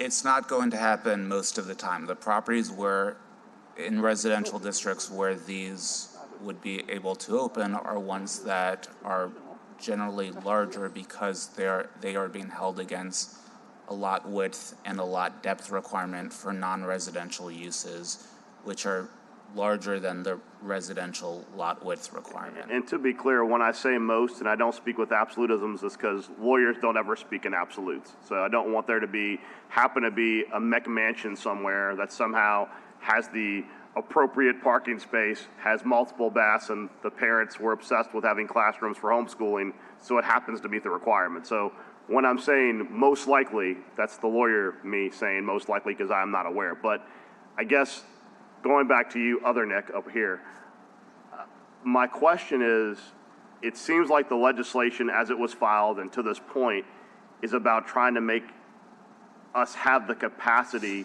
to meet the necessity for child care facilities in the city because we don't have enough currently. Is that correct? Yes, that's correct. And this bill as amended, do you think it would help us generate more facilities, or would it make it more difficult to have more facilities? This amendment would certainly impact a number of providers, mostly in the more suburban areas, and they would then have to go through this conditional use process in order to expand in those areas. So they still have the opportunity to do so. It's just there's more process and it takes a longer time to get through that process. And those individuals, rather than have their costs be directed towards architects, construction, they would also have to expend costs for stuff like lawyers to go to CPC and to go through the conditional use process. Yes, So as that would well be as, additional cost. yeah, time is money as well. So I think that's probably the big issue is you're having to pay lease payments or, you know, pay your mortgage for the year process that you're going through. And so, yes, that can be a significant barrier for a number of people and just, you know, delaying their approval process by a year. Okay, thank you. I'd like to ask him a question since he's here. Councilmember Thomas has the floor next. Well, don't sit down. I'd like to ask you a question. Yeah, first of all, thank you. From Judy Woods to now Dr. Rakaz, the Agenda for Children, has always done a good job in representing our kids. I don't think Councilmember Green's comments were rhetoric. And I think simply all he tried to say was that, hey, look, we definitely want more access to child care. I've just opened several brand new ones just in the 2 years I've been there in New Orleans East. And when I talk to Dr. Centeno and Ms. Ginnell and others, there's sufficient enough land and available property to have new centers open, especially if they meet the guidelines. The thing that I think that Councilmember Green was talking about, especially in talking to many of the neighborhood associations in my district, and it's a shame that you seem to be put in a position where if you're for or against child care, it's really not. And if someone who would know my life from adopting kids to kids living with, it's never been, it's not about that issue. But Councilmember Green's comments, they were really poignant when you talk about giving neighborhoods and communities input. We've seen several votes around here, or concerns around here, because they said neighbors didn't have enough input. It wasn't transparent enough. The community couldn't come out and talk about these issues. So for me, anytime we can have, whether it's a child care, whether it's an environmental site or whether it's a commercial site, anytime you can form consensus where folk are working together, then I just think that's the best way to legislate, especially in communities that are used to people just doing stuff in those communities, and like I represent New Orleans East, and not respecting our community at all. We want more child care. We want more children. But to me, the city planning misrepresentation, right, was purely political to me. I don't know. I know a lot of people who would be willing to invest in child care, but they're not going to get an abandoned school. They're not going to put a couple of $1 million to stabilize that school. And they're not going to get $10 to $20 to $30 million to restore that school to do a daycare, nursery, or a child care center. It would be great if we could have that type of investment. And then the last thing I'll say, because Councilmember Green's points, and I would never say that you were talking rhetoric, because you were talking factual about how do we keep people involved. We already have an issue in our community where out-of-state wealthy people and out-of-state hoarders of property are buying up property, right, and dictating what happens in our community. And it's one of the leading efforts to gentrifying our community. Let's keep the community involved, and let's grow child care, and let's all do this together. Councilmember Giarrusso? Thank you. My question and my comments are kind of addressed to us more generally, which is I made a mistake and should have requested that there be an MPP for this. And I just believe very strongly that when we have these citywide text amendments, generally that we need to have this discussion. And that's what we're unfortunately dealing with now, is there is a group of us who says, I feel good enough based on the facts of what I have in front of me, I'm ready to press a button, yes or no. And I would say for at least me, having watched neighbors get frustrated as they are with 2 or 3 other matters that are before us today, when the collectively, and I'm not saying this to city planning or to education for children, ourselves included, when we do not engage, neighbors get anxious. When they get anxious, it leads to paranoia. When you have paranoia, it's hard to walk people back with facts. And so I think, again, we met, a number of us, with CPC last week about having to do a better job of collective input. and trying to do some pilots on a smaller scale. I'm going to address this more on the matter that's deferred, but I know that we also are going to start meeting as a group so we can discuss things with our chiefs and our land use people on land use matters. But I truly believe that if the collective we believe this is an idea and we think that we can win with our heads and we haven't dealt with people in their hearts, what they believe, you're always going to have a problem. And so we've got to do both. You got to convince people that this is something strategically and intellectually that makes sense, but also give them the space to be able to work with all of us in trying to wrap people to that point of view. And I just feel like, and I'm not saying this is happening in this instance, but I think when we tend to think I'm going to foist something on somebody and they'll come along, we have a bigger problem. So my hope is that we continue to work on how does this work together as a group in terms of communication outward and early, and then we can reach a better result rather than trying to litigate things here in council chambers. Thanks. Councilmember Green? I'd like to emphasize, and I appreciate those comments, Councilman Giarrusso, because maybe there's a better way to do this, but I would like to emphasize that my emphasis was on by right versus conditional use. If you want to know what I think is rhetorical, it's when we suggest that it's going to take forever because we give people an opportunity to participate in neighborhood planning meetings, and also because we have a conditional use process. Let's make this clear. Even if we waive the requirements that there be neighborhood participation, that has nothing to do with the permits. That has nothing to do with the renovations. It's not taking a year longer because you can do two things at once. And if that's a problem, then we need to look at our conditional use process. But you know, that sometimes gets used when people have agendas that they want to see done. I believe in the conditional use process. People say that it takes a little bit longer. Well, then let's look at speeding it up so that you can do it in 10 days. But that doesn't mean that because you think that you can save a few days, that you take public participation out of whether or not there's going to be a proliferation of particular uses in their particular communities. Let's speed up that process. But the bottom line is that my amendment is based on by right versus conditional use, and I still emphasize the fact that Mr. Kroll himself and the City Planning Commission looked at the numbers, and of 8 that have been brought before our body, 8 have been approved. How much time do we save by not allowing, because that's what it comes down to, by not allowing neighborhoods to have input into the decisions that affect the properties in their neighborhood? I don't think that it's that much, to be very honest with you. I think that it's worth participating, having neighbors participate, because they offer something very positive, to be very honest with you. It's by right versus conditional. That's my argument. Has nothing to do with my support for early childhood education, which is unwavering, as I know all of the members of our council feel that way because we supported the early childhood millage. And I will not allow that to happen. No one is going to leave this meeting who's watching this meeting or who's at this meeting suggesting that somehow or the other somebody is not in support of early childhood education and someone else is. That is not the agenda. This could have also been resolved if we had had a neighborhood participation meeting and if we had had a committee meeting.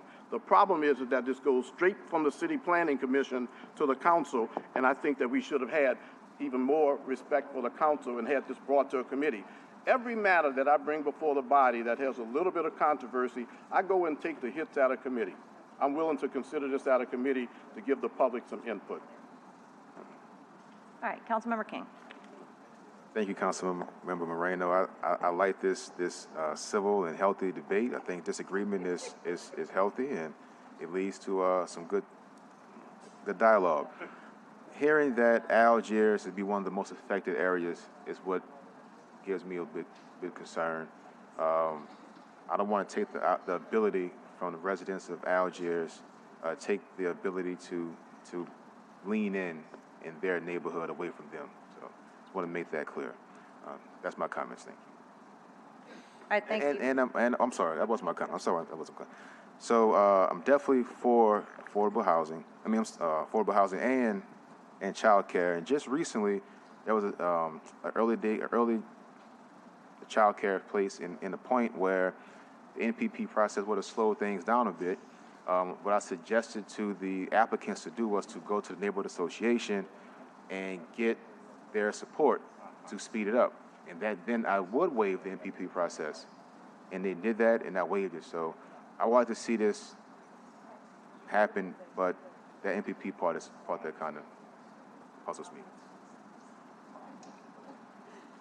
Thank you, Councilmember King, and then I'll turn it over to Councilmember Morale. I think we're all kind of in the same place here. You know, I don't think this is a conversation right now as to like whether you're for early childhood education or you're not. I think every single person up here on this panel has shown their very strong support for early childhood education and doing everything possible to move that forward, including the major ballot initiative that we passed just a few years ago. The amendment, the problem that I have with the amendment is that I really do think it undoes like kind of what we were trying to do, and I certainly hear the concerns that we're feeling. So, you know, I want to do everything to make sure that we have the number of facilities that are needed. I don't think that this is going to be a situation, as has already been addressed, where, you know, in a residential area, a house all of a sudden is going to have, you know, 70 kids in it. Like, that's just not, like, possible. That's just not how it works. But I do think it's going to make it a lot easier for, you know, some of these small operators to be able to provide the necessary services that are needed in the most in-need areas, which happen to be in District E and also, as we'd heard, in Algiers as well. So I think you know, the amendment is going to make things kind of the way that they currently are now, which we were trying to fix. And so, like I said, it's not about whether or not you support early childhood education or not. It's about, you know, how quickly we can get some of these places built, and how quickly and effectively we can support some of these small business owners. Many of them happen to be Black business owners, to get some of these operations up and going. So for that reason, I'm going to personally oppose the amendment. It's going to go whatever way that it's going to go, but that's kind of my feeling on it. Councilmember Morale. Yeah, I think to echo what Councilman King said previously, this is one of those rare occasions where I think it's simply a policy disagreement. I think that everyone up here is in agreement that we need more early childhood and daycare facilities. I think that the policy disagreement is that what is better, the additional input that different communities expect and need, or does that additional cost and time period make it too difficult to build early childhood facilities? And do we see less people even try to do it because there's more obstacles? And I think both sides, I mean, have some pretty valid points. I will say that based upon everything that we've seen just in our recent time here on the council, just based upon the fact that even after the passage of the millage, we know that we don't have enough seats for children to find places. And particularly when I look at the communities that are affected, I have family in all those communities, and they constantly complain, why do I have to drive across the city to put my kid in daycare? So I know that there is certainly a lot of risk. I know there's a lot of trepidation when you have the idea of something that is a by right in a neighborhood. But there's just so much tremendous need to get early childhood facilities in areas where people can get to them easily, and frankly, maybe even walk to one, that I think that in this instance that the bill unamended is in the best interest of trying to actually address the issue of the lack of necessary child facilities in the city of New Orleans. Thank you. Councilmember Harris, followed by Green, another bite of the apple. Great. Stephen, I have a technical question. Is there any way to prioritize these sorts of centers in the conditional use process? Tell me what you mean when you say prioritize. Meaning, can we shorten the conditional use time period, since you're saying it takes 9 months to a year? Is there a way to prioritize these sorts of centers?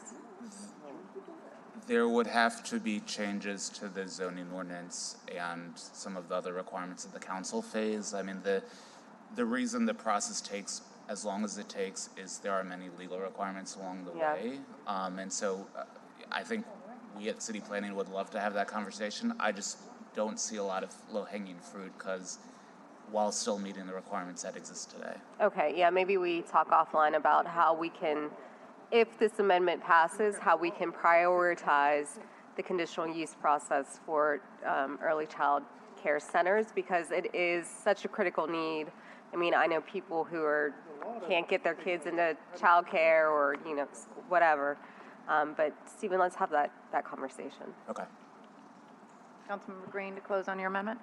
Yes, I think that that's such a good question, and I appreciate where Council Member Harris was going with that, because I'll ask you, Mr. Crow, honestly, is it the law that it has to take so long, or is it because of what we choose to do?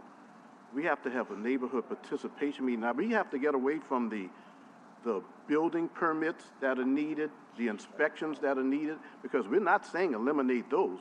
We're just saying eliminate the process that involves citizen participation. And again, I'm opposed to that, but I'll ask you, do you feel that we would have to make significant changes to the legislation to be able to speed up the conditional use process? So, one thing that comes to mind, the reason it takes so long is you hold an NPP, there's a notification requirement for the NPP, there's a planning commission meeting, there's a transmittal, there's the, receipt of the transmittal, there's the council action at motion, there's the 20-day layover process, there's the ordinance, and then there's the back end of the process where the planning commission has to, approve final plans that match the ordinance. So there's many steps. All of them are valid by themselves. It's just you add them together and you come up with a big piece of time. So I think the thing that not good phrasing, but a big piece of time. Yeah, Part of the problem, I think. So I guess my thought is a lot of it has to do with sequencing and being creative. And the first thing that occurs to me is maybe there is a way to have the NPP requirement happen, or any part of the process, frankly, happen simultaneously with another part. It's not how it's structured right now, but it's something we can look at. So, I think that's kind of the point for a lot of these conditional uses across the board. The process is the same for child care centers as it is for ABO or anything else, is that it's a long time frame and we need to look at how to make that easier. Did you have a follow-up? Because I want to take, Ms. Howlett wants to speak on behalf of the mayor. Yeah, I do. Just quickly, Stephen, I know we're sort of facing this with the release valve for the residential STRs, and that process certainly doesn't take as long as the conditional use process. So maybe we can take a look at how we're doing the release valve for the residential STR, the additional residential STRs, because they just go through a notification process and then come to the council. Right. The key distinction is that there's not the planning commission recommendation on every application that happens for those. Right. So it reduces the time period. So maybe we can take a look at, for early child care centers, going that route so that the process isn't as onerous. Ms. Howlett, I know you were supposed to present as well. Asia Howlett with the Office of Youth and Families.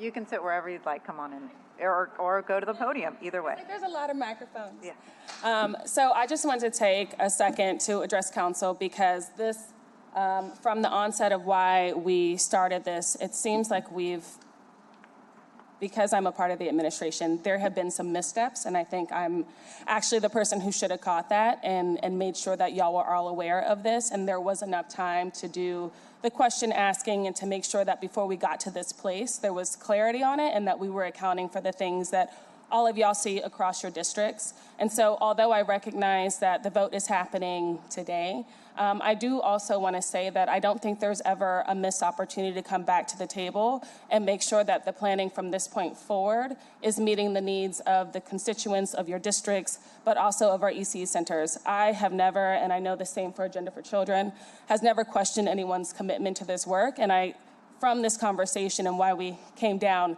wanted to make sure that we explicitly said, we know that you support our centers and that you support this work, and that it's not about children. Like, I don't have a question if that is on the table, but I do want to make sure that we actually have a chance to get this conversation right, because what I don't want to do is open the door for something that was completely unrelated to our ECE centers, and then it become a muck down the road because we set a precedent here. So I am more than happy to do the follow-up of that conversation, and obviously you and your staff, agenda, so forth, we're down to have that conversation to make sure that we've figured out how to make sure we have parameters on this so that way it doesn't go beyond what our intention was when we brought this forth. So, yeah, that's it.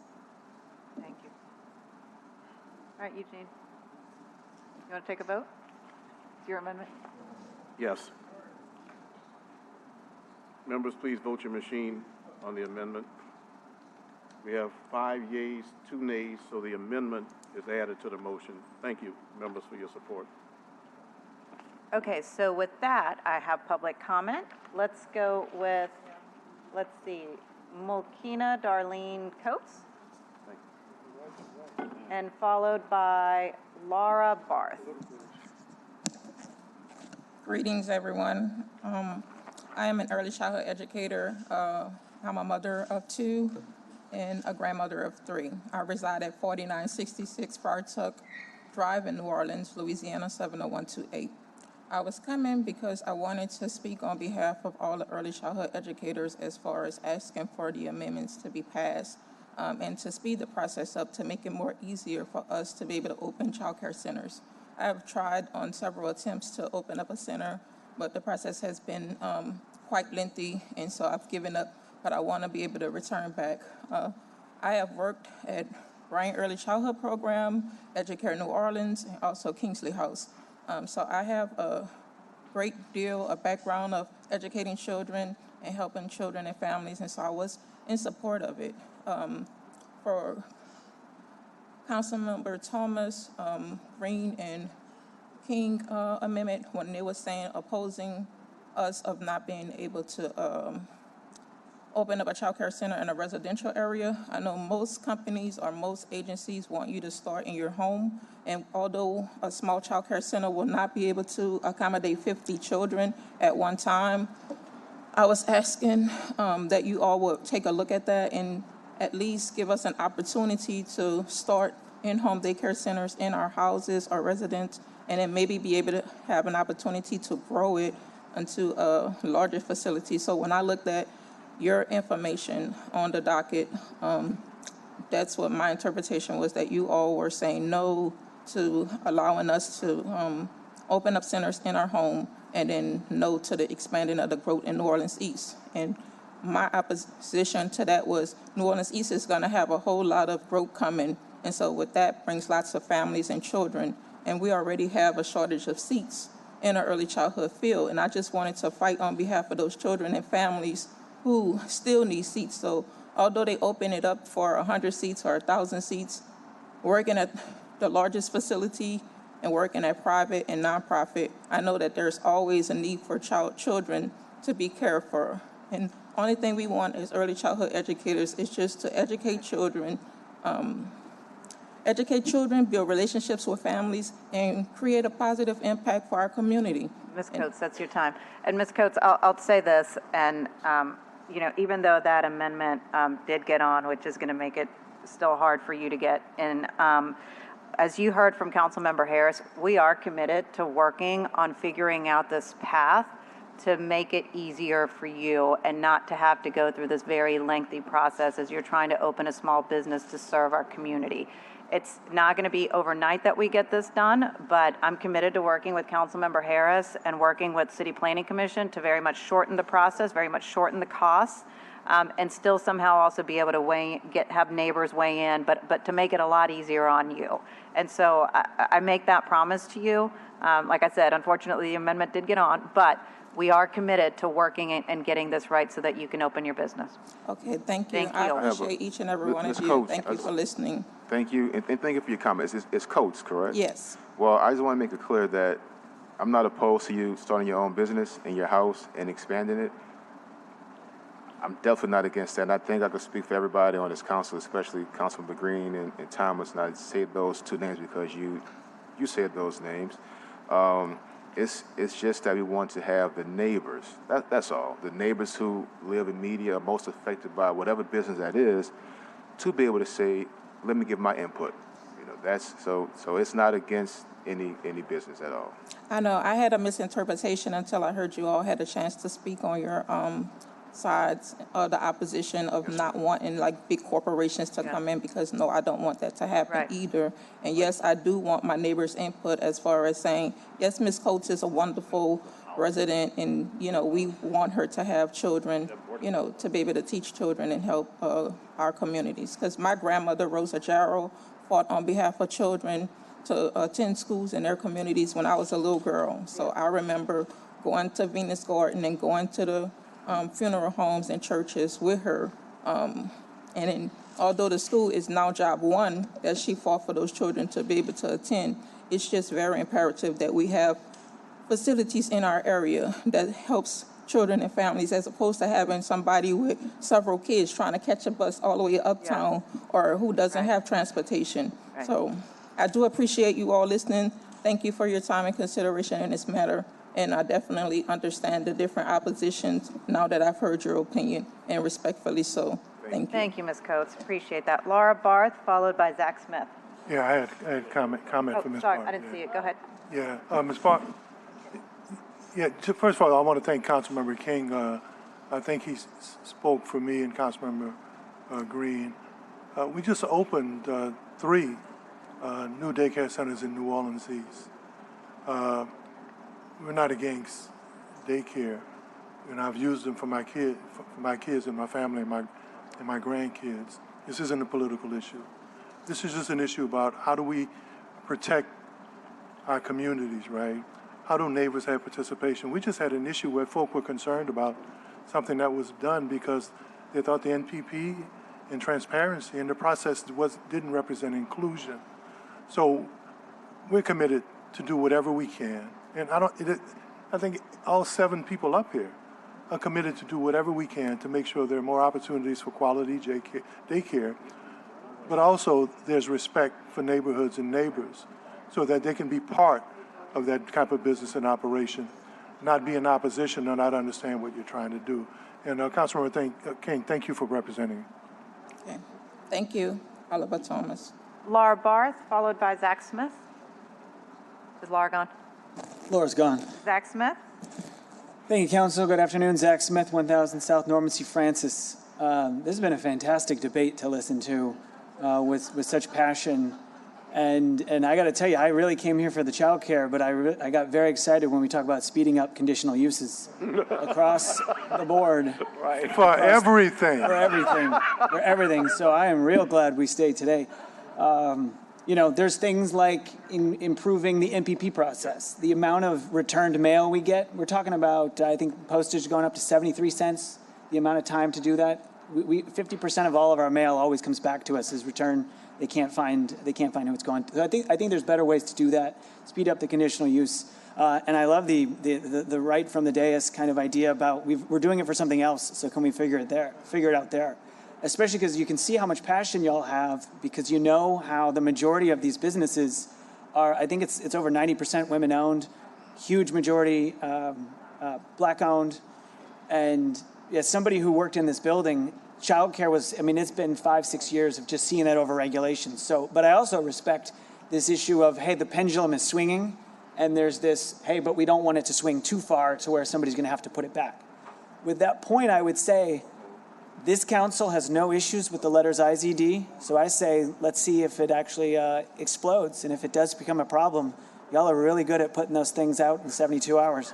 So, but overall, I think there's a way, and no matter what happens today, this is a net improvement for childcare. This is a net increase in the amount of availability in Orleans Parish. So nobody's going to walk away a loser today. This is the best thing on the docket all day. Thank you. Ron Losell. Ron's still here? He's gone too? Okay. Chill? No, okay. George Mahdi? Oh, is that Chili? Chewy, I'll take you next. Oh, Chewy, there you come. And George Mahdi, I'll take you after him. And then Michael Eric Burnside. As always, my name is Albert Chewy Clark. Always here representing 3 groups. One of them is Neighborhood Unity. one of them is the POCC, President of Congress Committee. Otherwise, it's MERS, mobilization, racism, and government everywhere. Again, we've seen this played out on so many occasions. You know, we've seen, the taking over of the public school system following Hurricane America, AKA Katrina. We've seen how, first you tried with the recovery school district. They failed. They literally failed, and the state have no experience as far as educating kids. So what they did, they passed the school to the recovery school. The recovery school failed, and they passed it to the charter companies. Outside folks, outside our community. Now y'all playing with money again. You're playing with money again. In my neighborhood, Chester was closed, eliminated. Durham was closed, eliminated, And y'all come back with another scheme. It's all about the dollars, all about them. It's just so right. And then I would bet my life, when y'all finish this crap, ain't gonna have no black folks in the front office. No. It ain't gonna have them. It's gonna have white folks, outside in our community, always exploiting us. It's all about a dollar. Give us a break. Give us a break. But anyhow, we seen, Leslie Jacobs. That's right. Y'all know who she is. She's a peacock. What they did was just waiting. Before Hurricane America, the schools were passing. It passed. After when Hurricane America hit, they pushed us out. They turned that success into a failure, and so it then kept us out. We couldn't get into New Orleans, and it, eventually it wound up in a sense, taking them over, and it went through all this plan. But then, again, it's all about in a sense, keeping it real. We here, always represent our community. We talking about black people. We ain't talking about nobody else. We can't speak for nobody but our community. We just hope, that y'all don't, in a sense, do what y'all have always done. Play us cheap, Agenda for Children. They've been around. White organization with some black folks in the front office, but they don't necessarily benefit us, They don't necessarily benefit us, Anyhow, I just hope, that y'all take us serious.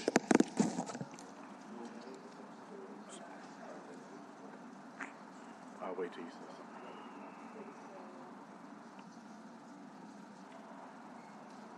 Monty? And then Michael Eric Burnside after that. George Mahdi, Neighborhood Unity and Merge. This is what happens when you suppress and subvert public input. This has been systematic down the line. Y'all been suppressing the public input. You do it, you have done it right now. When you eliminated the speaking on public, on the special sessions that you have. Anything that's of the public requires public input. Ever since Katrina, there has been a systematic effort to deconstruct black education, to gentrify this city. And that's what the basis of all this is. Because when you look at it at the end of the day, what do you see? You see failure. The kids are failing. We try to put together early childhood education programs. They want to cut the funding out. They want to cut the summer food stamp programs out. Yet you want to try people for, raise the age for juveniles to be tried in court. This is the school to prison pipeline. This is why we have failure. This is why we have the problems of crime and just general anarchy that goes on in here. Ever since Katrina, there's been a blueprint the master plan. Anybody that's not of that master plan gets shut out of the equation. We hope that this is not a ploy by the white real estate interests to gentrify these neighborhoods in another way, because, once we make one step forward, then the ruling powers that be try to undermine that and come up with all kinds of protocols and different reforms to change it and go back to the old status quo. We're not going to be accepted of all that. And we're going to come here and talk about these things time and time again. Because, all right, Mr. Mahdi, your time's up. Because I'm telling you, you're supposed to be representing us. If y'all don't represent us, we're going to represent our people, because them the ones that's going to be suffering behind all this. Thank you, Mr. Mahdi. Michael Eric Burnside.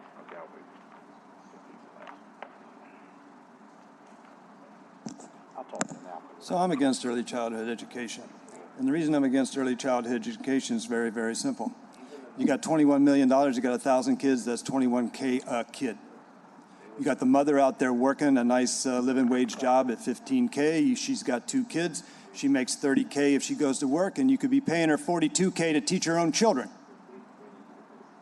So you got $1 million business, and you're shoehorning it into a residential neighborhood because you got 50 kids. You multiply by 21K each, you got 1 million gross receipts. You got 50 kids, you multiply by 25 square feet, you've got a 1,250 square foot house. Even if you double, you got a 2,500 square foot house. My mother lives in a 5,000 square foot house with a 5,000 square foot basement. I'm sure you've got big houses in your residential areas. You can fit 50 kids in them. You only need 1,750 square feet of yard. I'm sure out in the single family residency, you got lot sizes like 6,000 square feet each. Your neighborhood house can be the foundation for a $1 million gross receipt business, with 50 people dropped off in the morning and 50 people picked up in the afternoon. Also that a lady can go bust her ass cleaning friggin' rooms in a hotel where she's not going to be making living wage. She's going to be making $10 an hour if she's lucky, which means she's pulling in $20K, and it's costing the city $21K to take care of her 1 kid, much less her 2. This is a recipe for large corporations to make a large profit. It's just like the family farm was the nose under the tent for corporate farming subsidies. Exactly the same thing.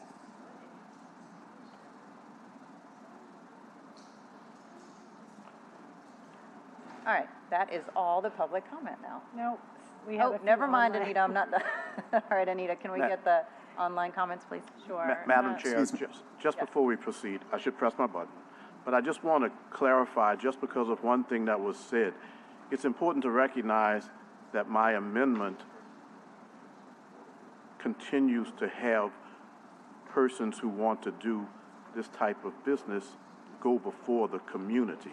And it's important that we be on the same page depending on where it goes, but relative to the comments that I heard, this gives continuous community input as to what is decided in those communities. And that's the motivation behind it. I don't think that it can be better than that. We can speed up this process, but I don't think that we can eliminate, and we should eliminate, the community participation. That's what this strengthens. Did you want to come back up for a quick second? We need to wrap this up, though. Sorry, I just wanted to, since I commented on the amendment, I just wanted to speak about the overall thing. So thank you all very much for the comments. We know that every council member up here supports ECE, and thank you all very much for your support. And, I've worked at City Hall doing land use issues, so I understand the difficulty you all deal with when these issues come up. Because I'm here speaking on behalf of the providers, but you are also here having to, weigh all the neighborhood interests that come into play. So, we understand, the difficult decisions that you all have to make. So thank you very much for kind of, the work that you all do in making those decisions. So, we're open to kind of continuing this conversation, moving forward. I like the idea of speeding up the conditional use process. This overall text amendment will do a lot of good for a lot of centers. and will, have a very large impact, to support providers citywide. So yes. So Okay. any more questions, I'm happy to answer, and thank you all very much. Thank you so much, Nick. Anita? First online comment is from Maloney Pichon, who says, I support this change. Child care is a huge demand in our city. We need to cut out the extra hardship of attempting to get zoning permission for a child care center in residential areas. Kate Mihawk with the Crescent City Schools and a member of NOEEN Early Childhood Board says, through my work as the head of the Crescent City Schools, I've sat on the NOEEN Early Childhood Board for the last 8 years. During that time, I have watched the amazing work of the early childhood sector has done to prioritize early childhood education in our city. That group of stakeholders have worked together with council to ensure our little ones have had expanded access to high quality care. However, I've seen that there still exists far too few child care centers, specifically in certain neighborhoods where I run schools, the East and Algiers. As a board member, I've listened to aspiring child care directors share their frustrations with the barriers to entry, specifically around facilities. I believe that these CZO that have been worked on for over a year represent a thoughtful approach to regulation of child care centers, and I ask that you consider adopting them as is. Miranda Scott with Cuddly Bear Child Development Center says, I think that the change will impact children and families in the Algiers community. We need more quality daycare in order to serve the children that's left behind. You can make different. Our children and families need you to not make changes. Please understand the need is great. Changing to conditional use will fail our community. And Jonathan Leet writes, I'm writing on behalf of Alembic Community Development to express our strong support for the changes proposed by Zoning Docket 224 and Councilmember Moreno's amendment. Alembic is currently developing 2 early childhood education centers in Central City in partnership with providers and community-based organizations, and so has directly seen the limitations the CZO can impose on such facilities. The evidence-based literature is clear on the critical impact that early learning has on long-term outcomes for children, as well as the impact that a lack of childcare has on the parents who comprise our workforce and drive our city's economy. With the passage of the resident-supported ECE millage in 2022, there are substantially more operating subsidies for ECE seats in Orleans Parish. We now need to come together again to facilitate the development of new centers that can serve our children and teachers with learning environments that reflect industry's best practices. The conditional use process required in many zoning districts is a major barrier to providers and property owners, as our onerous lot size and off-street parking requirements that prioritize dated land use policies over the future of our children. Lastly, it's vital for the CZO to defer to state regulations in determining the capacity of ECE centers, as there are situations in which our local land policy is more restrictive than the Department of Education. We thus urge all council members to vote in favor of these zoning changes. Thank you. And that's it for the online comment. Councilmember Moreno, that's it. Adam, did you have a comment? Yeah, I just need to clarify something for the record. In the amendment sponsored by Council Members Green, Thomas, and King, the language is correct. I just wanted to point out there's a Scrivener's error in the engrossed version that's attached, which isn't the law. So I'm just going to point that out so that it's clear for the record when law goes to prepare the ordinance. In the SRM1 and SLRS1 districts under institutional use, those Ps, those should be Cs. They should be conditional. Okay, got it. So we can that's just a technical correction that you pretty much just did on the record. No, just clarifying. No Perfect. technicals required. Okay, got it. Sounds good. All right, so I'll make a motion to adopt as amended, seconded by Councilmember Green. All in favor, vote your machines, please. We have 5 yeas, no nays.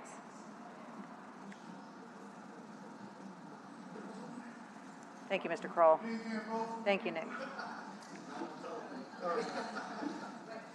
Hang on, Madam Clerk, we got one more coming. We got 6 yeas, no nays, Madam Clerk.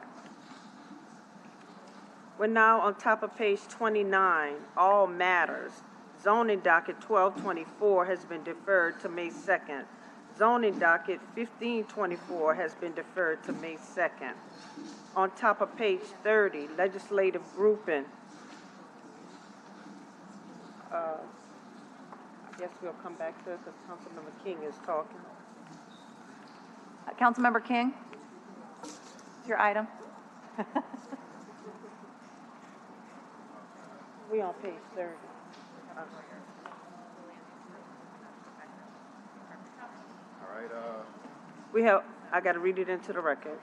We have the legislative grouping, zoning docket 1624, Dominici Properties LLC, requesting a conditional use to permit a single-family residence in a GPD General Plan Development District located on Square 167, lots 11, 12, and 13, or lots 11A in the 5th Municipal District, bounded by Bryson Street, Woodland Highway, Cleveland Avenue, Rankin Street, and Paul Street. Municipal address 3439 Bryson Street. The recommendation of the City Planning Commission being for no recommendation. We have motion M24-154 by Councilmember King, approving the docket's conditional use request on zoning docket 1624, subject to 2 provisos recommended by the City Planning Commission staff included in the report. thank you, Madam Clerk. CPC? Sure, Council Member, this is an application to construct a single-family residence at this property on Bryson Street, which is in the lower coast of Algiers, a really rural area within the city that has experienced very limited development. Most of lower coast, and particularly this area, is heavily wooded, but there are some streets that exist, and this is a proposal to construct a home along one of those streets, and it would be paired with 2 additional single-family residences on adjoining parcels. Because of the rural nature, it is within a zoning district that limits development to basically only through the conditional use process and requires conditional use approval for residential structures. When this went before the Planning Commission, there was the developer speaking, of course, in favor of the project. There was also concern expressed by neighborhood residents that focused on the relative lack of utilities, including drainage utilities in lower coast Algiers, and felt that the construction of not just this one but the other 2 structures would begin to overwhelm the available utilities. And so based off of that concern, the Planning Commission was divided, could not secure a majority vote either for denial or for approval, and so this is before you with no recommendation by the Planning Commission. Thank you, Mr. Crowe. Mr. Burnside?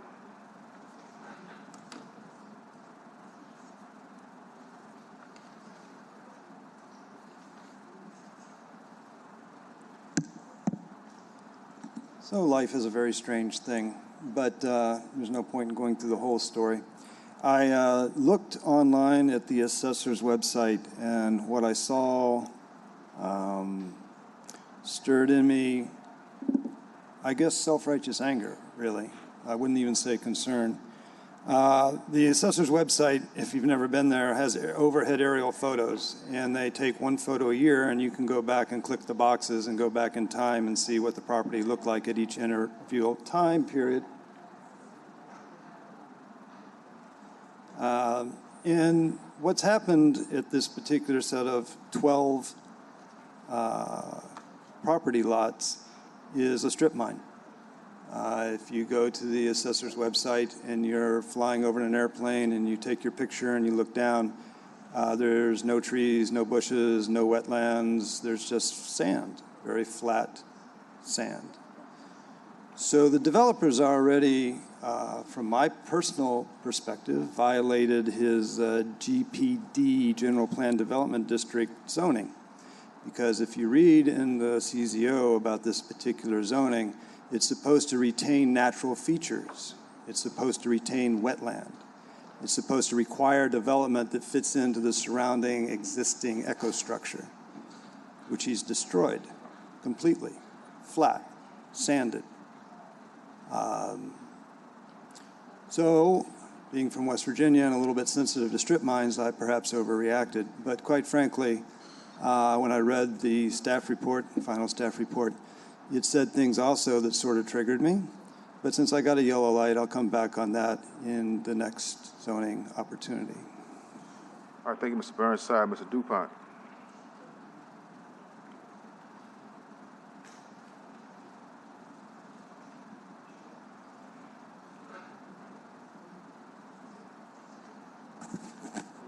Lee DuPont, 12805 Patterson Road, New Orleans, representing Lower Coast Algiers Association. My comments apply to all three of these requests because they're in line, 1, 2, 3. And I will not repeat them 3 times. There are over 200, mostly 25 by 100-foot lots in the general development area where these conditional use permits are requested. These offer a great opportunity for many single-family, modestly priced homes. We are wholeheartedly support the single-family development in this area. The big problem is that none of these lots have access to city sewer. All of the drainage is open ditches, and there are no city codes or regulations on how to handle the sewerage. Zip, zero. Safety and permits, Department of Health, and CPC have all responded that they do not handle sewerage, and the Sewerage and Water Board says they only handle it once it's in the sewer pipe. DEQ said that they only get involved after there's a problem.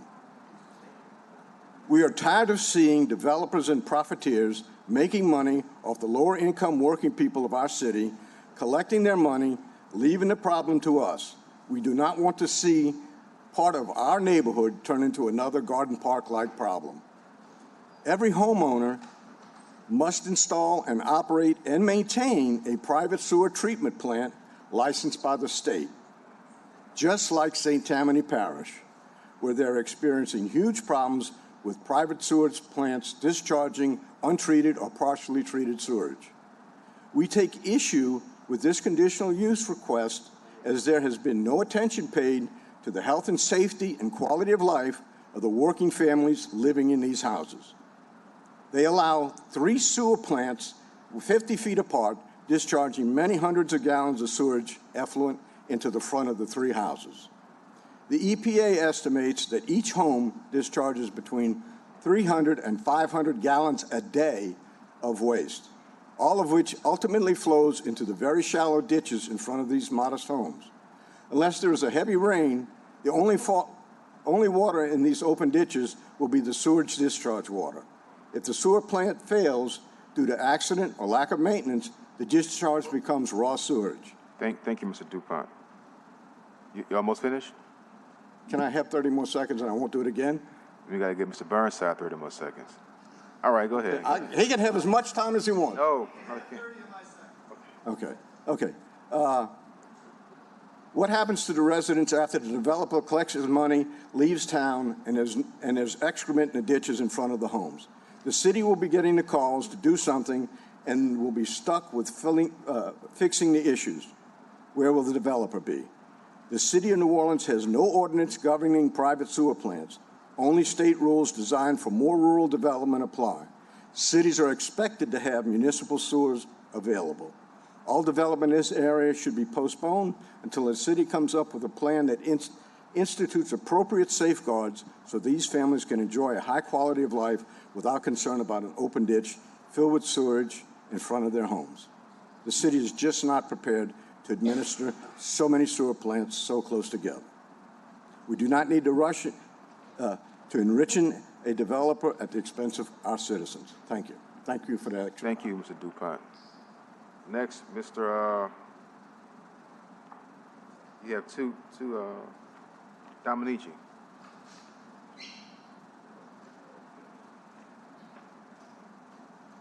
Good afternoon.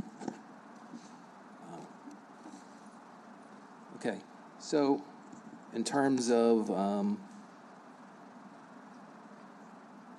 safety and permits, I'm allowed to build these homes. They meet the minimum requirements, which is 5,000 square feet. That's located in Article 25 Section 25.5.b. This is also coming from Winston Fiore, just confirming that. According to Robin Jones, Principal City Planner, she also has received confirmation from the Zoning Administration, Departments of Safety and Permits, that they can approve the 50-foot wide lots as proposed in the re-subdivision request, SD 037-24. Richard Grabbert, who is with the Louisiana Department of Health, basically the buck stops at him with the treatment plants. All permits have to go through him. So he also sent me an email saying the re-subdivision of the land, the tracts, sites, parcels provided, blah, blah, blah, blah. 511.b shall not apply to a subdivision that legally was established and recorded prior to July 28th, 1967.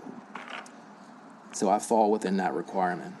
Oh, did y'all get this little packet that I gave y'all? Yes, we received. Okay, so I'm on page 3 right now.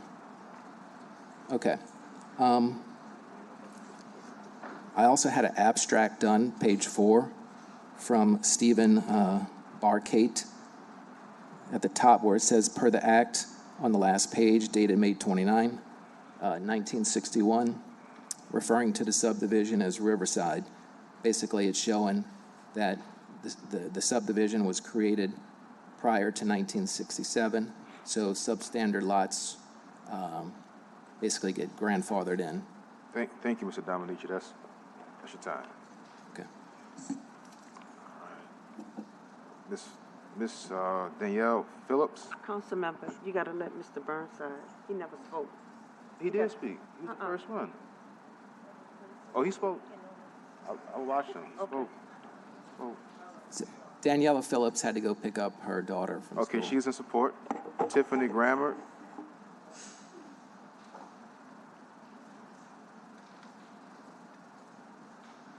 Good afternoon, Tiffany Grammer. I reside at 3410 Bryson Street. I am a tenant. Speaking on Mr. Dominici, I've never had a problem with my residents. He comes once a month to check up on his house. If I did have anything, he fixes it right away. The area is very quiet, well kept, never had any issues. Thank you, Ms. Grammer. And last is Charles. Kind of hard to make it out. Good afternoon. I'm Charles Silvanego. I'm the architect for Dominici Properties, and I know the neighbors have concern about the sewage treatment plant, but I have designed several of these sewage treatment plants throughout St. Tammany, St. Charles Parish, and these sewage treatments, as he said, would be dumping sewage into the ditch. Well, that's not 100% true. They go through a process, and what comes out that sewage treatment plant is actually potable water. The state also requires that these systems be tested, and most of my clients in St. Charles Parish and St. Tammany Parish has their systems tested yearly to make sure that they are putting potable water back into these open ditches. The state also lets you use this water coming out these sewage treatment plants to sprinkle your lawn. And if this water coming out these treatment plants had any possibilities of contamination, I don't think the state would allow this to happen. Also, I need to do a little research on that. A typical residence flushes out 300 to 500 gallons of water a day. If we're assuming that it's 300 a day, and your toilet flushes 1.6 gallons, you're flushing probably about 187 times a day. I'm not sure if a household flushes 187 times a day. Thank you. Thank you. Any public comments? All right, this time make a motion to adopt. Second by Councilmember Jeruso.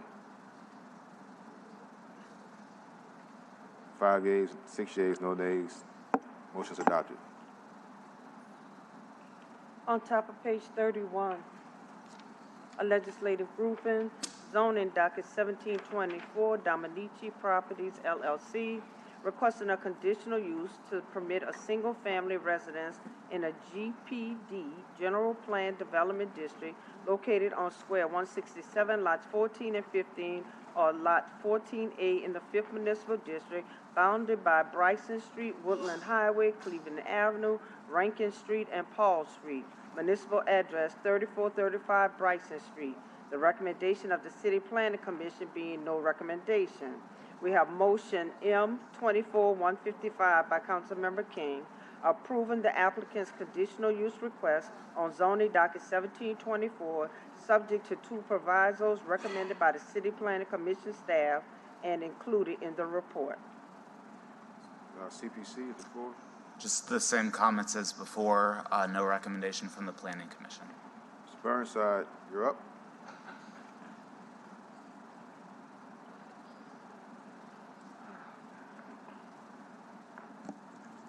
Not quite the same comments as before, sort of a continuation of them. So one solution to this, of course, is to buy the land. So the land's for sale at $1 a square foot. You can go buy a lot right now because it's not actually accessed. A lot of these places are not well accessed by roads or accessed at all by roads. So even though they're plotted and they're legal, they're not there in reality, and people sell at low prices. So you can buy a lot for $5,000. It's got 5,000 square feet of land. So I did some work. The land in question is about 16 million square feet, which sounds like a lot, but it turns out to be $16 million if you're buying it at $1 a square foot. So if you bought it and you made everything that's there currently a legal non-conforming lease, and you just bought it and said no more development for 99 years, we're going to let our great-great-grandkids worry about it, I think in the long run you would save yourself a lot of money. Because at $1 a square foot, you're going to have a lot of people decide it's worth going there. And it is worth putting in a mechanical separation device for your sewer. It's worth not having city sewer if I can get land at $1 a square foot. So there is the economic incentive to continue to put more houses and more houses here because the land is so cheap. And it's going to be St. Tammany Parish. Yeah, you can design everything perfectly, but if it's not maintained, it's just like our NOPD headquarters. It's going to fall apart. And when it does, there's going to be sewer in the ditches. So the other thing I do want to mention, since I still have the green light up there, is I did read the final report on this staff thing. And I got to say I have a disagreement with the staff in this matter, because if you go back to the assessor site, as I mentioned with the pictures from overhead, you can go back and see who actually cleared the land, because you can see when it was cleared and who bought it when, and you can compare the two. Okay? It is my firmly held belief that the current owner of the property is the one who cleared it. The staff seems to think that because it was cleared at some point in the past, certain things no longer apply, specifically whether wetlands matter, whether trees matter, whether this zoning mattered. So if you're in a position where you can buy the land for $1 a square foot, clear it, wait for a few years, you can basically do anything you want. Thank you, Mr. Burnside. Mr. DuPont?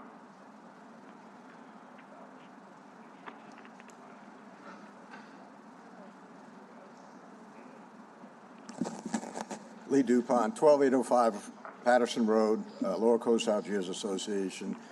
Same comments I had before. I just want to be on record that I live in the neighborhood. I will pass there regularly, and I'll let you know when it becomes a true issue to our residents. Thank you for your time. Thank you, Mr. DuPont. Mr. Dominici?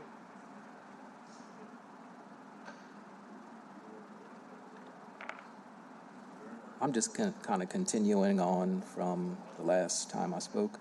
1600 Stanton Square Road. This is a building permit. It's just a few blocks away. It was just approved. This is a whole lot bigger house than what I'm building, and they have to clear out a whole lot more trees in order to build that house.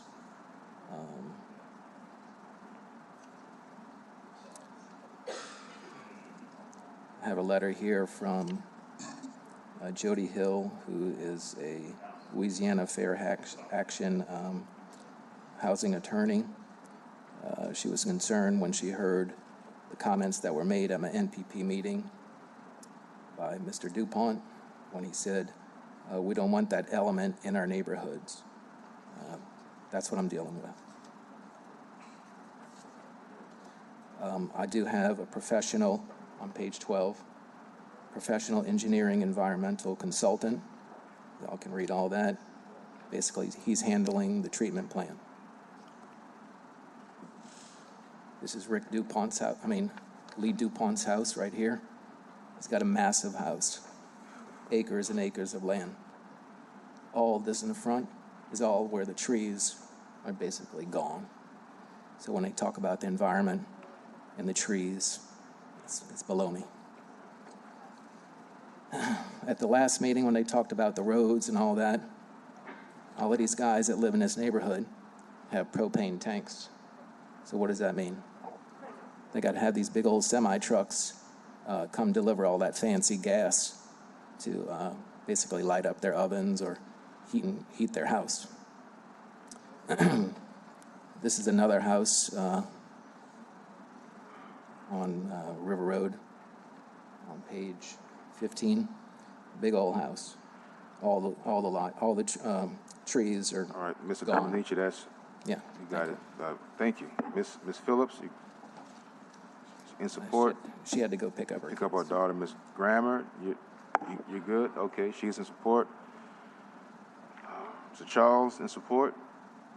All right, that's all our comments. Make a motion to adopt. Second by Councilmember Morrell. 7 yeas, motion adopted, thank you. We're now on top of page 32. Legislative Grouping, zoning docket 1824, Dominici Properties LLC, requesting a conditional use to permit a single-family residence in a GPD, General Plan Development District, located on Square 167, Lot 16 and 17, or Lot 16A, in the 5th Municipal District, bounded by Bryson Street, Woodland Highway, Cleveland Avenue, Rankin Street, and Paul Street. Municipal address 3429 Bryson Street. The recommendation of the City Planning Commission being no recommendation. We have motion M24-156 by Councilmember King, approving the applicant's conditional use request on zoning docket 1824, subject to 2 provisos recommended by the City Planning Commission staff and included in the report. Clerk of CPC, the floor is yours. Again, same comments as before. The Planning Commission heard comments similar to what you're hearing today and could not come to a recommendation. Mr. Burnside.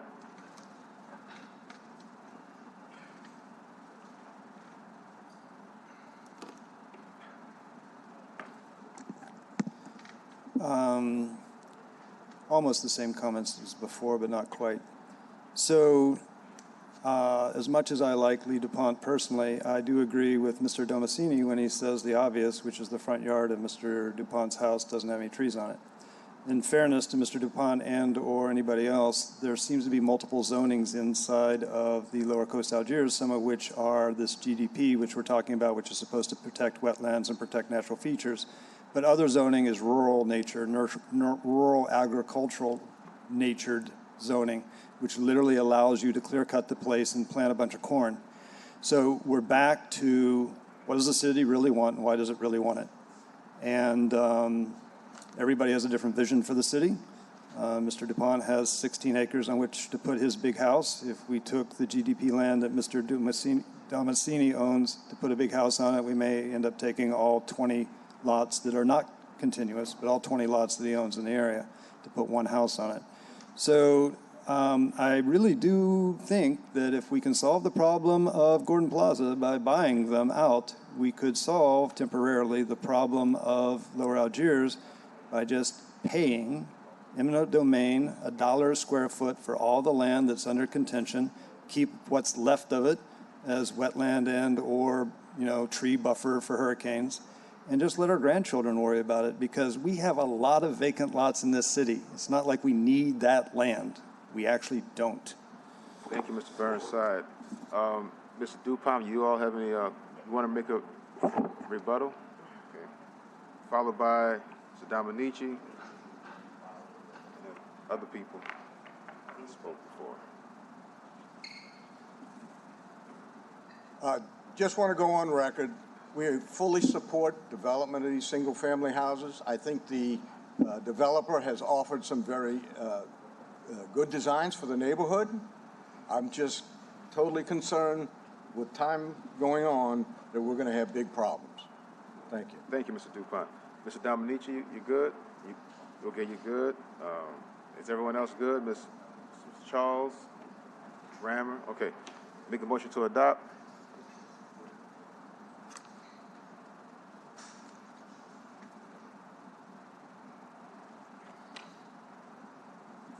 Second by Councilmember Harris. Please vote your machines. One more. Councilmember. All right, 5 yeas, no nays. Motion's adopted. Thank you. We're now on top of page 33, all matters. Zoning docket 1924 has been deferred to May 2nd. Zoning docket 2024 has been deferred to May 2nd. On page 34, legislative grouping, zoning docket 2124 has been deferred to May 2nd. Motion line over M24-115 has been withdrawn. And on top of page 35, motion line over M24-122 is deferred to May 2nd. We're now on top of page 38. We have zoning docket 2324 deferred to May 2nd. Zoning docket 2624 deferred to May 2nd. On top of page 39, huh?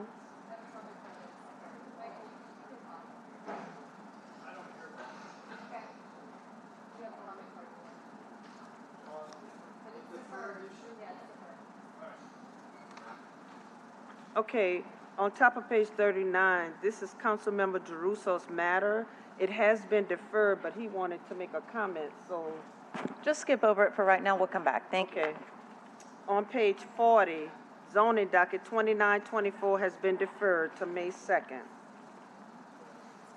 On top of page 41, legislative grouping, zoning docket 3024, Timothy Norton, requesting a conditional use to permit a bar and the retail sales of packaged alcoholic beverages in an HUMU historic urban mixed-use district and an HUC historic urban corridor use restriction overlay district located on square 463 in the 7th Municipal District and bounded by Earhart Boulevard, Fern Street, Oleander Street, and Burdette Street.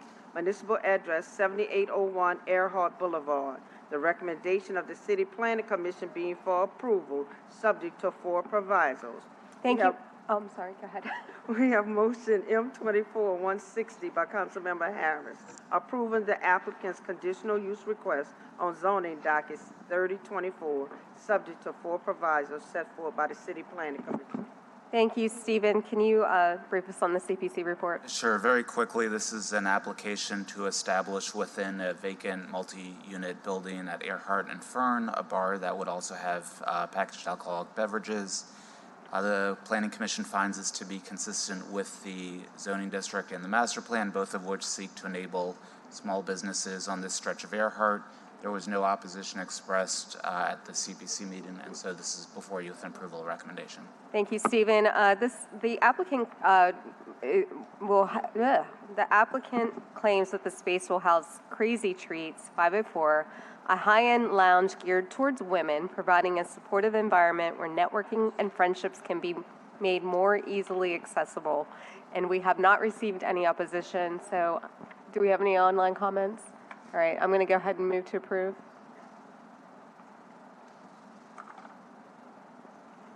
Seconded by Councilmember Jeruso. Everyone vote your machines. One more vote, please.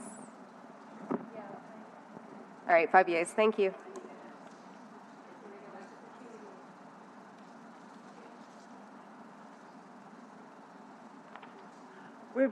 We're back on page 39. The legislative group and zoning docket 2724 has been deferred to May 2nd. Motion line over M24-134 has been deferred to May 2nd.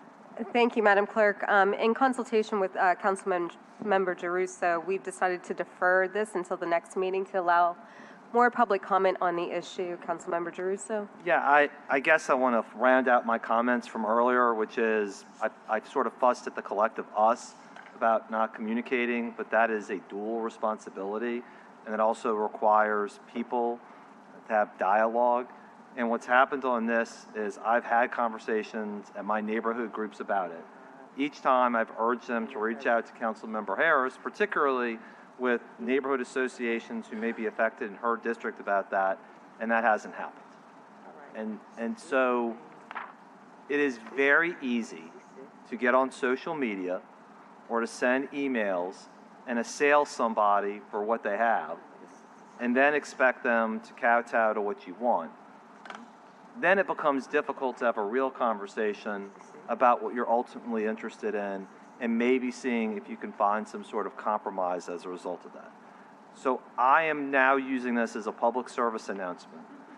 If you have a land use item, call the council member or council members, ask to have a meeting, see if you can speak with them on the phone, by Zoom, maybe in their office, maybe at a coffee shop near you. And then if you don't agree, then lay siege to our email inboxes. But please don't do ready, fire, aim, and because it really hurts the whole process and makes things so much more complicated for everybody. So I just want to say that because really, I get frustrated when I feel like there's bad communication, whether it's by the city or by us. And so I think it is fair to say, if you want to be heard, then let's make sure that you're having dialogue rather than throwing bombs to begin with. Thank you. We're now on top of page 42. Ordinance calendar number 34,277 has been deferred to May 2nd. On page 43, the legislative group in all matters, ordinance calendar number 34,385 has been deferred to May 2nd. Motion line over M23-426 has been deferred to May 2nd. On top of page 44, motion line over M23-427 has been deferred to May 2nd. At the bottom of the page, ordinance calendar number 34,574 by Council Members King and Harris, an ordinance to adopt and ordain Article 23 of Chapter 30 of the Code of the City of New Orleans regarding the permitting for film projects to establish permits and fees for certain applications related to filming and otherwise to provide with respect thereto. Okay, make a motion to adopt.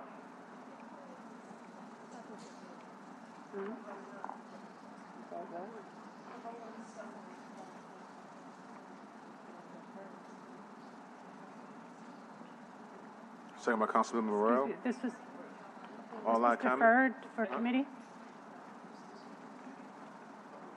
On the committee? I do apologize. I jumped the gun. I was too excited to discuss it. So it's deferred, Council Member? Yes, ma'am. I was ready to discuss it and get to the nitty gritty. Okay. Yeah. Okay. No, we go.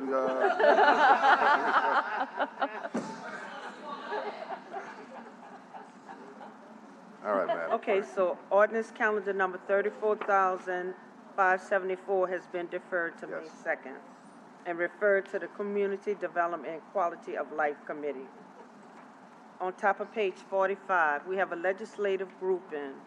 Ordinance calendar number 34,620 by Councilmember Harris, an ordinance to establish a conditional use to permit a standard restaurant in an HUB1 historic urban neighborhood business district and the Magazine Street Use Restriction Overlay District on Square 135, Port Lots 1/3, or an undesignated lot in the 4th Municipal District bounded by Magazine Street, Jackson Avenue, Constance Street, and Josephine Street. Municipal addresses 2138 through 2140 Magazine Street and 1031 through 1041 Jackson Avenue, and otherwise to provide with respect thereto, zoning docket 724. And there is an amendment. You don't need to read it, Madam Clerk, but it's set out before you. The amendment actually are just some provisos that the neighbors worked out with the owner. So I'm going to move to amend. Seconded by Councilmember Giarrusso. 6 yeas. So we've already approved this item at the motion phase, which creates a conditional use to allow alcohol sales where the PJ's is currently located on Jackson and Magazine. Again, the owner worked with the neighborhood association to come up with these provisos that will be incorporated within the legislation. So I will move to adopt. Seconded by Councilmember Green. Any comment? Okay. 7 yeas, thanks. We're now on top of page 47. We have ordinance calendar number 34,621 by Council Members Morrell and Moreno. An ordinance to amend and reordain Chapter 150 of the Code of the City of New Orleans to add Section 150-54, providing an ad valorem tax exemption of $2,500 of the assessed valuation of property receiving the homestead exemption that is owned and occupied by a qualified first responder and otherwise to provide with respect thereto, and there is an amendment by Councilmember Morrell. On page 2, on line 25, before the period, add as defined in the Louisiana Revised Statute 40-2402. That is the amendment. The amendment's very self-explanatory. Basically, we wanted to make sure that as this was tracking legislative language, that we also track the legislative language defining what a peace officer is. I will move for adoption of the amendment. Second by Councilmember King. Please vote your machines. 7 yeas, no nays. On the ordinance as amended, ladies and gentlemen, as you may know, the Louisiana legislature passed last year, as well as voters, a new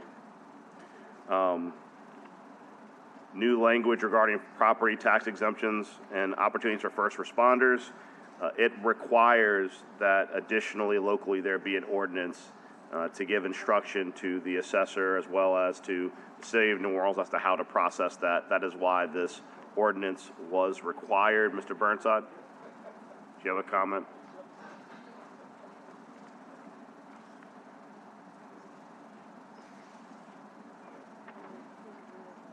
Yes, the education of Mr. Burnside. Some things are required, other things are just desired. So I sent an email. I suppose some of you read it. There's no point in my beating it to death. I did not know this was required. Thank you for the opportunity to speak.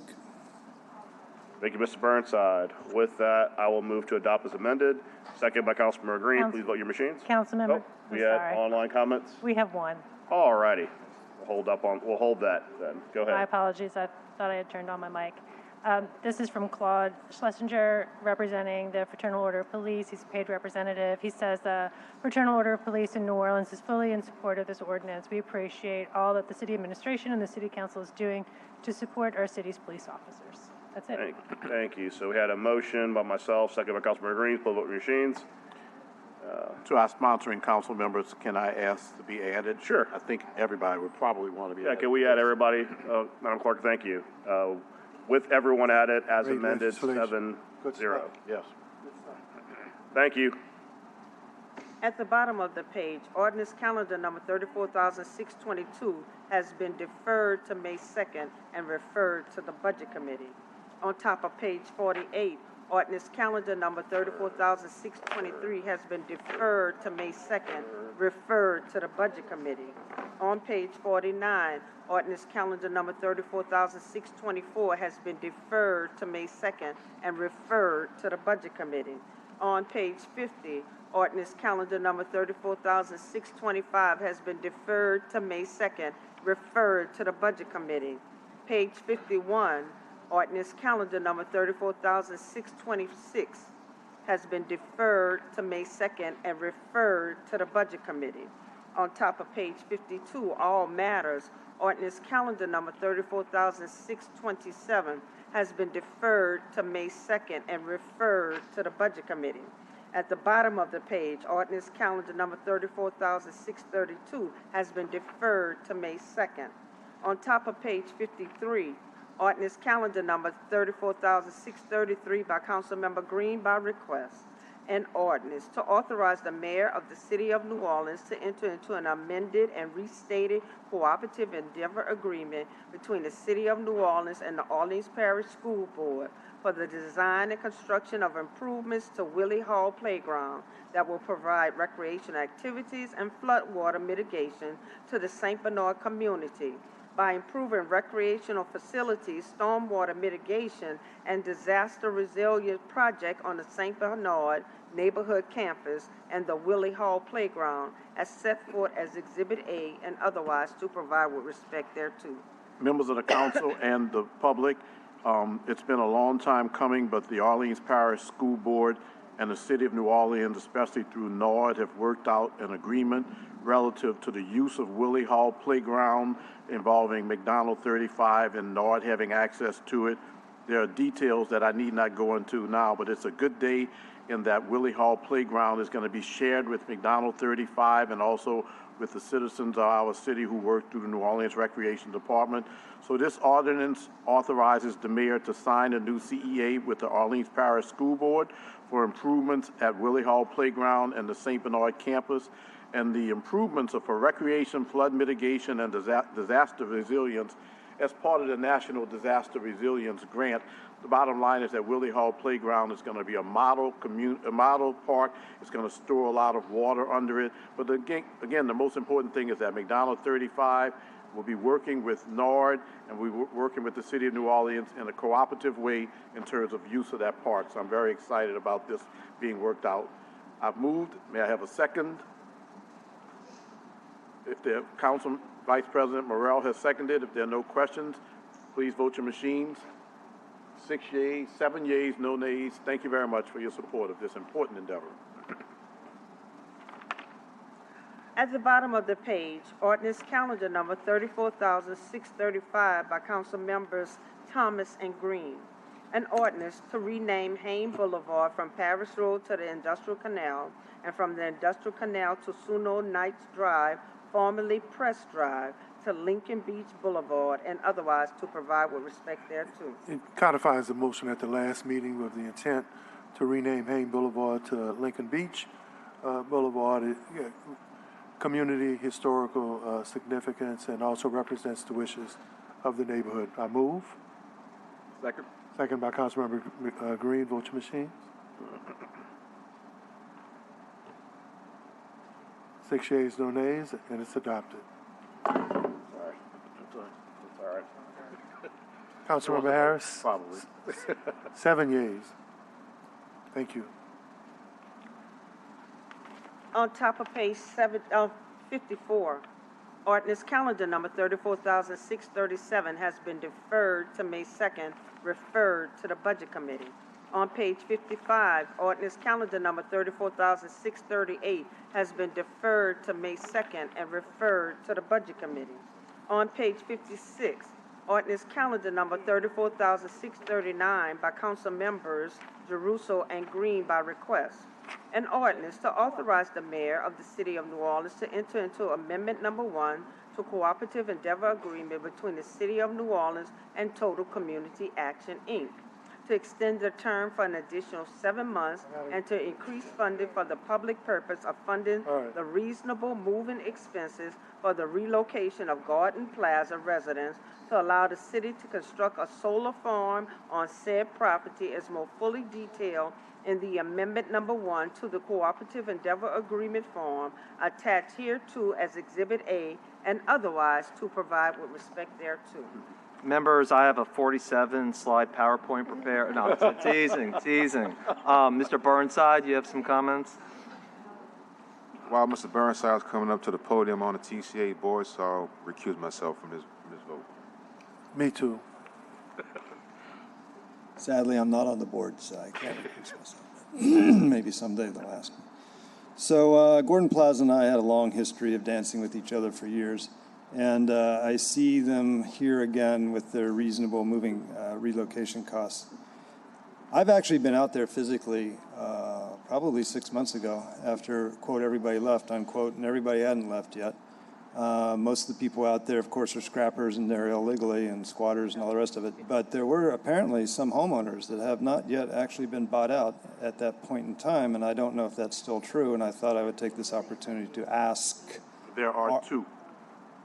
There are two? Who have not moved. Who have not moved. Thank you very much. All right, Councilmember Green, any comments?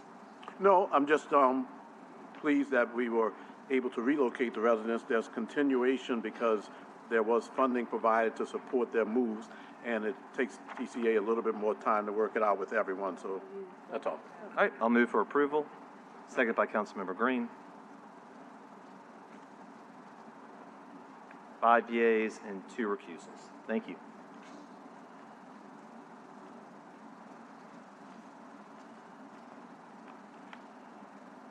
We're now on top of page 57. Ordinance calendar number 34,643 by Councilmember Thomas by request. An ordinance to authorize the mayor of the city of New Orleans to enter into amendment number 2 to a previously executed cooperative endeavor agreement between the city of New Orleans and Capital Area Corporate Recycling Council relative to the valuable public purpose of providing electronic waste removal and recycling services, reducing dumping fees, reducing electronic waste in landfills, and providing greater access to technology, to modify the provisions thereof, and to extend the term thereof for 1 year, and to reaffirm the maximum aggregate amount of compensation of $0 as more fully set forth in Amendment Number 2 as Exhibit 1 and otherwise to provide with respect thereto. Council members, the clerk has the same notes that I have. It's an annual extension for the CEA with Capital Area Corporate Recycling. Move adoption. Second by Councilmember King. Vote your machines.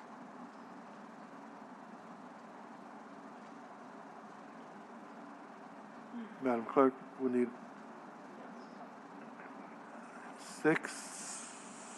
7 yeas, no nays. The matter is adopted. At the bottom of the page, ordinance calendar number 34,650 by Councilmember King by request. An ordinance to authorize the mayor of the city of New Orleans to enter into amendment number 1 to a previously executed cooperative endeavor agreement between the city of New Orleans and Gracefully Mindful Wellness Institute relative to support children, youth, and families through community development, economic development, workforce development, public health, and public safety, to modify the provisions thereof and extend the term to December 31st, 2025, as more fully set forth in Amendment Number 1, Exhibit 1, and otherwise to provide with respect thereto. Thank you, Madam Clerk. I make a motion to adopt. Properly second by Councilmember Jeruso. 6 yeas, no nays. 7 yeas, no nays. The motion is adopted. On top of page 58, ordinance calendar number 34,651 by Councilmember King by request. An ordinance to authorize the mayor of the city of New Orleans to enter into amendment number 1 to a previously executed cooperative endeavor agreement between the city of New Orleans, Healthy Blue Louisiana, and the New Orleans Community Support Foundation relative to support children, youth, and families through community development, economic development, workforce development, public health, and public safety, to modify the provisions thereof and to extend the term thereof to December 31st, 2026, as more fully set forth in Amendment Number 1 form attached hereto as Exhibit 1 and made a part hereof and otherwise to provide with respect thereto. Thank you, Madam Clerk. I make a motion to adopt. Second by Councilmember Jeruso. 7 yeas, no nays. Properly adopted. On top of page 59, ordinance calendar number 34,653 has been deferred to May 2nd and referred to the Governmental Affairs Committee. On top of page 60, motion line over M 2485 by Councilmember Thomas by request. Are we adopting this one, Councilmember? Are you on number 45 Yeah, 39, on page 63? on page 60. Yeah, it passed through the committee. Could you read it, please? Okay. Yeah.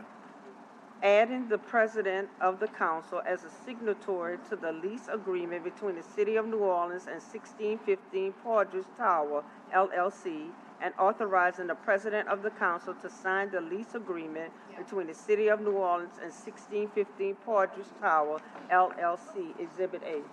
The FAIR program adds the council president's signature for reentry, especially for... Councilmember Thomas, this is item 39, which is the NOPD headquarters, which I Oh. believe you want that deferred. Oh, yeah, no, that was deferred. Okay, No, thank you. Madam Madam Clerk, President. that's deferred. Okay, I thought you were on 45. All right. Okay. So this matter is being deferred, Councilmember, to May 2nd. At the bottom of the page, Resolution 2495 has been deferred to May 2nd.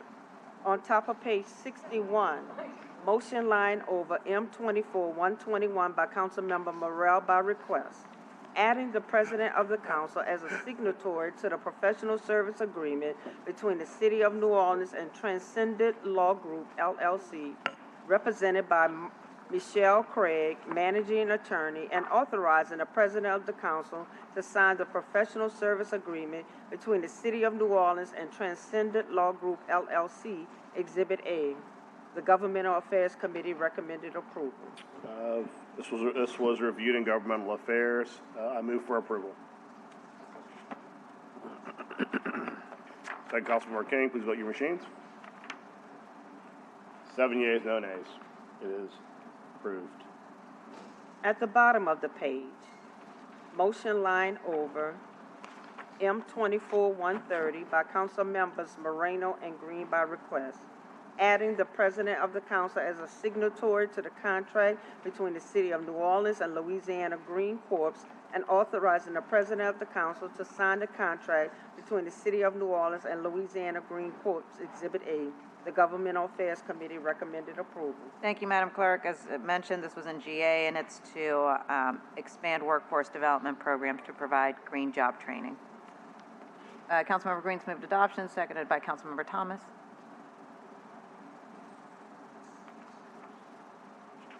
Six yeas, no nays. 7 yeas.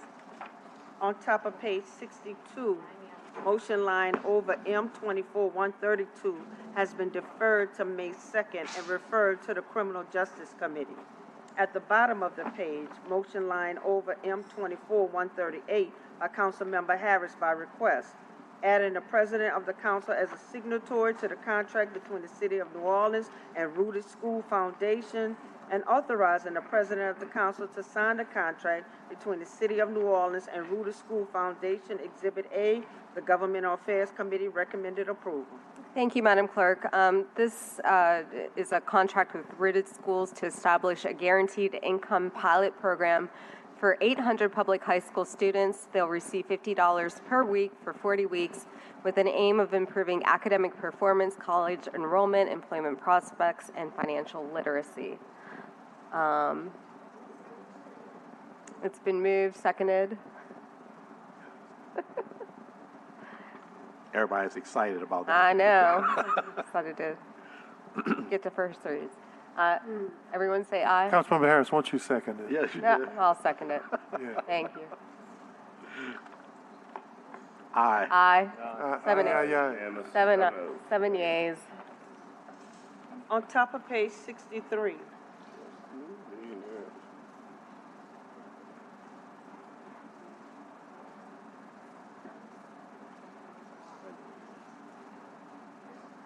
we have motion M24-140 by Councilmember Thomas by request, adding the president of the council as a signatory to the contract between the City of New Orleans and Disability Rights Louisiana, and authorizing the president of the council to sign the contract between the City of New Orleans and Disability Rights Louisiana, Exhibit A. The Governmental Affairs Committee recommended approval.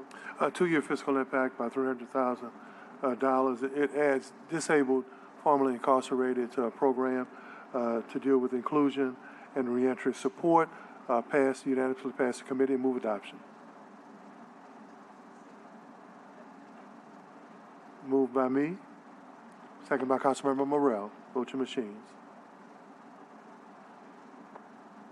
7 yeas, no nays. The motion is carried. Thank you. At the bottom of the page, we have motion M24-141 by Councilmember Morrell. Add adopting the policy memorandum caption attorney representation guidelines and disclosure of privileged documents appended as Exhibit A. The Governmental Affairs Committee recommended approval. There is one addition on here. Councilmember Harris was added as a co-author in committee, so please reflect that in the final vote. This was discussed in the Governmental Affairs Committee. I will move adoption. Second by Councilmember Moreno. Please vote your machines. 7 yeas, no nays. It's adopted. On top of page 64, we have motion M24-142 by Council Members Thomas, Green, and King by request. Direct the City Planning Commission to conduct a public hearing to consider amending and reordaining the comprehensive zoning ordinance, ordinance number 4264, MCS as amended by ordinance number 26,413, MCS, and subsequent amendments to add the entirety of the lower Ninth Ward and Holy Cross areas and the area bounded by St. Bernard Avenue, North Broad Street, Florida Avenue, the Industrial Canal, St. Claude Avenue, Elysian Fields Avenue, and North Claiborne Avenue to St. Bernard Avenue to the RDO-1 Residential Diversity Overlay District as found in Article 18, Section 18.7. We have several cards. Marinell Nolan Wheatley. Ms. Wheatley from the Preservation Resource Center.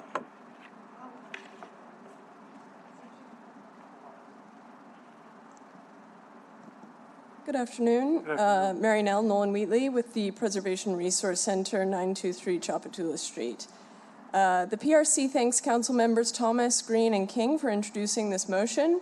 We support the City Planning Commission studying an expansion of the RDO-1 Residential Diversity Overlay District, which would add the Lower Ninth Ward and Holy Cross areas and help to bring historic corner store buildings back into commerce. Corner stores are a defining characteristic of New Orleans neighborhoods, but many are deteriorating or have been rezoned for single-family residential use. The change in the historic use of these buildings, or their lack of use, deprives neighborhoods of the amenities and benefits offered by small commercial operations, such as coffee shops or art studios. This potential amendment to the CZO would allow historic corner store buildings to return to low-intensity commercial use that is more aligned with their historic use. We hope the Council votes in favor of performing this study, and we look forward to the City Planning Commission's staff report and findings. Thanks. Thank you. Mr. Zach Smith. You left. Laura Barth. Ron Wessel. Henry Walter. Mr. Walter.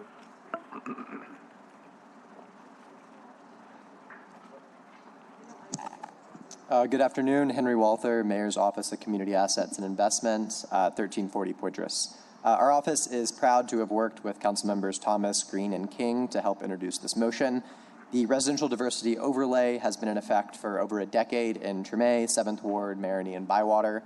This motion would study expanding the overlay to the Lower 9th Ward, Holy Cross, Upper 9th Ward, St. Roch, and the rest of the 7th Ward. These neighborhoods have strong communities and a rich history, but currently lack an abundance of commercial community-serving uses.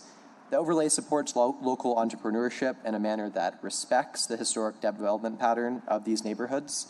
This is accomplished by allowing limited commercial uses in buildings that were initially built for commercial purposes. We all know that the corner neighborhood store has a long and important history in New Orleans, but current zoning prohibits many of these buildings from returning to their original uses. Too many of these historic neighborhood commercial buildings have been demolished or left vacant, leaving gaps in the fabric of communities.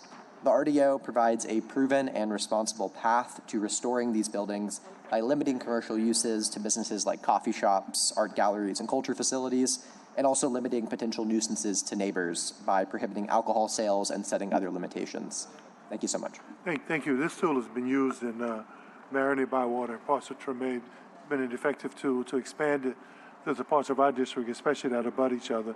Councilmember, District D, C, and E, I think, add another tool, especially when you're looking at historic corners, vacant lots, and other buildings to be restored and re-enter the entire economy. I move. Councilmember Green seconds. Councilmember, I have some online comments. And we have some online comments. The first is from Michael Garver, representing the Faubourg St. Roch Improvement Association.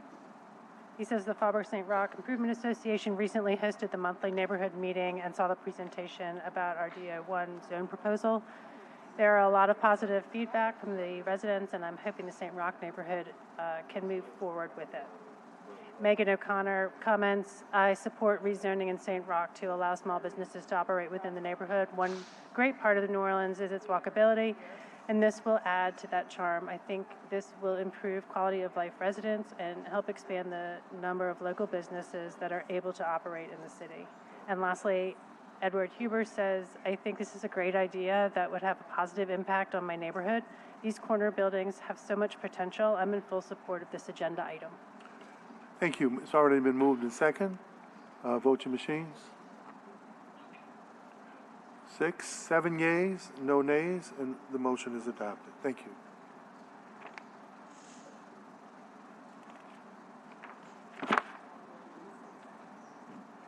On top of page 65, motion M24-143 has been deferred to May 2nd and referred to the Criminal Justice Committee.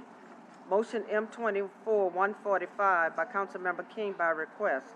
Ratify, confirming, and approving the mayor's appointment of Flozell Daniels, vice vacant, as a member of the Regional Transit Authority, effective upon approval by the Council of the City of New Orleans. The questionnaire was received. The Governmental Affairs Committee recommended approval.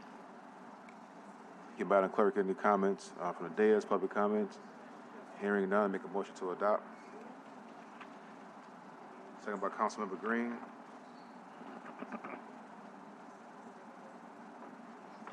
Need some more votes. Mr. Morrell, would you like to vote on? I'm sorry.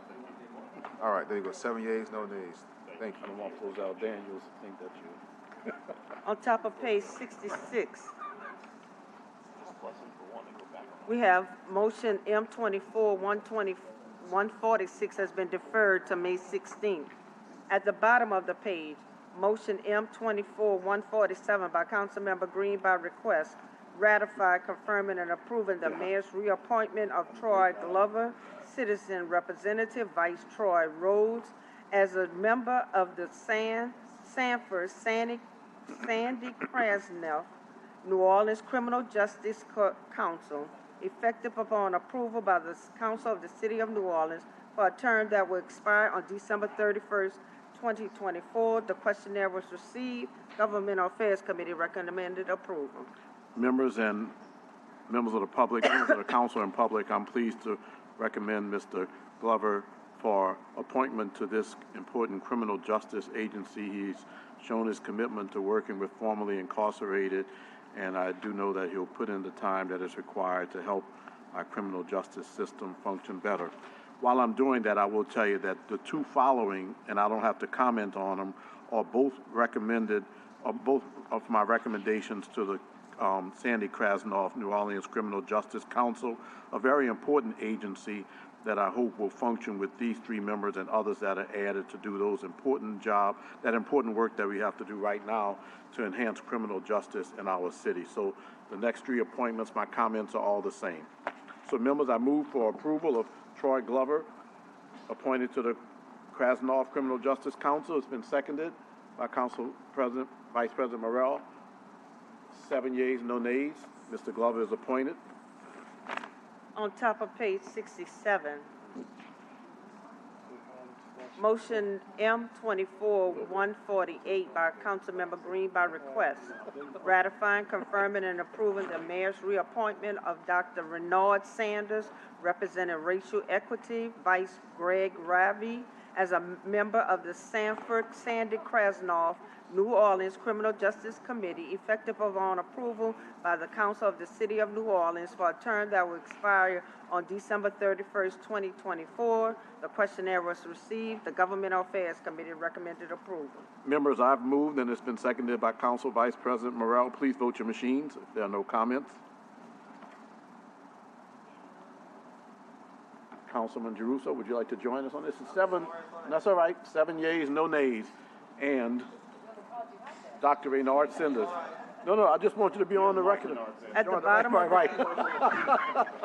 At the bottom of the page. I didn't want anybody to suggest anything. Motion M24-149 by Councilmember Green by request, ratify, confirming, and approving the mayor's reappointment of Melissa Sawyer, vice vacant, as a member of the Sanford Sandy Krasnoff New Orleans Criminal Justice Council, effective upon approval by the Council of the City of New Orleans for a term that will expire on 12/31/2024. The questionnaire was received. The Governmental Affairs Committee recommended approval.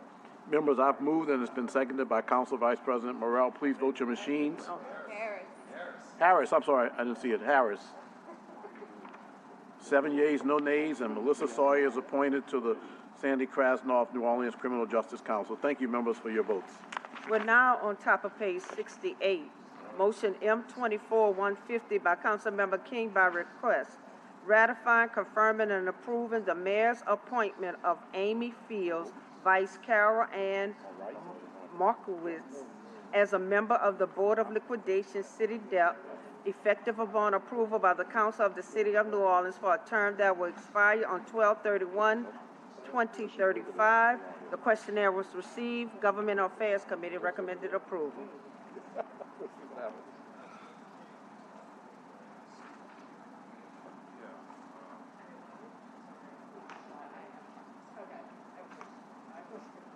Got a comment, Mr. Burnside? You gotta put it in. You gotta put it in before we. Rules are the rules, Mr. Burnside. I'm sorry, I don't want to. Why do you not like Amy Fields? Mr. Harris, Mr. Burnside, come on up.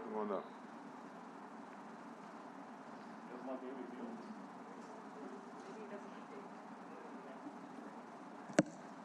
It has nothing to do actually with the human being involved. I don't know the individual human being. So the problem is that the term ends in 2035, and this is 2024, which means that this is an 11-year appointment. So independent of the human being and how wonderful they are and all this kind of stuff, 11-year appointments undermine democracy. U.S. senators only get to sit for 6 years.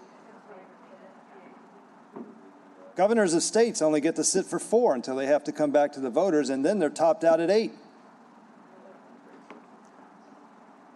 The appointing authority should be the maximum time limit on the appointment, no matter who the person is. So in this case, if the appointing authority is the mayor, all appointments by the mayor should be 4 years or less. Because otherwise what happens is democracy happens, we get a new mayor, and then that new mayor can't do anything because he can't make any appointments. So this is deliberately set up to deny people change by selecting a different mayor with a different agenda and a different hope. Mr. Burnside, I think Adam might be able to give you some clarification. Per our home rule charter, members of the Board of Liquidation City Debt are appointed to 2, 4, 6, 8, 10, and 12-year terms. So this was approved by voters. It's in the charter. Well, okay, I have heard something that I thought maybe I understand. I heard the word 2, 4, 6, 8, 10, and 12. So what I don't understand is, do we get choices? Can the mayor have appointed a person for 2 years and she chose 11, or do certain people just get certain? That's the initial term. It's a 12-year term per the charter. So it is a 12-year term? Correct. When this board was created, they do this very frequently when boards are created, they pull lots at that first board meeting to stagger the terms. But the actual term of a Board of Lick person in the charter is 12 years.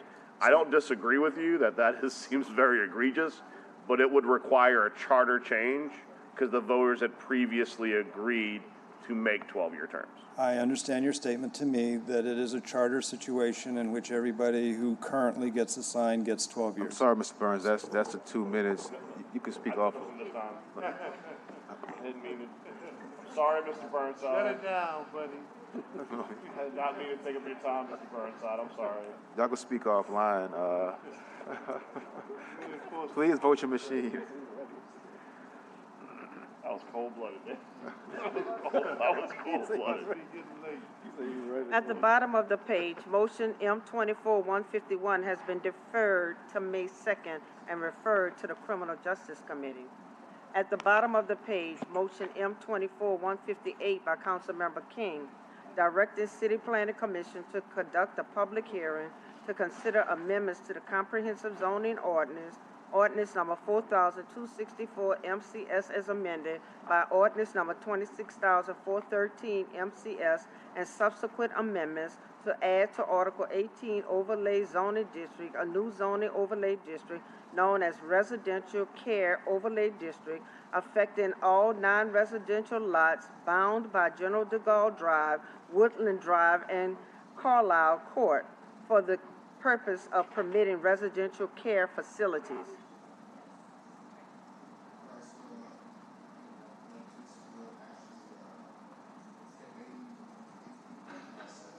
This is way of the NPP process for this matter, and we discussed this earlier with a different matter, but all of these surrounding neighborhood presidents and associations have signed on and met and agreed to this. It's going to help the community and allow for more senior care living. So make a motion to adopt. Mr. Burnside, you had a comment for this one here? I'm in favor. All right, Mr. Burnside, sent by Councilmember Moreno. Please vote your machine. 7 yeas, no nays. The motion is adopted. Thank you. At the top of page 70, we have Resolution R24-159 by Council Members DeRusso, Harris, King, Green, Thomas, Moreno, and Morrell, endorsing HB 561 and encouraging the Louisiana House of Representatives to create the Lafitte Greenway Development District. Thank you. Mr. Neville, you want to step forward, please?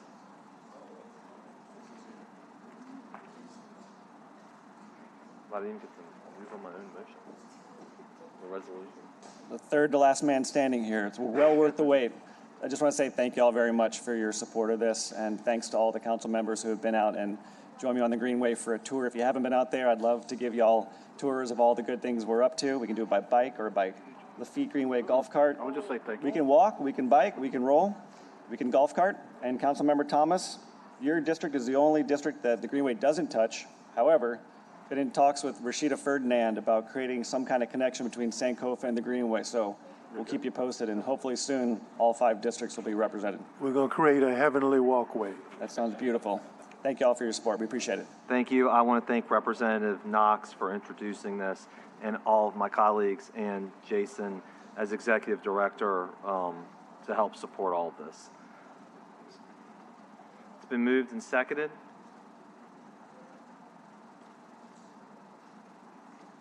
Seven yeas, no nays. At the bottom of the page, motion M24-161 has been deferred to May 2nd and referred to the Criminal Justice Committee. On page 71, all matters, motion 24-162 has been deferred to May 2nd and referred to the Department of Public Works Committee. Motion M24-163 has been deferred to May 2nd and referred to the Criminal Justice Committee. On top of page 72, all matters, motion 24-164 has been deferred to May 2nd and referred to the Department of Public Works Committee. Motion M24-165 has been deferred to May 2nd and referred to the Department of Public Works Committee. On page 73, motion M24-166 by Councilmember Harris, designating the intersection of South Saratoga Street, Errata Street as the William Brother honorary intersection pursuant to Section 146-762 of the Code of the City of New Orleans. Thank you, Madam Clerk. This is an exciting item. We are establishing the city's second honorary intersection ever after the Bo Dallas intersection we created at last meeting. Today's honorary intersection is in honor of the Williams brother, Ronald Slim Williams and Brian Birdman Williams. They need no introduction, but I will offer one anyway. They are the co-founders of the famed and adored Cash Money Records, which contributed to New Orleans being known for its unique style of hip-hop and rap music. I know the honorary intersection will be at the corners of South Saratoga and Errata Street, right where the Williams brothers spent much of their childhood. And we do have one comment. Gregory? Yeah, I want to tell you first, thank you, Ms. Harris, Councilmember Harris. I work with David Hudson, and I kept on, used to always tell Baby, I'm like, I see they did stuff for Tupac in Oakland, they did stuff for E40 in Vallejo, they did stuff for Missy Elliott, Young Dolph. I mean, it's so many Bone Thugs at Home, and Christopher Wallace in Brooklyn. And all the stuff that Cash Money has done over the 30 plus years their label been around or whatever, I felt like that was something that they definitely deserve. So I was telling them, we're going to make it happen. I know he kept saying, man, we'll never get really recognized for stuff like that. That's why we were so instrumental in pushing for him to get the key. So I just want to tell y'all, I appreciate y'all. I was just at the State Capitol building, arguing for the 10-2 law, and that was on some different other stuff or whatever, but this is something a lot more pleasant to be here. And shout out to Tootie Montana, I see his name right here. And I just want to tell you thank you. The lady, Miss Ella Conway, that was getting back and forth with David Hudson and all that, and all y'all. And I remember Oliver Thomas was up there, Councilmember Thomas. I'm from the East too, and I know you working these. You was at the M-Line Ball. I remember Jay Morrell and Councilmember President Moreno was saying how much she loved Mia X and how they say Atlanta gets so much stuff. So I'm just glad that y'all doing that. I hope they probably even do something for Master P one day or whatever, but this is a start. So I just want to tell y'all thank y'all. That's why I waited to the end. I've been there since 9 o'clock this morning. I know you have. I've been there since 9 o'clock this morning, but thank y'all. Thank all y'all. Shout out Freddie too. Thank you. And Councilmember King seconding, because I know he's a big hip-hop Cash Money Records fan. Do you want to say anything? Thank you for the opportunity to speak. I'm proud of this council. I don't think this would have happened in previous councils. Let me just say that. So, thank you. 7 years, and thank you for staying this whole time. You really, next to Mr. Burnside, the 8th council member, are the last man standing. Thank you. And tell David thank you. At the bottom of the page, we have Resolution R-24-167 by Council Members Morrell and Moreno. A resolution in support of House Bill number 364 by Representative Jason Hughes relative to the Industrial Development Board of the City of New Orleans. Thank you, members. Many of you know we've had a couple of HANO issues in front of the council recently. I've been working with Representative Hughes. Primarily, the bill in its final form will reflect allowing the council president and the council itself to appoint the tenant members of HANO. As you know, there's been some issues over time with the HANO tenant members, both with their appointments and removal. So that's what we're working on, and this supports us working on that endeavor. I'm sorry, I'm wrong. It's IDB. That's the next one. Save those comments for the next one. This one, sorry. No. So the first one we have is regarding the Industrial Development Board. I've been working with the executive director as well, with the attorney as well as the chair of the board, in conversations with him. The legislation is currently being redrafted to deal with the fact that the Council of New Orleans, according to their own research, has authority over IDB to interact and promote policy.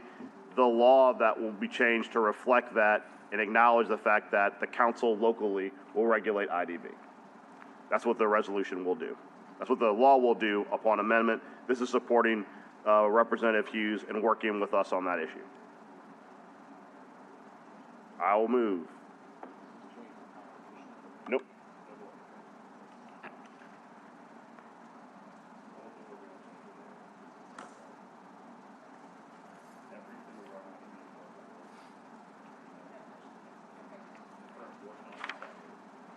Over now on top of page 74, we have Resolution R-24-168 by Council Members See Morel. my earlier comments.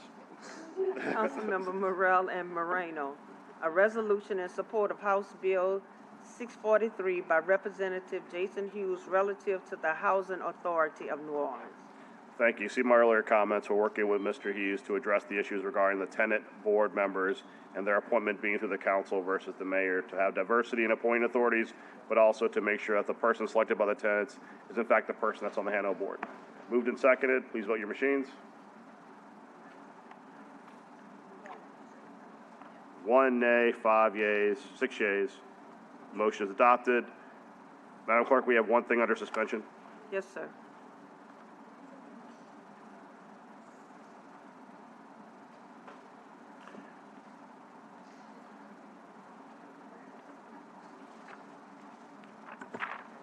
We have motion M-24-169 by Councilmember Morel.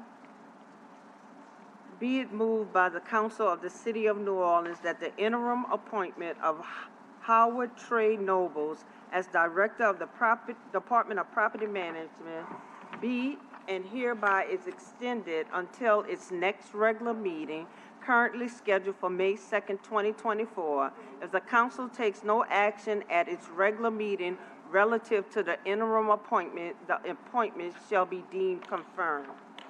We need to suspend the rules to receive this motion. I'll move to suspend, seconded by Councilmember Harris. Please vote your machines. 6 yeas, no nays. Rules suspended. I will further move to add to the agenda.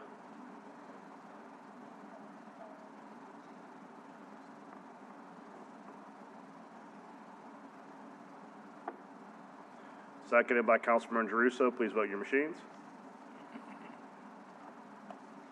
6 yeas, no nays. It's added to the agenda. Ladies and gentlemen, this is really a timing issue that came up with Mr. Green at the actual hearing. Nick, I gave you credit. So we have Mr. Nobles, who is up for his permanent appointment as the Director of the Department of Property Management. There was a challenge due to some resets due to weather issues that Mr. Nobles' interim appointment would go beyond the 120-day deadline. Though we had the hearing yesterday on his appointment and is recommended for permanent approval, we thought it prudent for there to be a layover period before the council take it up. This simply extends his interim appointment until the meeting in 2 weeks. That's what it does. I'll move to adopt. Second by Councilmember Moreno. Please vote your machines. 7 yeas, no nays. The interim appointment is extended. Madam Chair, motion to move the ordinances on first reading. Yes, sir. It's Madam Chair, moved. point of personal privilege. Go ahead, Councilmember Thomas. No, just, it's been a very bleak week the last week with some of the violence in the community, and talking to personal friends, the Poliate family, and spending Sunday in church with her mom and her family members, and then to hear and read on the news what happened to that beautiful young girl and their family. It's just, we're just so taken aback, and our hearts and prayers not only go out to Miss and Miss Poliate and their family, but to Judge Reel and her memory, and to all of the families and people who've experienced violence. I just want to represent this council and giving heartfelt prayers and condolences to our friends, and knowing that we will continue to pray for them and support and pray for peace and an end to some of this senseless violence in our community. Thank you. Thank you, and thank you to Councilmember Green, who had Ms. Sharon and also victims and survivors of violence at our council meeting here today for one of the orders, or before the council meeting started. Motion to go to ordinances on first read. You got beat, Councilmember Green. Councilmember Harris has moved. It's been seconded by Giarrusso. They were conspiring down there. I know what went on. Do it. All in favor? Aye. It's unanimous. 7 yeas, no nays. We're on first reads. Ordinance on first readings. Ordinance calendar number 34,655 by Councilmember Harris. An ordinance to amend ordinance number 25,025, zoning docket 7712, to now grant a conditional use to permit a wireless telecommunications facility in the CBD 5 Urban Core Neighborhood Lower Intensity Mixed-Use District on Square 258, Lot B, in the First Municipal District bounded by O'Keefe Avenue and Gerard Lafayette and Baron Streets. Municipal address 939 Gerard Street, and otherwise to provide respects thereto. Zoning docket number 2424. Ordinance calendar number 34,656 by Councilmember Harris. An ordinance to establish a conditional use to permit the expansion of a car wash in a C2 or auto-oriented commercial district on the entirety of Square 513 in the First Municipal District bounded by Elhart Boulevard, Calliope Street, Cleo Street, and South Rendon Street. Municipal address 4417 Elhart Boulevard, and otherwise to provide respect thereto. Zoning docket 2824. Ordinance calendar number 34,657 by Council Members Moreno, Morel, Jeruso, Harris, King, Green, and Thomas. An ordinance to amend ordinance number 29,735 MCS as amended entitled, an ordinance providing an operating budget of revenues for the City of New Orleans for the year 2024 to appropriate unassigned funds balance to the New Orleans Health Department for the Summer Youth Feeding Program and otherwise to provide respects thereto.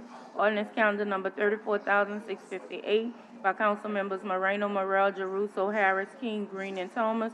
An ordinance to amend ordinance number 29,736 MCS as amended entitled, an ordinance providing an operating budget of expenditures for the City of New Orleans for the year 2024 to appropriate unassigned funds balance to the New Orleans Health Department for the Summer Youth Feeding Program and otherwise to provide respects thereto.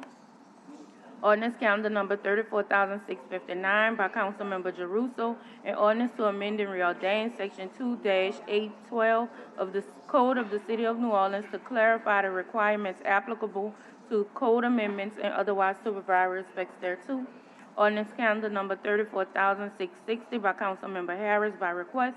An ordinance to authorize the mayor of the City of New Orleans to enter into an agreement to grant a servitude to an adjacent property owner for encroachments on or over portions of public right-of-way located at municipal address 601 8th Street to fix the minimum price in terms of said servitude agreement, to declare that use as granted in a servitude agreement will incorporate space that is neither needed for a public purpose nor shall use interfere with the use of public right-of-way, to set forth the reasons for said servitude agreement and otherwise to provide respects thereto. Ordinance calendar number 34,661 by Council Members Jeruso, Moreno, Green, and Thomas by request.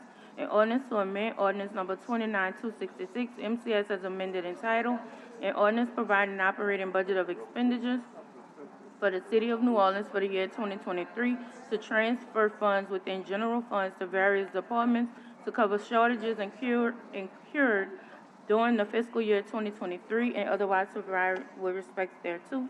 Ordinance calendar number 34,662 by Council Members Jeruso, Moreno, Green, and Thomas by request.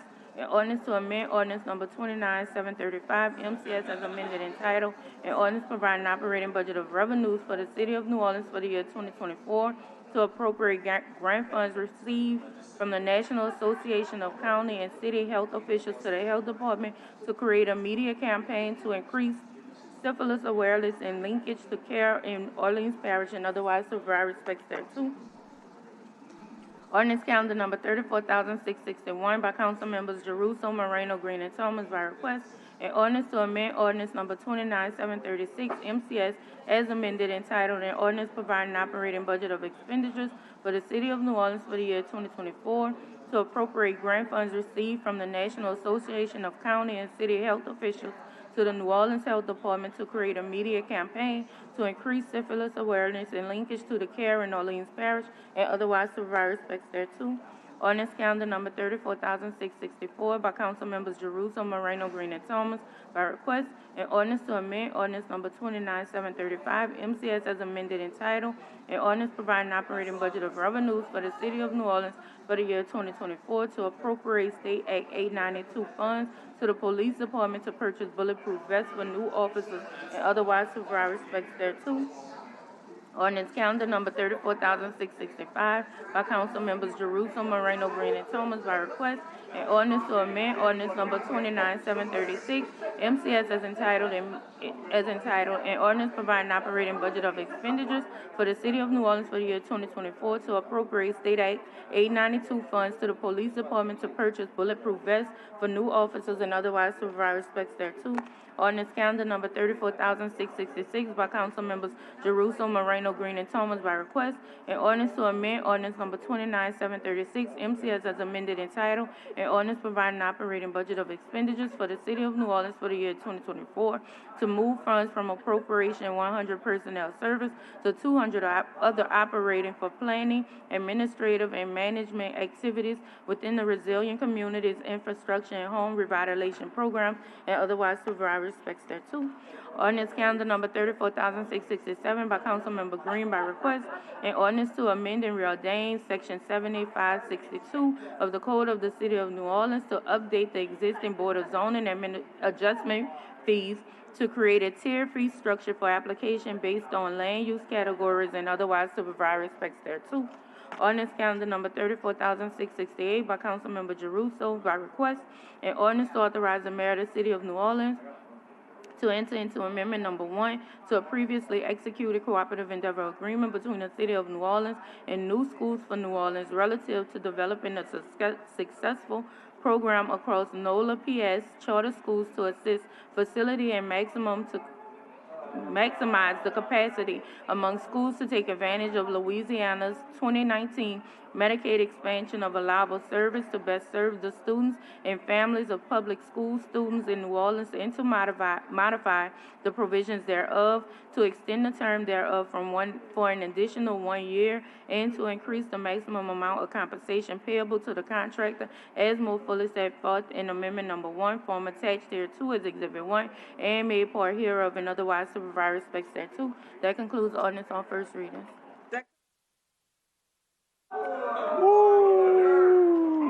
Too